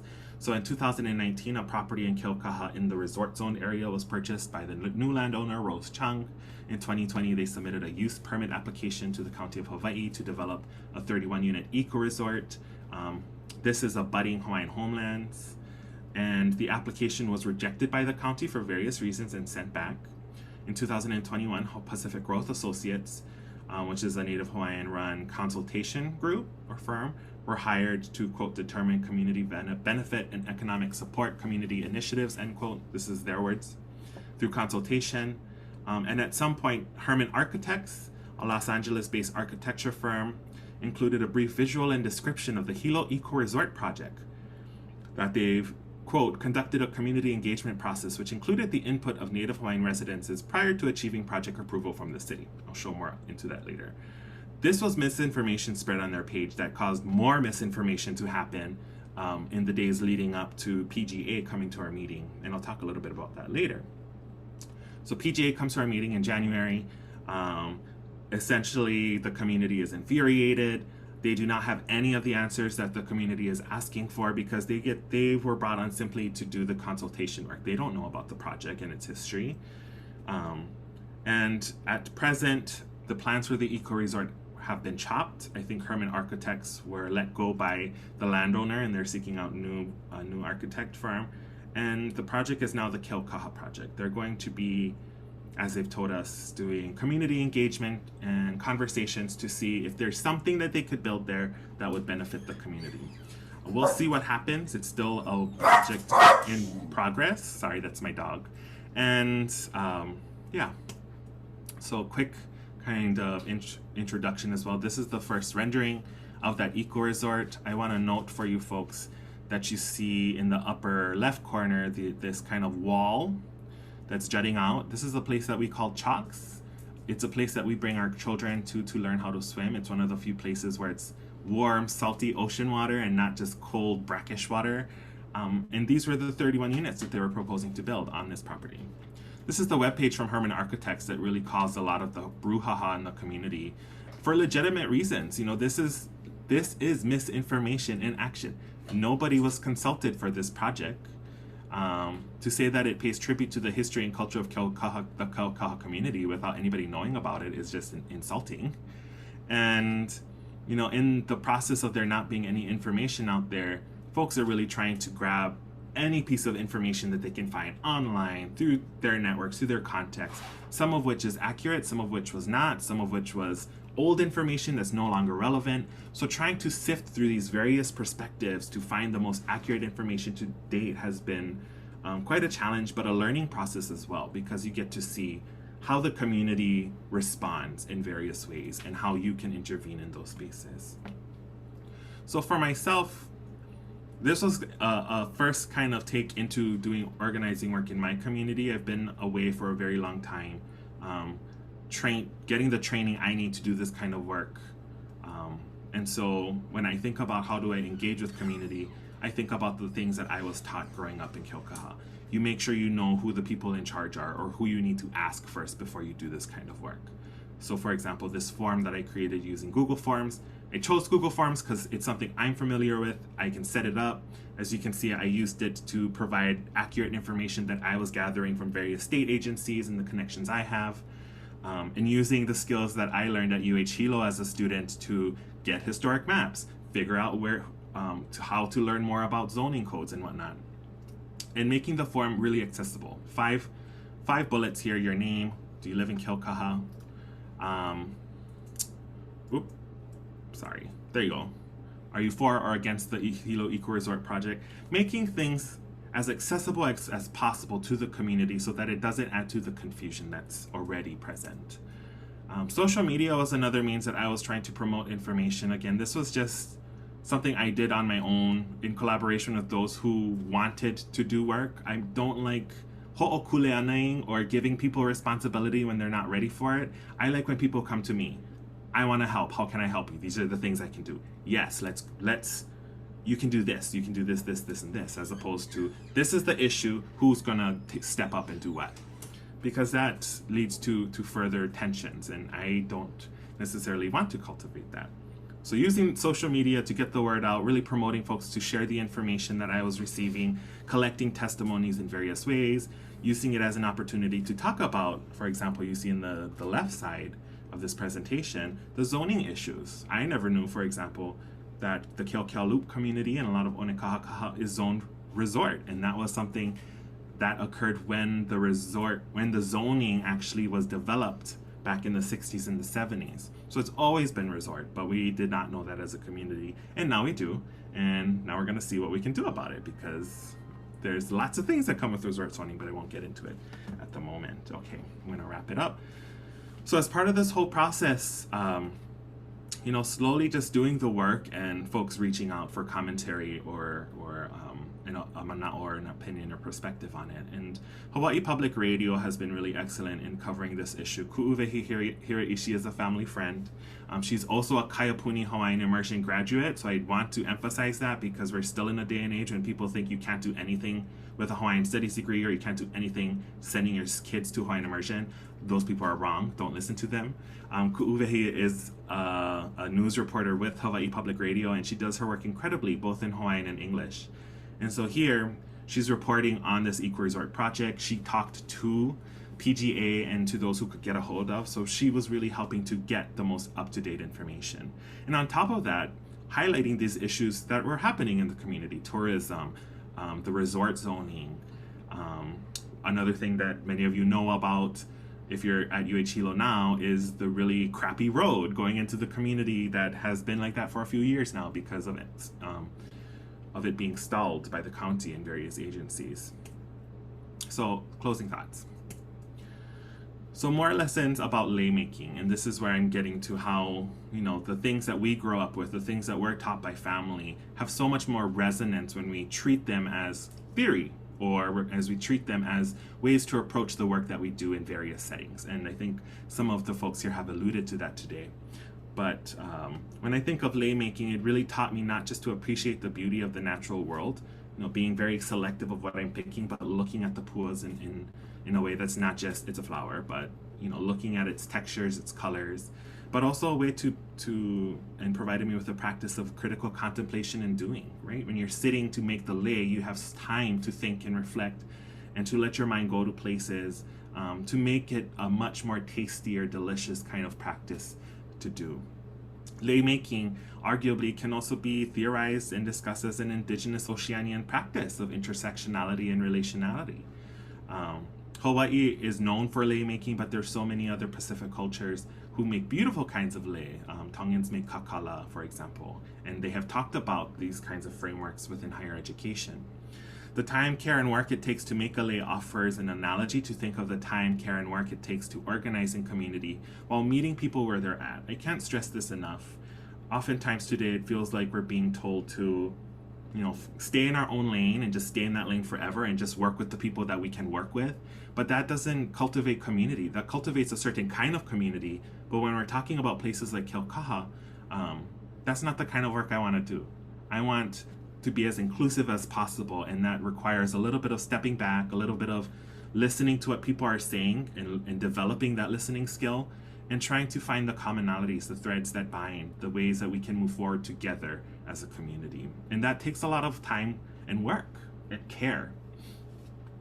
And lastly, talking, writing, and thinking through lei making allows me as a lay practitioner to intersect my life with my academic work. So as you folks may have kind of seen in this presentation, a lot of my work brings in the personal into an academic space, and a lot of it is because I want to show other Hawaiian students that you can do this kind of work. You can do it rigorously, you can do it accurately, in the words of Auntie Hana, it takes time, work, and dedication to be able to do this in ways that are pono. Secondly, I wanted to just put this out there because I was thinking about it as I made this presentation, is that colleges and universities, although they've centered diversity in various ways, they are literally structured to promote division, but also conversation. So for many of us, we have that choice. Are we going to stay in our silos? Are we going to continue the dividing aspects of the university when it comes to, you stay in your program, you stay in your school or department, or are we going to be those folks who are going to look for interdisciplinary, multidisciplinary conversations? And I think this conference demonstrated that today. I pulled out these two Hawaiian words, mahele and ho'omahele, because I think they illustrate what I'm hoping to kind of convey today. Mahele is our word for portion, division, section, many other things. Ho'omahele can mean to make or to divide something, to distribute it. But there's another definition for ho'omahele, which is to lead conversations towards a certain topic.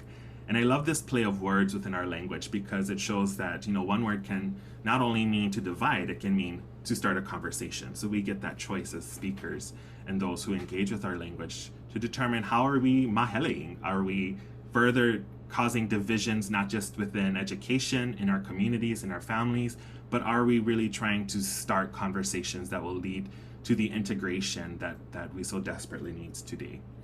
So I will stop there. Thank you for listening to my talk today. I hope you folks had some things to reflect on and it was useful for you folks. This is my email and my hashtag if you want to follow me on IG or Twitter. But thank you again for the time to talk today, and I look forward to any questions or comments that any of you might have. Hello. Thank you so much for your time and for your wise words and your experiences. We really appreciate you joining us today. So while we're waiting for some other questions to come in, I figured I'd just start us off with one or two and kind of like get the conversation going a little bit. So Halena, you built your career and your life around community, and yet so often scientists and conservation managers fall short of being truly inclusive of these same communities. So I'm wondering if you have any advice to offer those in the field, scientists, or more broadly, just community members that didn't grow up here, about how they can more effectively make those connections and collaborate with local communities here. That is a wonderful question, and I'm going to start. It's one of those questions that it can have multiple answers depending on where the scientist is working, right? So if you're a scientist working at Hilo, the first thing you can do is really start to look outside of your departments to other departments and to other scientists who are doing this kind of work in community, who have really taken that step and have taken years really to build those relationships and to understand how to do that locally here in Hawaii. Somebody that comes to mind who is more of a geographer but has such important resonance is Drew Cap's work. I know they have the Uluo podcast. So really taking folks not just out of the university setting, taking them to communities, meeting with those who steward those places and letting those folks be the experts and the scientists be more of a facilitator for these relationships to be built. That's another skill set that I think, when there is when you can carve out that time and space as scientists to do that work is so incredibly important, not just for making your work more relevant to your students, but showing them that you can do science-based projects or science-based scholarship that promotes healing, that promotes well-being, that is meaningful to the communities that we're working in. So that's one response I can think of. I think maybe Kiana or someone else was talking about the various community programs that folks have started. Auntie Kekuhi's Halau Ohia, Lonoa Honua. These are things happening within the local community here in Hilo on the Big Island. And many others, right? Auntie Kekuhi's not the only person. There's so much. Follow all of the different organizations on Facebook or social media, anywhere, just to see what the scoops are. Being aware of what's happening in your community outside of just, the people you may follow or be in your immediate circle, but getting a broader sense and taking the step to go to those places to learn and to not be the expert, but to really just sit there, to not share your opinion all the time, but to just listen, to see what's going on, how people are interacting with each other. Because a lot of times, at least how I've seen, it's a miscommunication issue. It's I didn't know I was supposed to act in this way in this space because I wasn't told to. Well, sometimes you don't need to be told. Sometimes you just have to learn how to observe and be there, as opposed to inserting yourself in a very perhaps obvious way into conversations that maybe you're not ready for yet. But to be there and to learn and to reflect on it and to talk to others who are willing to talk to you about those experiences is part of the process. Again, this takes time. It's not something you can just take a, what is it called, like a diversity training workshop, and then all of a sudden, you know, you're now this multicultural person. No, this is something you develop over your lifetime. But you can work towards every single time that you're collaborating with community and meeting people where they're at. Absolutely. Yeah, I think that's such excellent advice. And I think especially that kind of that open-hearted communication between community members and especially people who are coming from outside, and when they arrive with a feeling of that they have the answers or that they have the knowledge because they've been in courses learning about these things. But the reality is they're speaking to people who've spent their whole lives in this community and in this place, and they know things that you'll never get in a few years of being in the place. So I think that's such excellent advice. Thank you for that. So I think we're still waiting for some questions to come in. So I'll ask another one of you. So I think that especially today in the world we're in right now, so often our attention is drawn to the differences and the conflicts that exist between us and between different groups. And I kind of want to get on the other side of that. And if you're comfortable, would you be willing to share an experience where instead you actually felt included and accepted along your path to become the scientist you are now?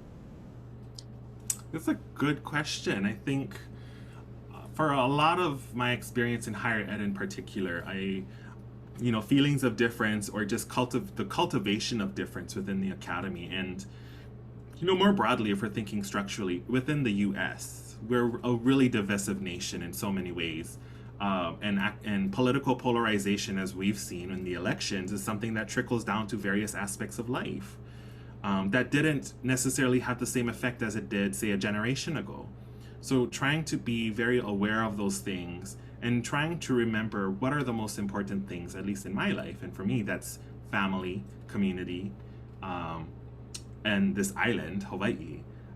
Those things help me to kind of sift through the weeds or sift through the media, because a lot of it is media induced or driven by what you can see on the news or on not public television, on cable, or nowadays social media. There's so much more for folks to kind of have to pick through and dive through, and we're not being equipped to be able to figure out who is actually not saying something that is who's saying something that's misinformed, or who's saying something in ways that are only promoting certain worldviews or certain ways of understanding the past, politics, culture, etc. So for me, when I think about an experience where it wasn't necessarily about difference, but coming together, I think about some of the work I did a few years ago when the encampment at Pu'uhuluhulu was occurring. So I did not have a really big role in it at all. I really appreciate the work that other Kanaka and accomplices were doing in that space. But I was going in between Oahu and Hilo and really taking care of my grandma. That was my priority. But I wanted to help.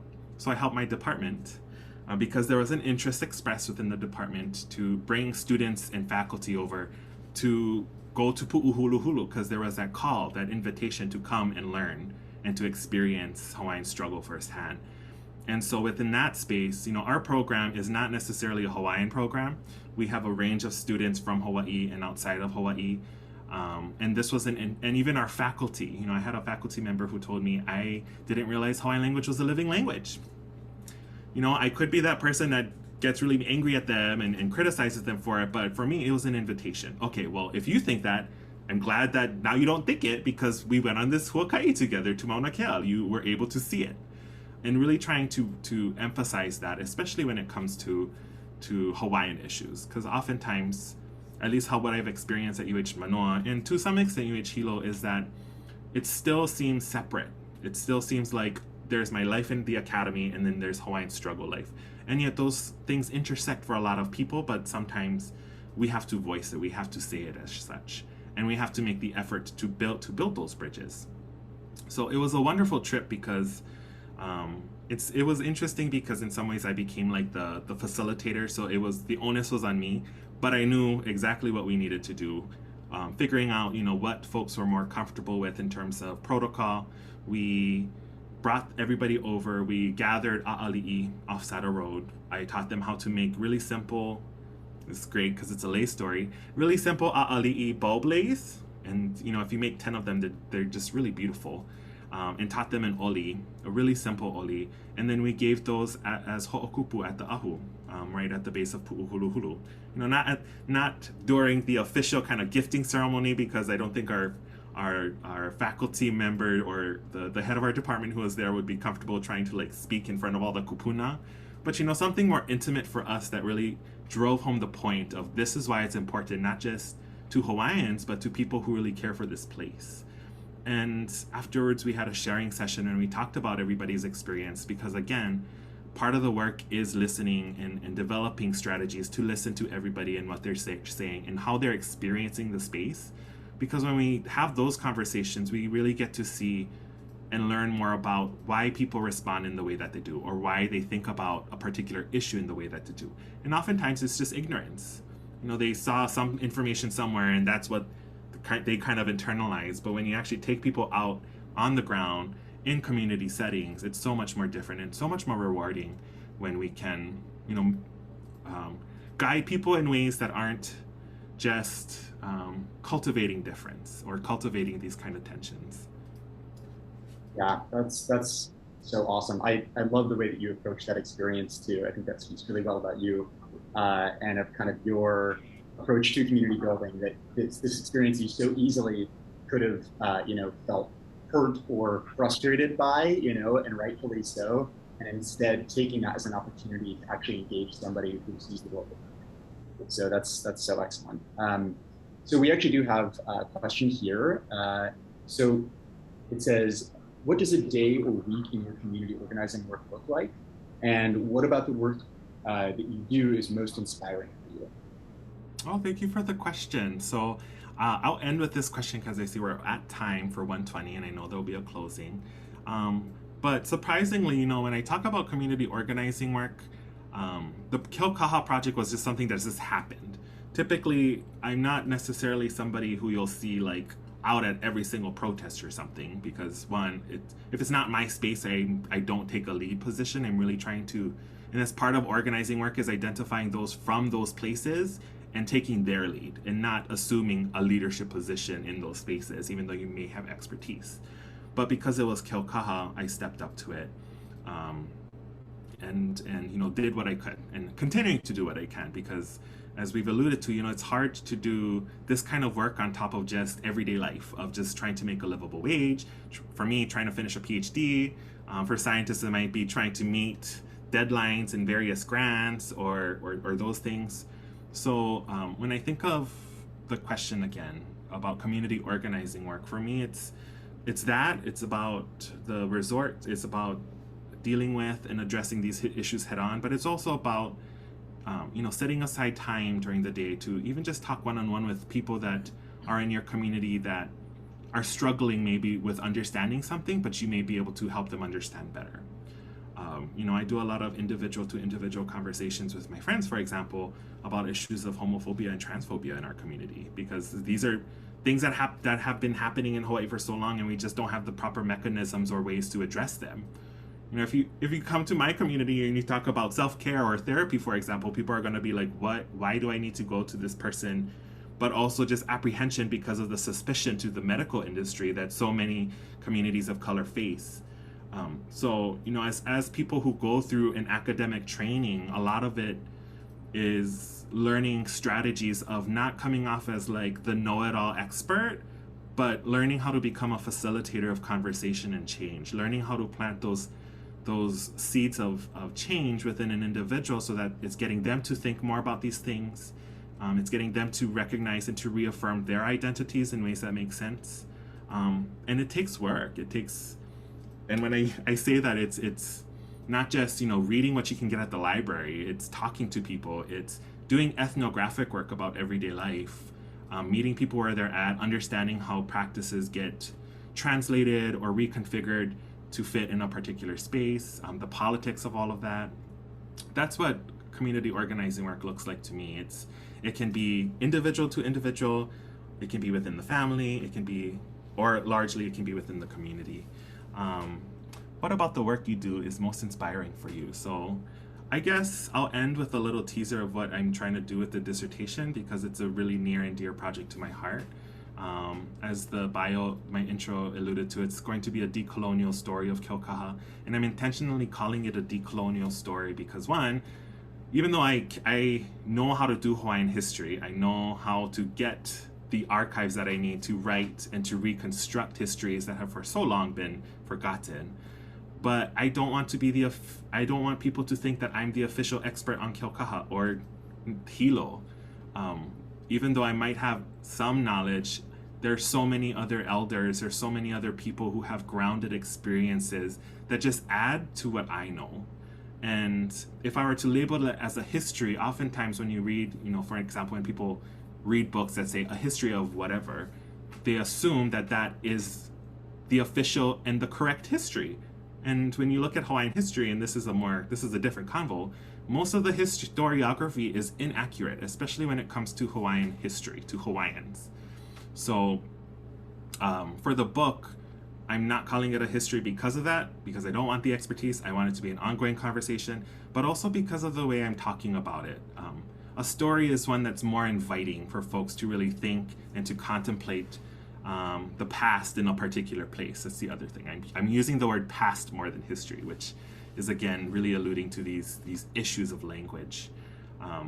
But using it and talking about it as a decolonial story is a way for me to de-emphasize, the critiques and focus on difference, as we've been talking about, and to re-emphasize the things that are so important to not just building community, but maintaining that sense of community and aloha that you need if you want your community to thrive in the future. It's not just about, well, I have this idea and I'm going to go with it, and anybody who doesn't agree, just push them to the side. No. How are you going to make sure that people are buying into your idea?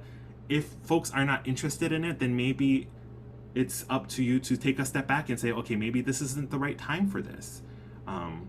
That's something more recently it's been really interesting to see, for example, just the posturing that takes place between people over expertise. I went here and I did these things, so I know what I'm talking about. And then the other person is doing the exact same thing, but they're saying they're presenting different kinds of expertise. So I'm hoping that, this project will be able to get us to think more, not just about a particular place, but also about these relationships that are so important to cultivating, to create futurities or an abundant future, as, going back to the keynote, that we so desire and that we're continuing to work towards. Excellent. Well, mahalo nui, Halena.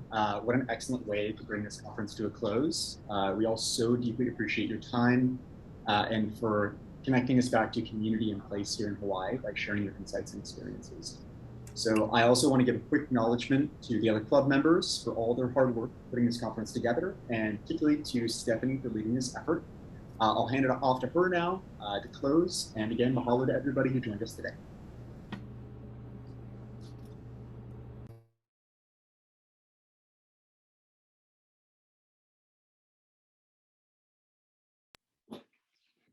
Mahalo, John, and thank you so much, Halena, for your wonderful talk. I love what you said about the lessons of lay making, and it was really wonderful to just see how you brought it back together with thinking about community and how we build our spaces. So yeah, I think we'll just close it up. We'd especially like to thank all of our speakers that we had with us today. We learned so many things, and I have just piles of notes of all of the great quotes from everyone. I just wanted to do a little run through. So we began our day with Malu, who grounded us in our space with Oli and the voice that he shared. Noelani shared a vision of abundance, the identities that are hers, the reciprocity mindset, and Pono science.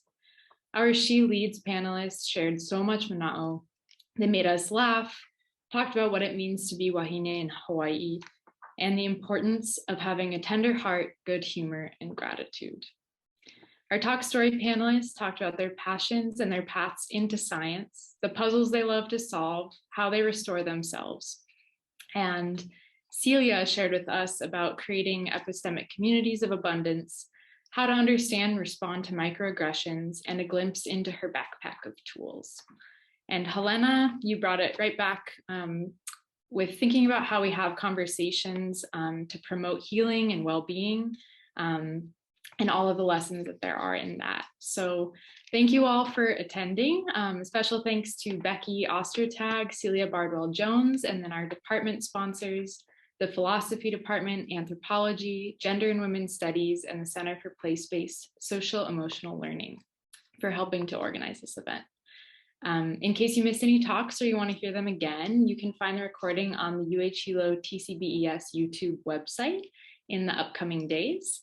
And we hope that you enjoyed the day and that you can join us for the TCBS Symposium on April 28th and 29th. Mahalo and have a wonderful weekend.